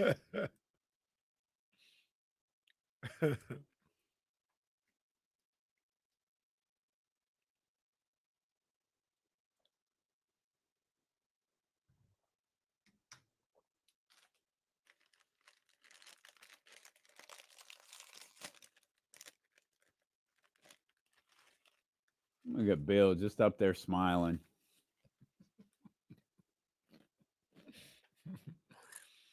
I was watching clips of Bill Belichick yesterday. He's unintentionally funny. Hilarious. They had a picture of somebody signing with North Carolina, a high school player or something like that. And Bill is off to the side. He's like leaning up against the wall, kind of looking at him. Somebody had the caption of Bill Belichick, just sign the fucking document. I saw it was hilarious. There, you ever see the clip where I don't remember who? I think his last name was Mason on the Ravens. Comes over and talks to him. He's, I got you there, coach. And Bill Belichick, fuck you, Mason. Fuck you. All right, don't talk to me. Talk to me. Fuck you. Talk to me after the game. I watched that clip like 10 times. I was laughing so hard. I'm worried. I need my boy Jeff Saturday to be. Jeff Saturday lost all that weight when he retired. I can see him getting a little. He became a coach for 6 weeks and got a little chunkier. Like, hey, be careful. You see, they might move PTI to an hour since Around the Horn's gone. I did see that. It's a bad idea. It's not good. It's not good. They can barely even show up for work at this point. Yeah, it's not good. We don't need to do that. Unless you've got a long-term plan for PTI. PTI needs to end when they're done. I agree. It probably won't. I don't know if it needs to end. I'm sorry, I'm not tuning into Frank Isola, bro. Nah, you got to go younger. Frank Isola and Pablo You got to go Torre. younger. Well, that's a shot at Pablo for no reason. He's great, but I thought left ESPN like 4 years ago. Yeah. You could bring Bomani Jones back. Did you see the clip where Dominic Foxworthy is talking about Jalen Hurts? Oh yeah, and the guy was like, the guy literally didn't know the tweeter. He was like, "Yo, did Jalen Hurts steal Foxworth's wife or something like that, or his girl?" And then a clip comes up of Foxworth's wife talking about Jalen Hurts, just gushing over him. Oh, damn.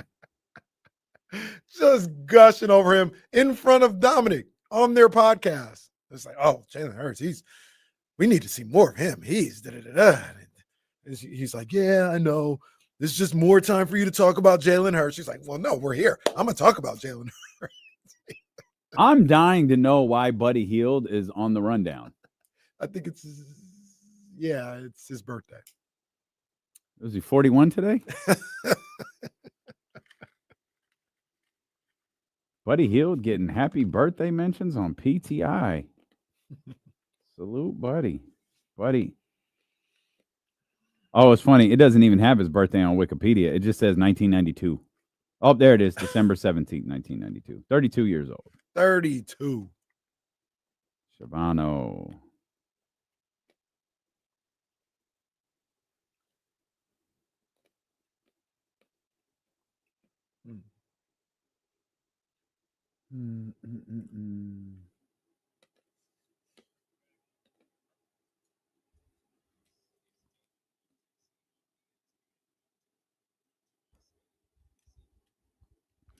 All right, we're back with these phone lines open. Elk Grove Kia Talk line 916-909-1320. If you want to get in on the conversation, we have dissected last night's Kings loss for a lengthy period of time. TK brought up the 76 paint points, 76 to 58, and how brutal those were. Russell Westbrook had 16 points in the paint alone, as he was 8 of 10 in there. And it's worth mentioning before we move along. I think Mike talking about attention to detail again last night was really concerning. Understandably so. Because it's not the first time he's used that phrase. It's not the first time. I mean, hell, we heard attention to detail with the first play of the game thing, which was like 3 weeks ago. The fact that the same thing continues to be an issue is a problem. This may not make you or anybody else feel good or feel better about the situation. I'll ask you. I shouldn't assume. You talked about Malik on the podium. You look at DeMar DeRozan, and there was some frustration walking off the court. On the last play, I had the game playing back. It's funny, but it's understandable. Jay Triano slams the water bottle down on the ground. And Jay's the play, like he drew up the play, right? Yeah, I think Jay drew up the play. And he slams the bottle. There was a level of frustration and hurt that I felt from that team last night. Even Mike Brown, the way he talked, he came on and he spoke, and it wasn't like Kenny didn't die during the commercial. No, I'm still here. He's still standing. I'm still standing. I'm still strong. Now Prize Picks is going in on will D'Lo or Casey die first? More or less. 20 and a half days, more or less. I feel like they felt that one last night. And sometimes it could be a case where when things go wrong and, there's lack of execution or they don't win or something. Oh, no, we'll be all right. It's early. We just got to get some things. Collectively, it didn't feel like they felt that last night. They feel like we messed up.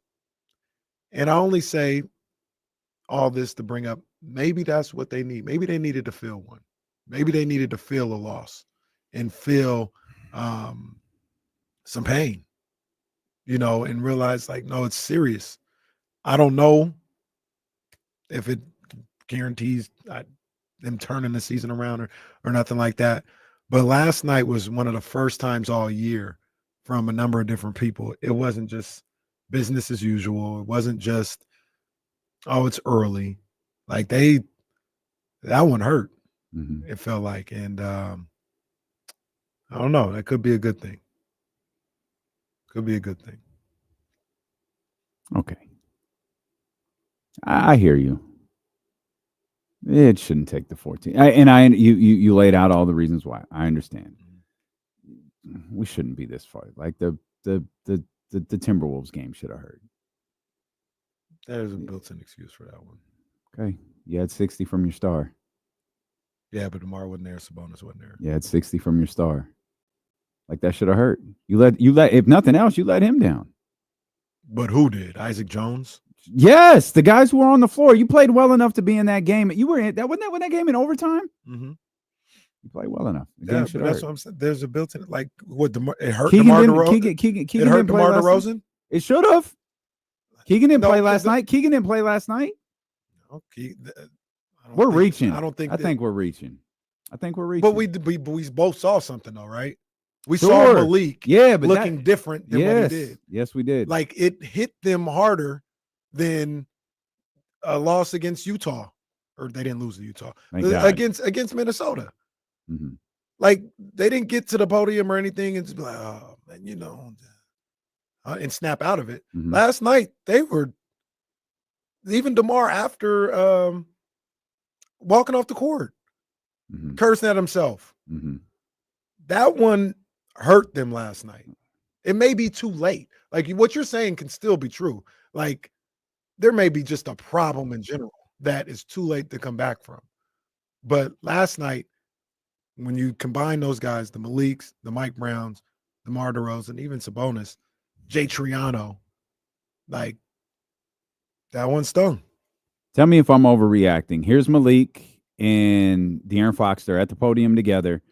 I watched this morning. I wasn't listening for I'm pretty sure this is clean. Tell me if I'm overreacting to Malik Monk here. I'm going to let this run for a couple of minutes. But here are Malik and De'Aaron. Hey, guys. What exactly happened there in the first quarter that allowed you guys to come out to such a slow start and fall behind by 20? And then how did you guys flip the switch in that second and third quarter?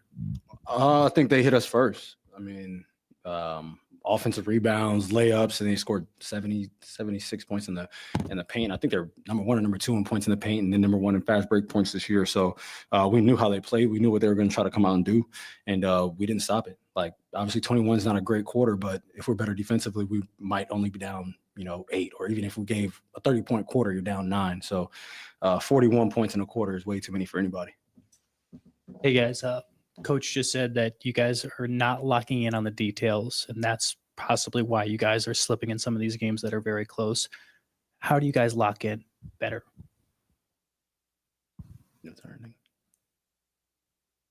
How we lock in better? That's a hard question, bro. It's just on us, really. Just be locked in from the get-go. Can't really say what we can do better. We just got to be locked in from the jump ball on those things he said, like boxing out, getting on the floor for loose balls, getting rebounds, second chance points, not fouling, things like that. We just got to be on our toes from the get-go instead of letting them put us on our toes. We'll play more of this courtesy of Sean Cunningham at 540. Am I overreacting? No, I don't think you're overreacting. I mean, I think what I got from that is Malik Monk maybe almost saying, like, we've talked about this. Like we've talked about this before internally or at the podium or practice or something like that. What I took from that is him saying what I say doesn't matter. Like, it just, I don't know what you want me to say. It just has to be done. So you ask me the question, Jake Hayden, and I have to answer it. It's my job, but it doesn't even matter. Like, we didn't tonight. This continues to happen, and we just have to figure out how to keep it from happening. You think they're on the same page with what their issues are? So who do you mean by they? The players or the players and the coaches? Players and the coaches, I guess. Yeah, players and coaches.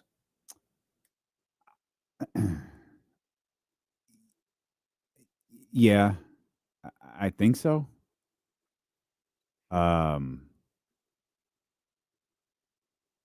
don't know. I don't answer that with a lot of confidence. Because I'm just asking, because Malik is like hesitant with that question or whatever. And he's like, yeah, it's on us or whatever. But like, I don't know if he's actually being like serious, like, yeah, it's on us. Or he's like, you know what? Yeah, we'll just answer this question and get on with it. I mean, yeah, there's a possibility that the players may feel like there's another issue. But I'm just asking too. Yeah, I got you. Compared to just saying we have to be locked in. There's a possibility of that being the case. That one last night, and the issues and where they really struggled was with the starting group. Starting group was out there getting beat up 24-6. Starting group was in there at the end of the game. I wouldn't and maybe the answer, they need help in the middle part of the game from the bench and all this stuff. But when you talk about focus going into the game, that's not on Isaac Jones at the start of the game. It's on those guys that are starting, out there at the tip. And yeah, I don't know where else, when you start off the game down 24-6, I'm not sure where else those players could look. Yeah. So they wouldn't be on the same page as you know what I mean? Yeah, absolutely. Let's run a little bit more of this. With those 76 points in the paint for Denver, 50 of them in the first half, just how did you guys feel like? What aspects of the details there did you feel like needed to be cleaned up? Oh man, I think a lot of it was physicality. We started hitting guys, and it starts with guys on the ball, and then in the back line, letting Aaron Gordon get too deep. Once he gets 2 feet in the paint, there's nothing you can do about it. Or if Jokic gets 2 feet in the paint, there's nothing you can do about it. So just trying to be able to hit them before they're able to get that deep, helps our defense tremendously. And if we could have kept them on pace for 50 points in the paint, like we probably won this game by 10, 15 points. But we were really bad in the first half. We ended up fighting back and giving ourselves a chance to win, and we didn't execute down the stretch. Malik, what was the mindset in the second half? You were down by, I think, 23 at a certain point, carried that momentum. Like, what was the mindset in the second half, and how did the game kind of start to change for you guys? We started doing those little things and hitting them guys first. Then we were missing a lot of shots in the first half, obviously. Then they started falling. Once we started hitting those guys, getting stops, we knew they didn't want to get back on defense, but we didn't get enough stops to get out in transition. I feel like that would have won us the game too. So, yeah, we just started hitting them first and being way more alert on the defensive end, and that's why we got back in the game. One thing I really appreciate about Malik is he always looks at the person asking the question. I know that's like a small thing, but he does, and there's a lot of value to that. All right, I just wanted to run a little bit more of that clip so you could hear how Malik's voice changed after that first question. It was like Malik got it, and maybe this lends more credence to what you just said a little. When it started, you could visually see and audibly hear a frustration that you don't often hear from Malik in these podium situations, scrum situations, and then it was almost like he realized it, snapped out of it, and did the press conference as he normally does. Yeah. Again, I could be reading a lot into that, but that was that really stood out to me when I watched it this morning.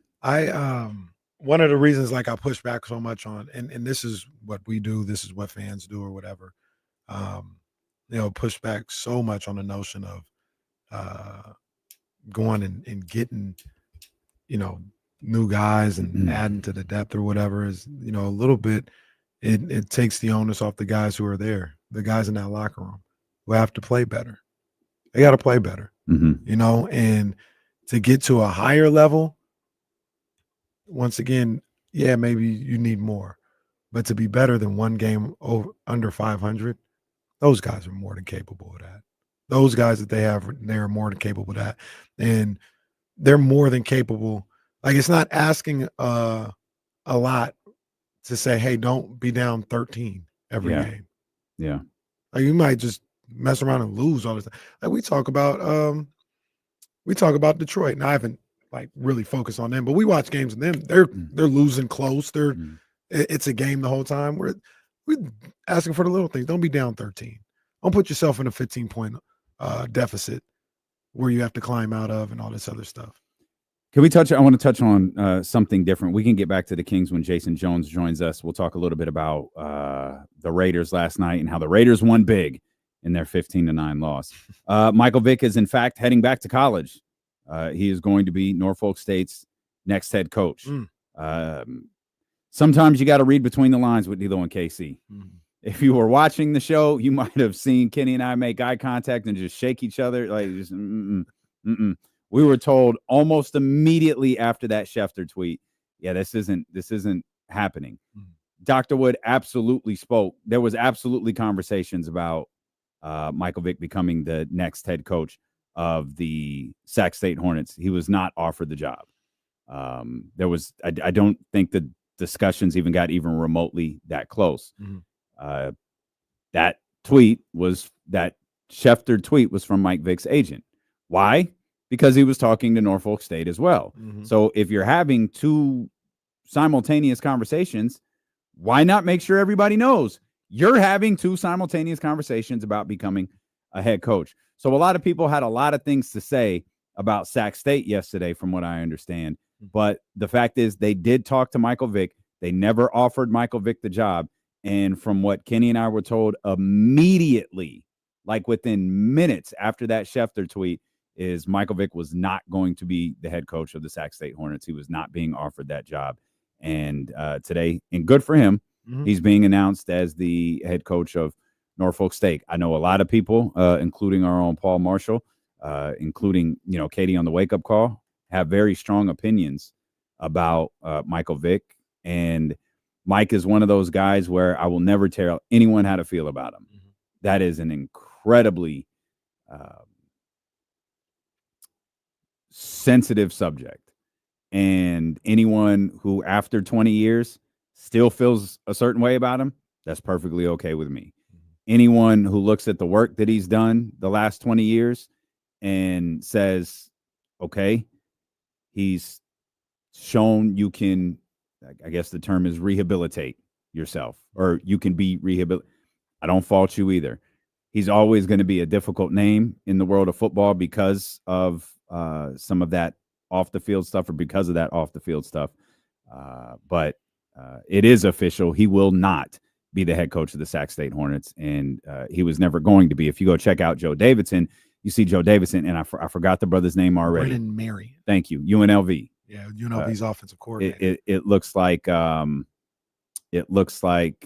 he might have the inside track on being the next head coach for the Sac State Hornets. Yeah, I mean, and look, I've tweeted it out. I've said it a number of different times. If Michael Vick were to come to Sac State, I think that would be a good hire, a good shot in the dark for Sac State football to take a chance on getting some publicity. And then maybe what if he's even a good coach? You know what I mean? I was in favor of the potential of Mike Vick coming here. Like you mentioned, though, we got a little word that that's not really going to happen. Mm-hmm. So you don't put too much into it, but good for him to get that opportunity at Norfolk State. And by the way, I don't think it had anything to do with his past.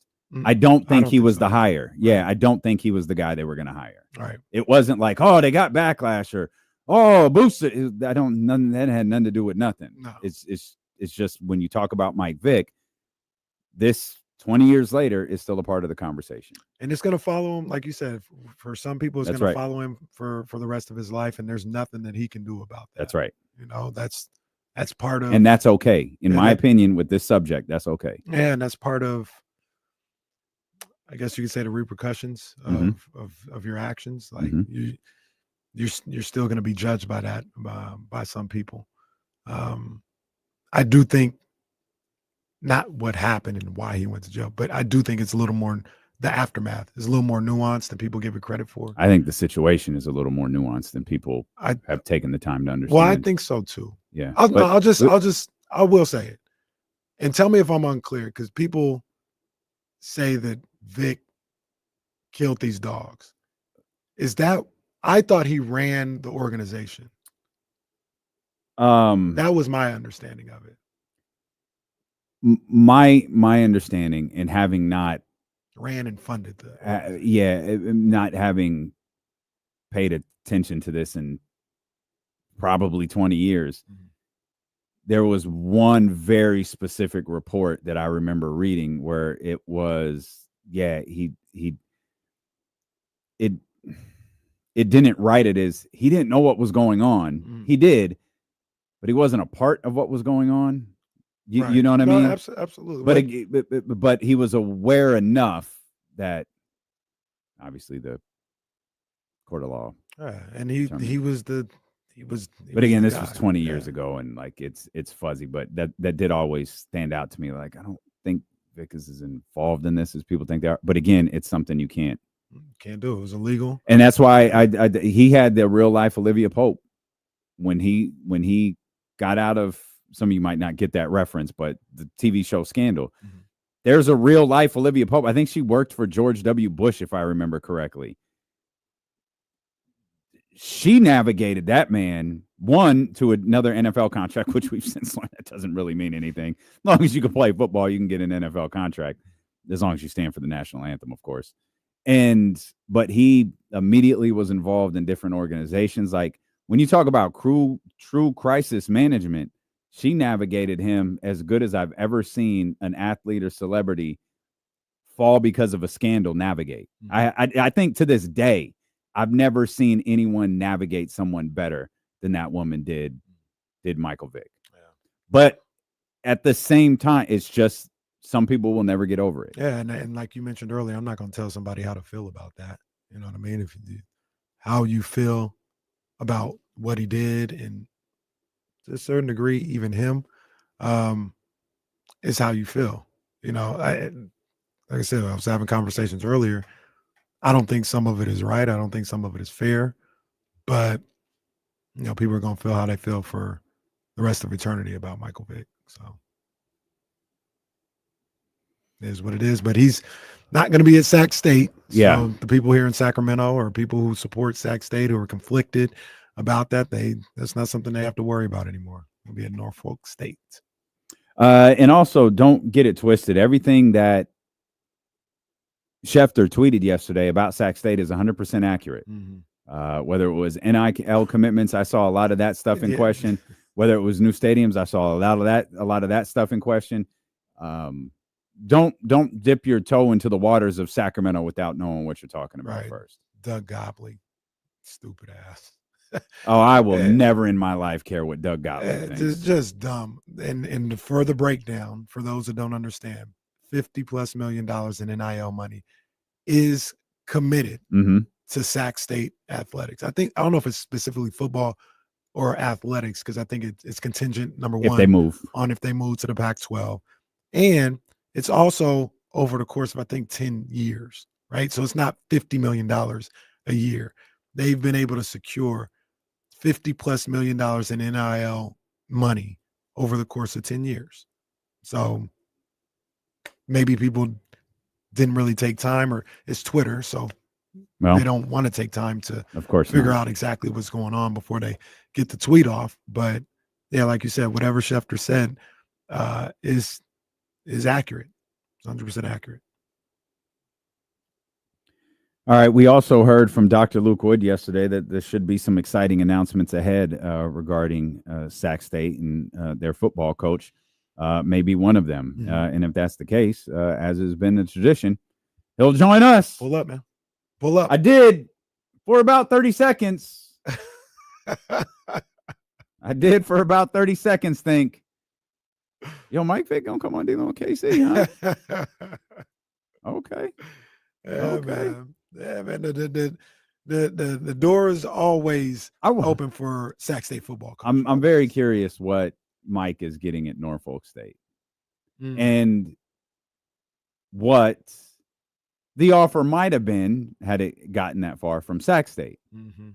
Because we know what some former coaches make. I'm dying to know what the next head football coach is going to make. Dying to know.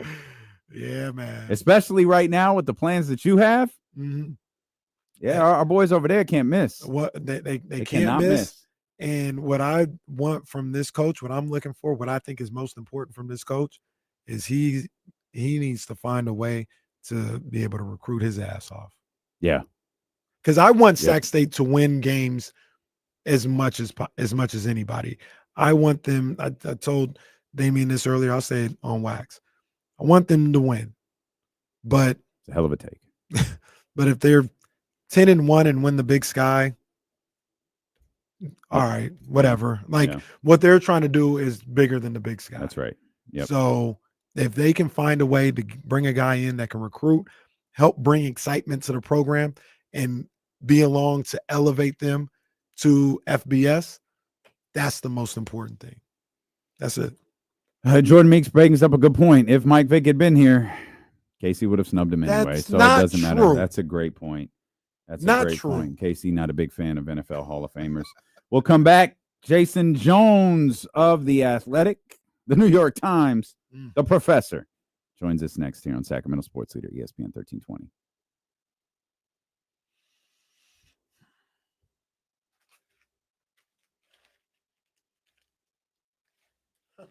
Almost here, bro.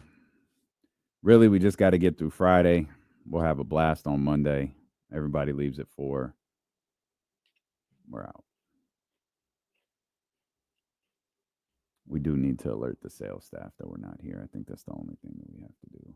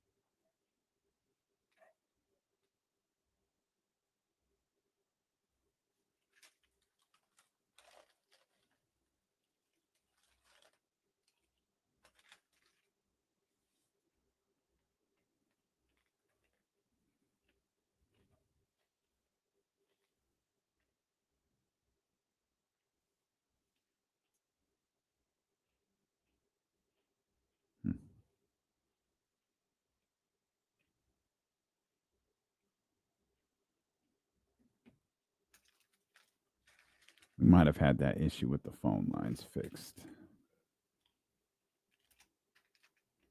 Seth said he worked on it this morning. Sorry for you, Jake.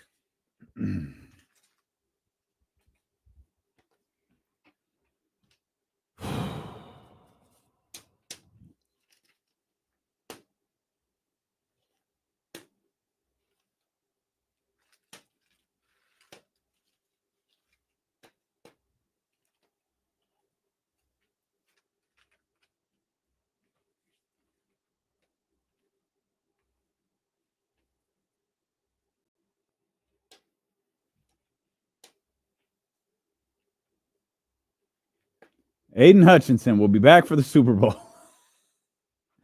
Shout out to my brother. I saw that damn, for real?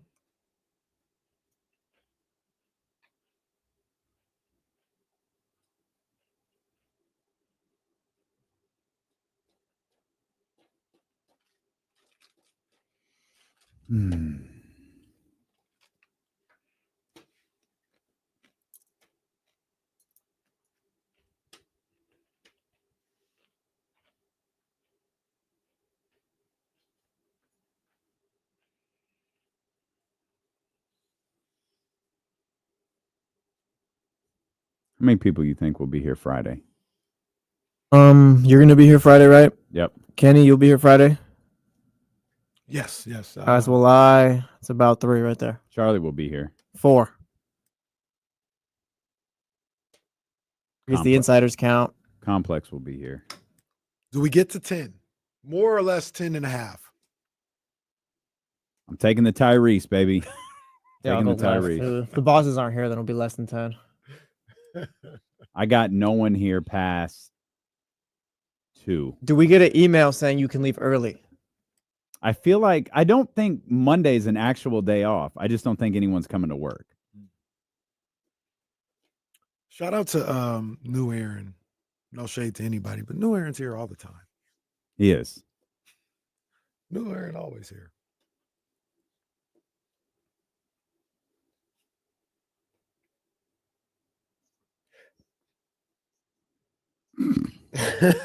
And I will never leave again. Fell for it twice. See you bitches in a year. Man, we must be rich. This commercial break is a motherfucker. Get the NBA Cup at 5. God bless it. Making that money. Why is the camera so close to his face?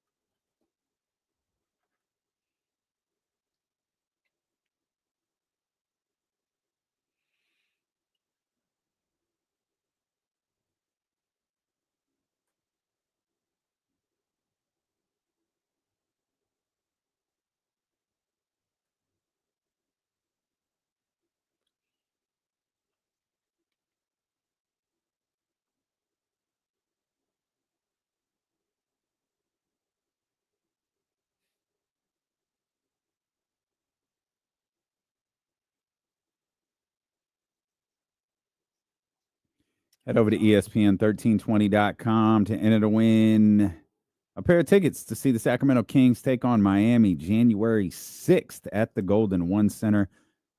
Again, all you got to do, go to ESPN1320.com. Head over to the contest page if it's not right there on the front page, and enter to win tickets to see the Sacramento Kings take on Miami. I believe it's actually a 4-pack. There's a typo on there. I went to the contest tab today and looked at our rules. Yeah, it's a 4-pack.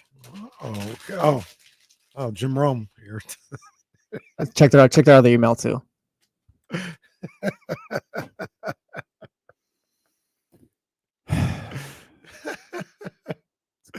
Remember? It's fine. Did you listen to Jim Rome?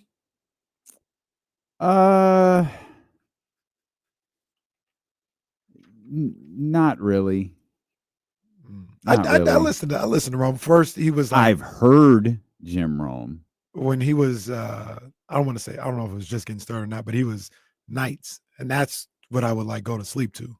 Like I'd have the at 7, 8, 9, 10 years old, got the radio next to me, and Jim Rome was the night guy.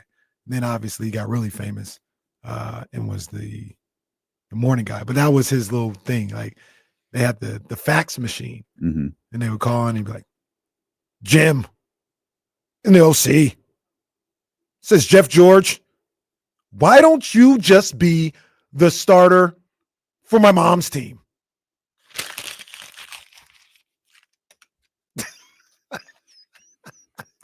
One, the impression was terrible. I can't do a good Rome. I ain't gonna front. But I do know the crumpled up paper is a staple of Jim Rome. I guess I'm different, like, because you guys all like, I didn't go to sleep listening to sports talk. Yeah, I did go to sleep at times listening to the radio. I almost always went to sleep listening to music, but I didn't really listen to sports talk growing up. At least not like that. Sports talk is, don't tell anyone, but it's kind of boring sometimes. Yeah, D'Lo and KC didn't exist back then. Yeah, well, like we were just chaos and stuff. I'm not even talking about this show. Like, Bonte and Shasky show's fun and stuff like that. I just feel like sports talk is just so cut and dry. It's like, oh, textbook. Take your break at this time. Do this. You need, I believe, you need genuine personalities to keep people, coming back and listening to you, and even watching sports talk on TV. Like I said, what we see, the bare basics of it, like Josh Allen threw a pass, it was caught, it's a touchdown.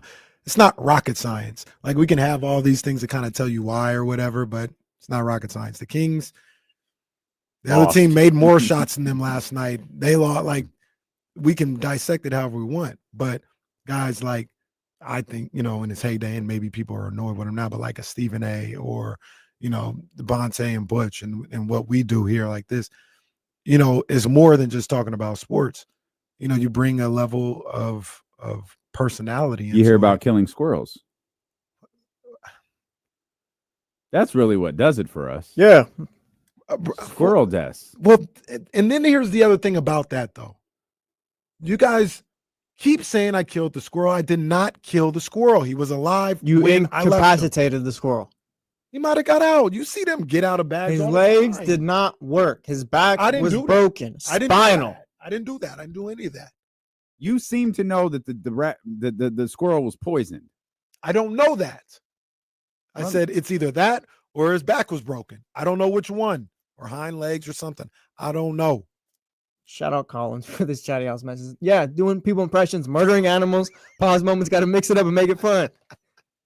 Yeah, it's D'Lo and KC with a little bit of King sprinkled in. Jesse saying sports talk is kind of boring is just awesome. Can that be the title of today's show? Yeah, I'm down. Sports talk radio is kind of boring. Oh man, Drew down in the chat. I didn't kill him. I set a rat trap and then threw him out in the trash. LOL. Oh, you're really in on the Rome thing now. This is great. That's great. But I did not kill that squirrel. I wouldn't. Like I said, if I would have caught him and then took a shovel to his head, that'd be different. I didn't. I got in the plunge today. Ooh. It's cold. That was tough. But it looks out, and I just saw squirrels running around, living their best life. And I was just so happy that they were here with me and not with my partner, because we do get too many animal stories coming out of your compound. We got two. The birds, and the it squirrels. resulted in mass death. We know your pest control guy's name, which feels like something. My guy, well, Nick. in Kenny's defense, we know Trysta's too. Well, yeah, and that's a different connection than me and Nick. Oh man, yeah, man! Shout out to all the wildlife out there. Big ups. Yeah, just don't come to Kenny's house because you're gonna die. Stay out of Elk Grove. You will die. Like, you're not supposed to. Stay over here in Rockland. You're not supposed to with be your in the boys. house. Yeah, But so if they would have came in the house, what would you done? I would have helped it find its way out. What if he ain't leaving? Well, I guess we're roommates, pal. If it's a rat, you gotta. If it's a rat, you gotta get rid of it. Get him out of the house. If it's a by any means squirrel, necessary. What is that? What do you want me to do? Blow up my house? No, set the trap, and if he gets in the trap, he's in the trap. He can't Set be in the a house. rat trap for a squirrel. Well, I'm talking about any of the rodents. Okay, let's Jesus Christ. What's up, Jay? Yo, What's going on? Yo, hold on, chill with that hat, bro. Chill. That's a new one. Yeah, man. Yeah, I think this is the first time Jason's worn that hat. Did you subscribe to Sports Illustrated and get a hat and a DVD? Is that what happened there? Man, I don't know what you're talking about, man. I don't understand what the issue is, man. It's just a hat. It's the hat. Get out of here, bro. I mean, I'm surprised you're not wearing your Rams hat this week. No, I don't have one. I'm not a Rams fan. You not? You sure? Positive. Mm-hmm. You wearing a Giants hat, a New York Giants hat? Why would I wear that? You want them to win. I really do. I really do. Yeah, you got a couple teams to root for, and none of them are the Raiders. Yeah, I mean, because part of me would just like to see AP get a win or two just because, God, this is terrible to watch them keep losing. But the Giants are a much better I mean, Giants aren't even trying. 21-25, come on. That's awful. I mean, come on. I loved it because I won my fantasy playoff game because I had Lamar Jackson, but I was like, you guys, that man had more TDs than incompletions. Y'all should be ashamed of yourselves, but they're not. Man, did you see the juggernaut matchup that's coming up this weekend? First of all, were you one of the 7 or 8 people who watched the game last night? Which one? The Falcons Raiders. I watched a little part of it, then I had something else to do. I mean, it was not on my list of. Even Raider fans were like, nah. Well, me and Jesse talked about Dolphins 49ers. It was hard. It was hard to watch. It was very hard to try to watch. I was like, all I kept saying is, and Kirk Cousins is like, why is that? I'm like, why is this game even close? Like the Raiders, like every Raider who was supposed to be good isn't playing. I was more amazed that Kirk Cousins somehow could barely crack 100-something passing yards. I would love to say that was great Raider defense. I just think Kirk Cousins is terrible right now. Could be the truth. I mean, I'm watching the telecast and they're giving him props on. Look how he's reading his progressions. I'm like, dude's like 38 years old. What do you mean he's reading his progression? He's supposed to. He went like a half without throwing an interception, and they were like, I think he snapped out of it. Nope. And then he threw an interception. What happens? By the way, it's the Raiders and Jaguars. I'm just about to ask what I'm happens. actually going to that game. Oh.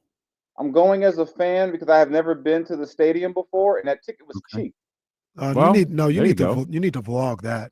I need to go on your Instagram. Walk around. Hey, anyone in Vegas when I'm flying in Sunday morning, tell me where to get some good. I'm sure the tailgate got to be the best part of the day because that's a good game to drink. Because I don't know if watching that on the field is going to be good for anyone.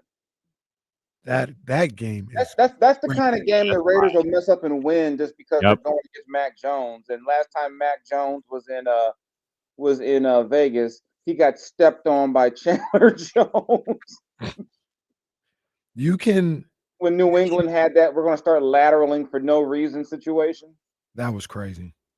You can get into the building on Sunday for as low as $61.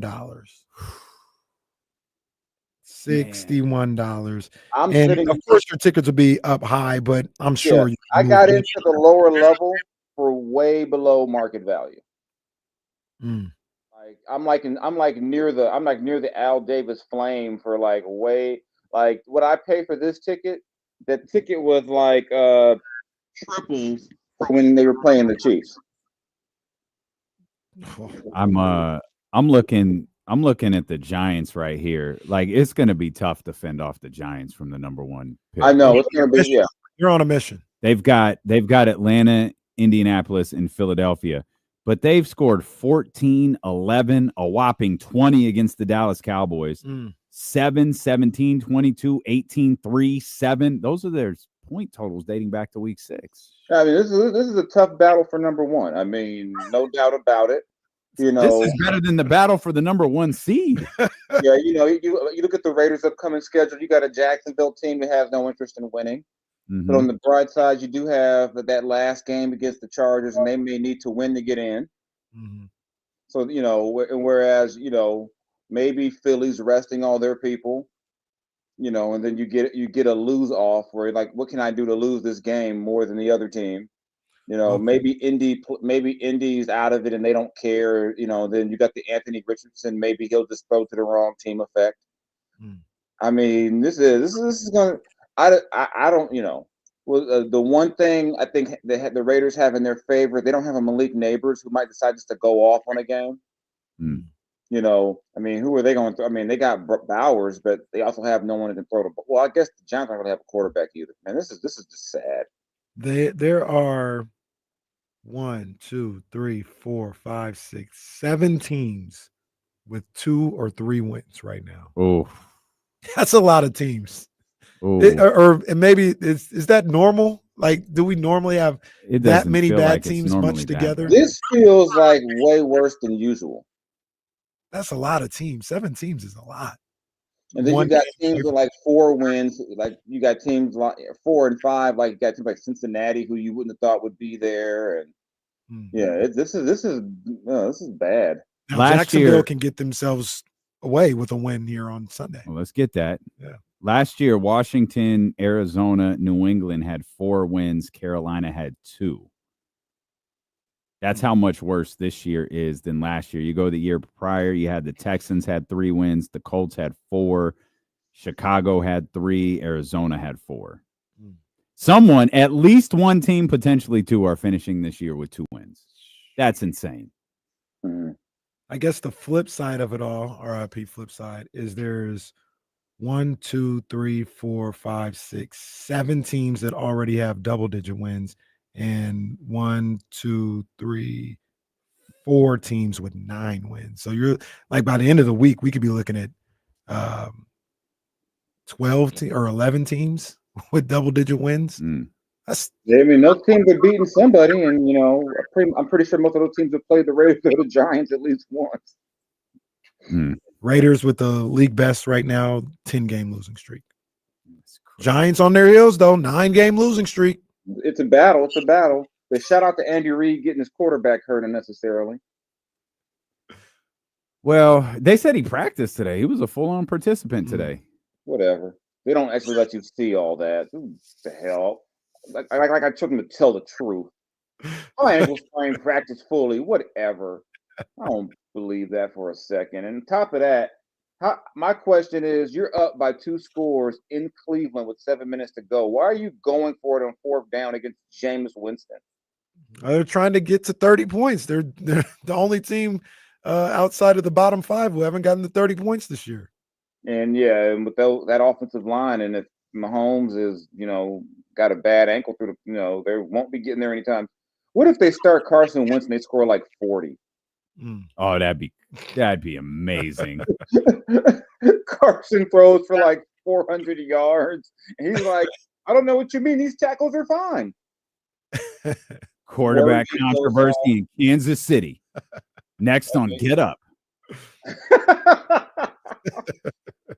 I mean, the media is so desperate for news. I mean, I think I've seen the headline 3 times about what Jerry Jones ate as a kid. Like, you're surprised the man from Arkansas ate raccoons? Well, that's more headlines than him keeping black people out of his school. God, that was a headline for a day, and Jerry was like, "Yeah, that's me." Oh, okay. Well, I guess that's the end of the story. They're like, "You ate squirrel? Wow! Let's break this down." Got to keep Jerry in the news, man. Got to keep Jerry in the news. Did you see any of the Kings Nuggets last night? Another close game. Kings lose by 1. No, I didn't. I ended up watching. I decided to watch Monday Night Raw. Well, you I went will to say bed, this a though. lot more comfortable than Kings fans went. Yeah. I say if you're going to give up 130, you look at the way the West is. The top 4 or 5-ish teams all actually try to play defense, and then you got a bunch of other teams that are just bunched together who any given night can give up 130. I mean, it's pretty. I mean, it's not hard to figure out. I mean, I did look at the box, look at their numbers. I'm like, you score this many points and you shoot like that. It's not. You should. Yeah. That's just it just dawned on me because I didn't watch him. Normally I do, but I was busy watching Mike Brown and the rest of the guys. I bet Michael Malone was pissed. Oh, definitely. They gave up 129 points. I bet he threw something in the press conference. I know he wants to fight someone. And they had a big lead too, and it's like the game ends up getting He was cussing during the game. He was furious when they blew that lead. A few clipboards paid the price in that locker room. Do you how do you feel about these Kings? Like, do you think that the current roster that they have is playing about what they should be playing, or are they kind of underachieving for who they have on that roster? I think they should be better, but when you're not a consistent, the way they've shot the three most of the year, and when you're not a consistent defensive team, you kind of get where they are. You got a bunch of teams kind of in that same boat. I think at some point they'll catch fire and they'll have a good winning streak, and they'll have one of those 10 to 12 stretches or something like that. It'll probably start when they play the Lakers too. But I think they'll have a stretch like that. But the kind of way it's kind of been their MO the last couple of years, the way they play, they can beat anybody, but they can also lose to anybody because, especially because they don't play well enough at home. Mm-hmm. I mean, don't try that reverse jinx stuff over here either. We know what you're doing. It'll probably be against the Lakers. Because that's like the Super Bowl. Like they'll get hyped up for that game, and then they'll lose to like the freaking they'll lose to the Hornets at home again. Well, you did have them beating Houston, so I'll give you that. They'll probably win this week, and sure enough. Yeah, I mean, the way this team is to me, it's like if I would have picked like that couple of weeks ago, I would have said they lose at Minnesota, beat Portland. It was the other way around. So whatever you think might happen probably won't. I mean, it's just the Lakers are the same way. I'd be like, hey, they should win this game. No, they'll lose by They had that stretch where they couldn't get within 30 points of a team for like a week. Like they'd either win or lose by 40. So you never know. I just think when you don't play good defense consistently, this is what you get, and that could be the difference between them. And even with that said, you look at what like 5 through 12 was like a game or two apart. Yeah. Whoever decides to play defense from like team 5 down, and I think Minnesota's gotten back to their kind of defensive identity a little bit. So if whoever decides of those last 5, 6 teams they want to play defense, they can maybe get a home game. Jason, you've home court in series, let's say. You've we're on the beat, in both football and basketball and everything. How often do the players take the losses as hard as the fans do? And I ask that because it seemed like for most of this year, it's just kind of been like, it's early. We got to work on some stuff. And last night, it felt like that one stung a little bit from the players. I don't know if it did or not, but how often does that happen in these professional settings? Not as often as I think as fans would like to believe it does. I think if you're a fan, you would love to believe that guys sit around crushed. They go home and they can't sleep. They're devastated. That doesn't happen as much as people would like to believe. I think when you play 82 games, you kind of figure, it's just a different approach. I think football is different. You only have one game every week, so it does hurt more unless you're on a bad team and you realize you don't have a chance. I covered some bad teams in football, so but I think basketball is a little different. I think later in the year the losses hurt more when you kind of figure we had a chance to do this, but we lost here, and then you start doing the whole thing. Well, maybe if we could have cared in December, maybe that would have changed something. Mm-hmm. But I don't, I think it's almost unhealthy to take every loss too hard. Mm-hmm. Then you get yourself in a funk. And I know, like I said, I've heard fans for years say, why is he so happy? It's like, well, because just the same way you go to work and have a bad day, you go home and see your kids and you feel better. They're the same way. And I don't think you want, say, De'Aaron sitting at his locker sulking for 3 hours after last night. Now you got to shake all that off, and then there's another game coming up. You don't want to go through that either. So, what's the best team you covered in either sport? Damn. Jay, like they all suck. I don't know if I had a good one. I really didn't, but I'm gonna say probably the George Carl King season was probably, in terms of record, the best team I covered. In terms of record. Well, that's unfortunate.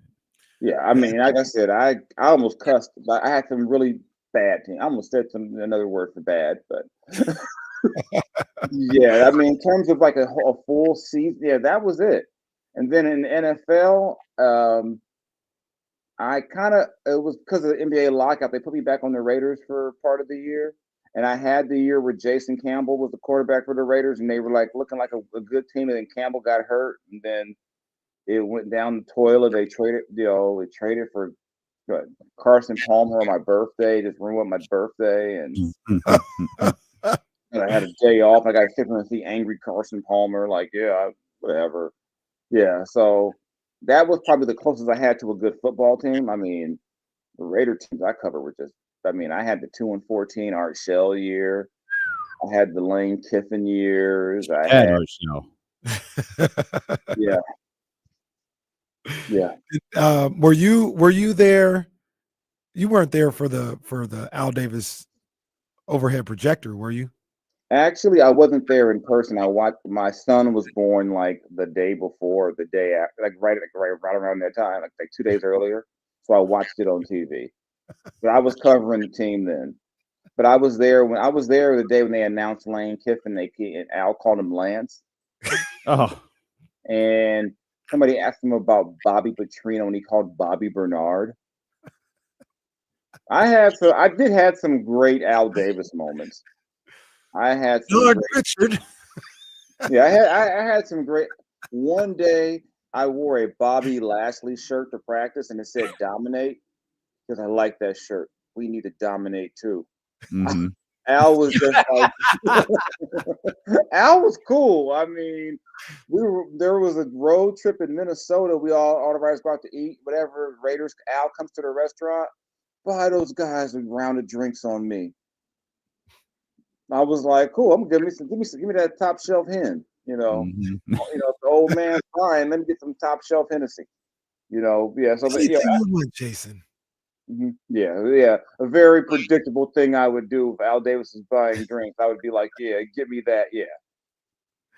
Give me the top shelf Hennessy. Jason Jones setting stereotypes back 20 years with his drink. I just can't help it. I mean, Al Davis walked away. I knew it.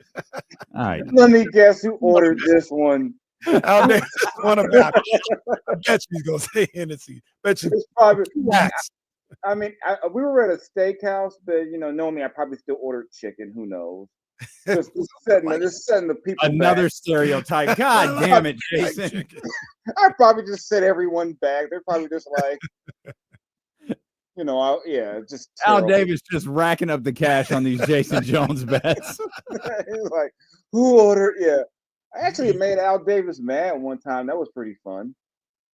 You're that Jason. You're really Jones trying to get us to acknowledge this impression, aren't you? Well, I've done the Al Davis impression before. This ain't new. Have you? Yeah. I don't remember the Al Davis impression. You're that Jason Jones, aren't you? No, it wasn't that. He sent somebody else after me. He sent Amy Trask after you, Jason. No, it wasn't Amy. It was somebody else. He had pulled me aside because I got pulled aside a couple of times for stuff I wrote that people. That's what made it funny. I'd write some stuff and the fans would be like, you hate the Raiders. Look, I actually don't hate the Raiders. I really feel bad for them. I don't hate them. But yeah, they were just I think probably the one time, actually I got pulled aside by one time during the whole contract negotiation with Jamarcus. And they were going back and forth and I got pulled aside because I had gotten stuff from the other side that they didn't like. And, and some people that they knew and they were like, well, just know this. Al Davis says is true. I was like, okay, no, I can't do that. But then that was funny because then one of their people upstairs told me, he said, you know what? You're going to be okay because if we find someone we can tell anything and they'll believe, we like those type of reporters. They just write whatever they don't, We could tell them that, hey, we may be 2-14, but we're real close. No, right, they're close. Like, no, you're not. Terrible. And for clarification purposes, this was Jamarcus Russell's rookie deal, correct? Yeah, the rookie deal. Before this is he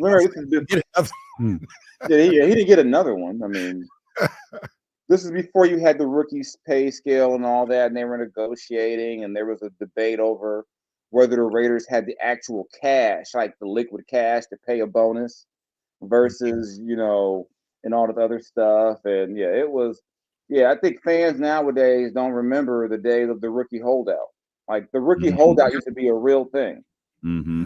Now it's like, okay, you're slotted to get this. Yeah, and whenever it's not signed right away, the term you hear is offset language.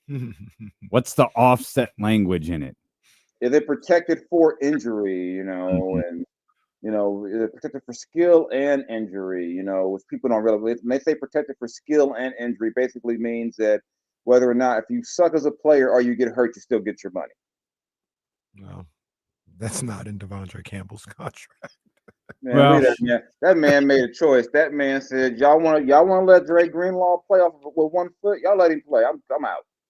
And he was 10 times better on 1 foot than we saw from Devondre Campbell all year. Hey, I'm not that. I mean, hey, that I don't care. All I know is I saw this thing on Instagram that said Debo has as many touchdown catches as Dan Skipper. Does he play for the Raiders? No, Dan Skipper is a tackle for the Detroit Lions. Oh, the touchdowns. My bad. ain't nobody with no touchdown stats with the Raiders, man. My bad. Wow. Oh, he's hurt. He's hurt bad when it comes. I'm pretty sure Brock Bowers with no quarterback has more TDs than Debo this year.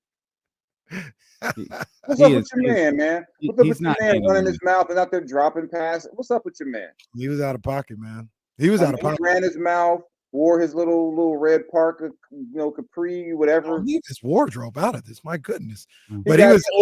said it. T.O. was like, the man's focused on the walkthrough more than the game. He's like, shut up, T.O. basically. And then he go out there and dropping passes. And I got him on a fantasy team, so I know he's been terrible. He's been useless all season. Exactly. City is lashing out. We mentioned Debo all of a sudden because he played. You got to get Raider attacks. What? I didn't. I thought it might have been a Raiders player, and then I remembered it was a touchdown stat, and I said, "Well, clearly it's not a Raiders player." Based on what I saw last week, at least the Raiders scored a touchdown in their game. All that money on offense for 2 field goals. Well, this has been fun. I was just chilling. He just, Well, he's been like this all week. He's not handling. He wasn't chilling as soon as he came on the screen with that damn hat. He wears a hat. Get over that. You can have a new shortstop. Shouldn't you be happy with your new shortstop? Yeah, I'm good looking. We're going to be like other players that pay a lot of money and they do nothing. I mean, we let the rest of them. What's that? I didn't even take any shots at anything with the Dodgers. I just said I didn't like the hat. That's all I said. I didn't take shots at anything. I just don't like that. Taking shots at my new shortstop. I was asking a question because every year y'all get excited about some free agent who does nothing. No, nobody Farhan signed got anybody hyped up. Not one person. Mole. You gotta get that hate out your heart, man. He's a mole. He was a mole. All I know, what is the Niners record since your boy wore that hat on TV? It's pretty bad. I think we got one more win than when Max Crosby took that photo shoot with him. Yeah, probably. All I know was that Nick Bosa's last win was November 6th. Max Crosby was out. Damn. Max Crosby was at 1 hour photo with the man. Anybody who posed with that dude during the season, Max Crosby wasn't alone. I guess Aaron Judge was there too. What did I say at the beginning of the year? I said oh yeah, when Max tweeted that picture about he's the GOAT, I said we're winning 3 games this year. Well, I called it. I'm like, this is not good. This is not good. Then once your boy put that, y'all was going to win the division until he put that hat on. He needs to be gone. He got his victory. He don't care if he win another game this year. His victory came in November. No, he might not. He's trying to be free. He's trying to be free for January, and he will be. He won't be doing anything late January. Jay, I appreciate you. I appreciate him too. I just don't appreciate that hat. Well, I appreciate Jay's sense of style. Like he always comes in with the bras on and representing the fraternity, and then nothing wrong with that. Representing his boys. We didn't get to chat about no Mike Vick stuff, man. So it's all good. Well, Mike Vick headed to Norfolk State. Yeah, Mike Vick headed to Norfolk State. It was fun for about 10 seconds when we thought he was going to be at State. And then Schefter putting it out there. I'm like, I said, Sac State got 50. What the hell? And joke and everyone comes out. They do not have $50 million. I was like, what the hell? $50 million in commitments. They have $50 million in I was like, is that for the over stadium? What the hell is he talking? Yeah. I love when national guys weigh in with no context or clue. None. And then they never come back and correct what they say. They just leave it out there. They're like, who cares if I was wrong? It's Sacramento. He's like, no one will care what I said about Sacramento on a day. Jay, we appreciate you, man. Thank you as always. Yeah, take care, y'all. Jason Jones, the professor right there. Merry Christmas, Jason. And Happy New Year. Happy holidays. And we won't see Jay for a couple of weeks. I'm getting tired of these shows. We get down here to about 350 something. We're like, all right, well, what did we learn today? Do we feel better? Like, can we just be happy? What? Every time the Kings have a crushing loss, we rip them for 3.5 hours. And then at the end of the day, we say, all right, do we feel better? They're still got goals ahead of them. Like, no, man, like, how about just start winning some games in a row? How about that? In order to achieve the goals you set out for, nope. They can't slip up. 2 with the Lakers, Pacers on the second night of a back-to-back, and then the scariest game of them all, Detroit the day after Christmas. We could talk about what Malik looks like. Well, we can do all this tomorrow. Jesse's telling us to shut the hell up and go to wrap it up. We appreciate y'all for being with us. Hit the thumbs up before you go. If you want to join us on 102.5, go do that. We're headed over there now. If not, we'll see you at 10 a.m. with the Insiders here on Sacramento Sports Leader, ESPN 1320. NBA Cup finale coming up next. Vamos, Michigan, go blue.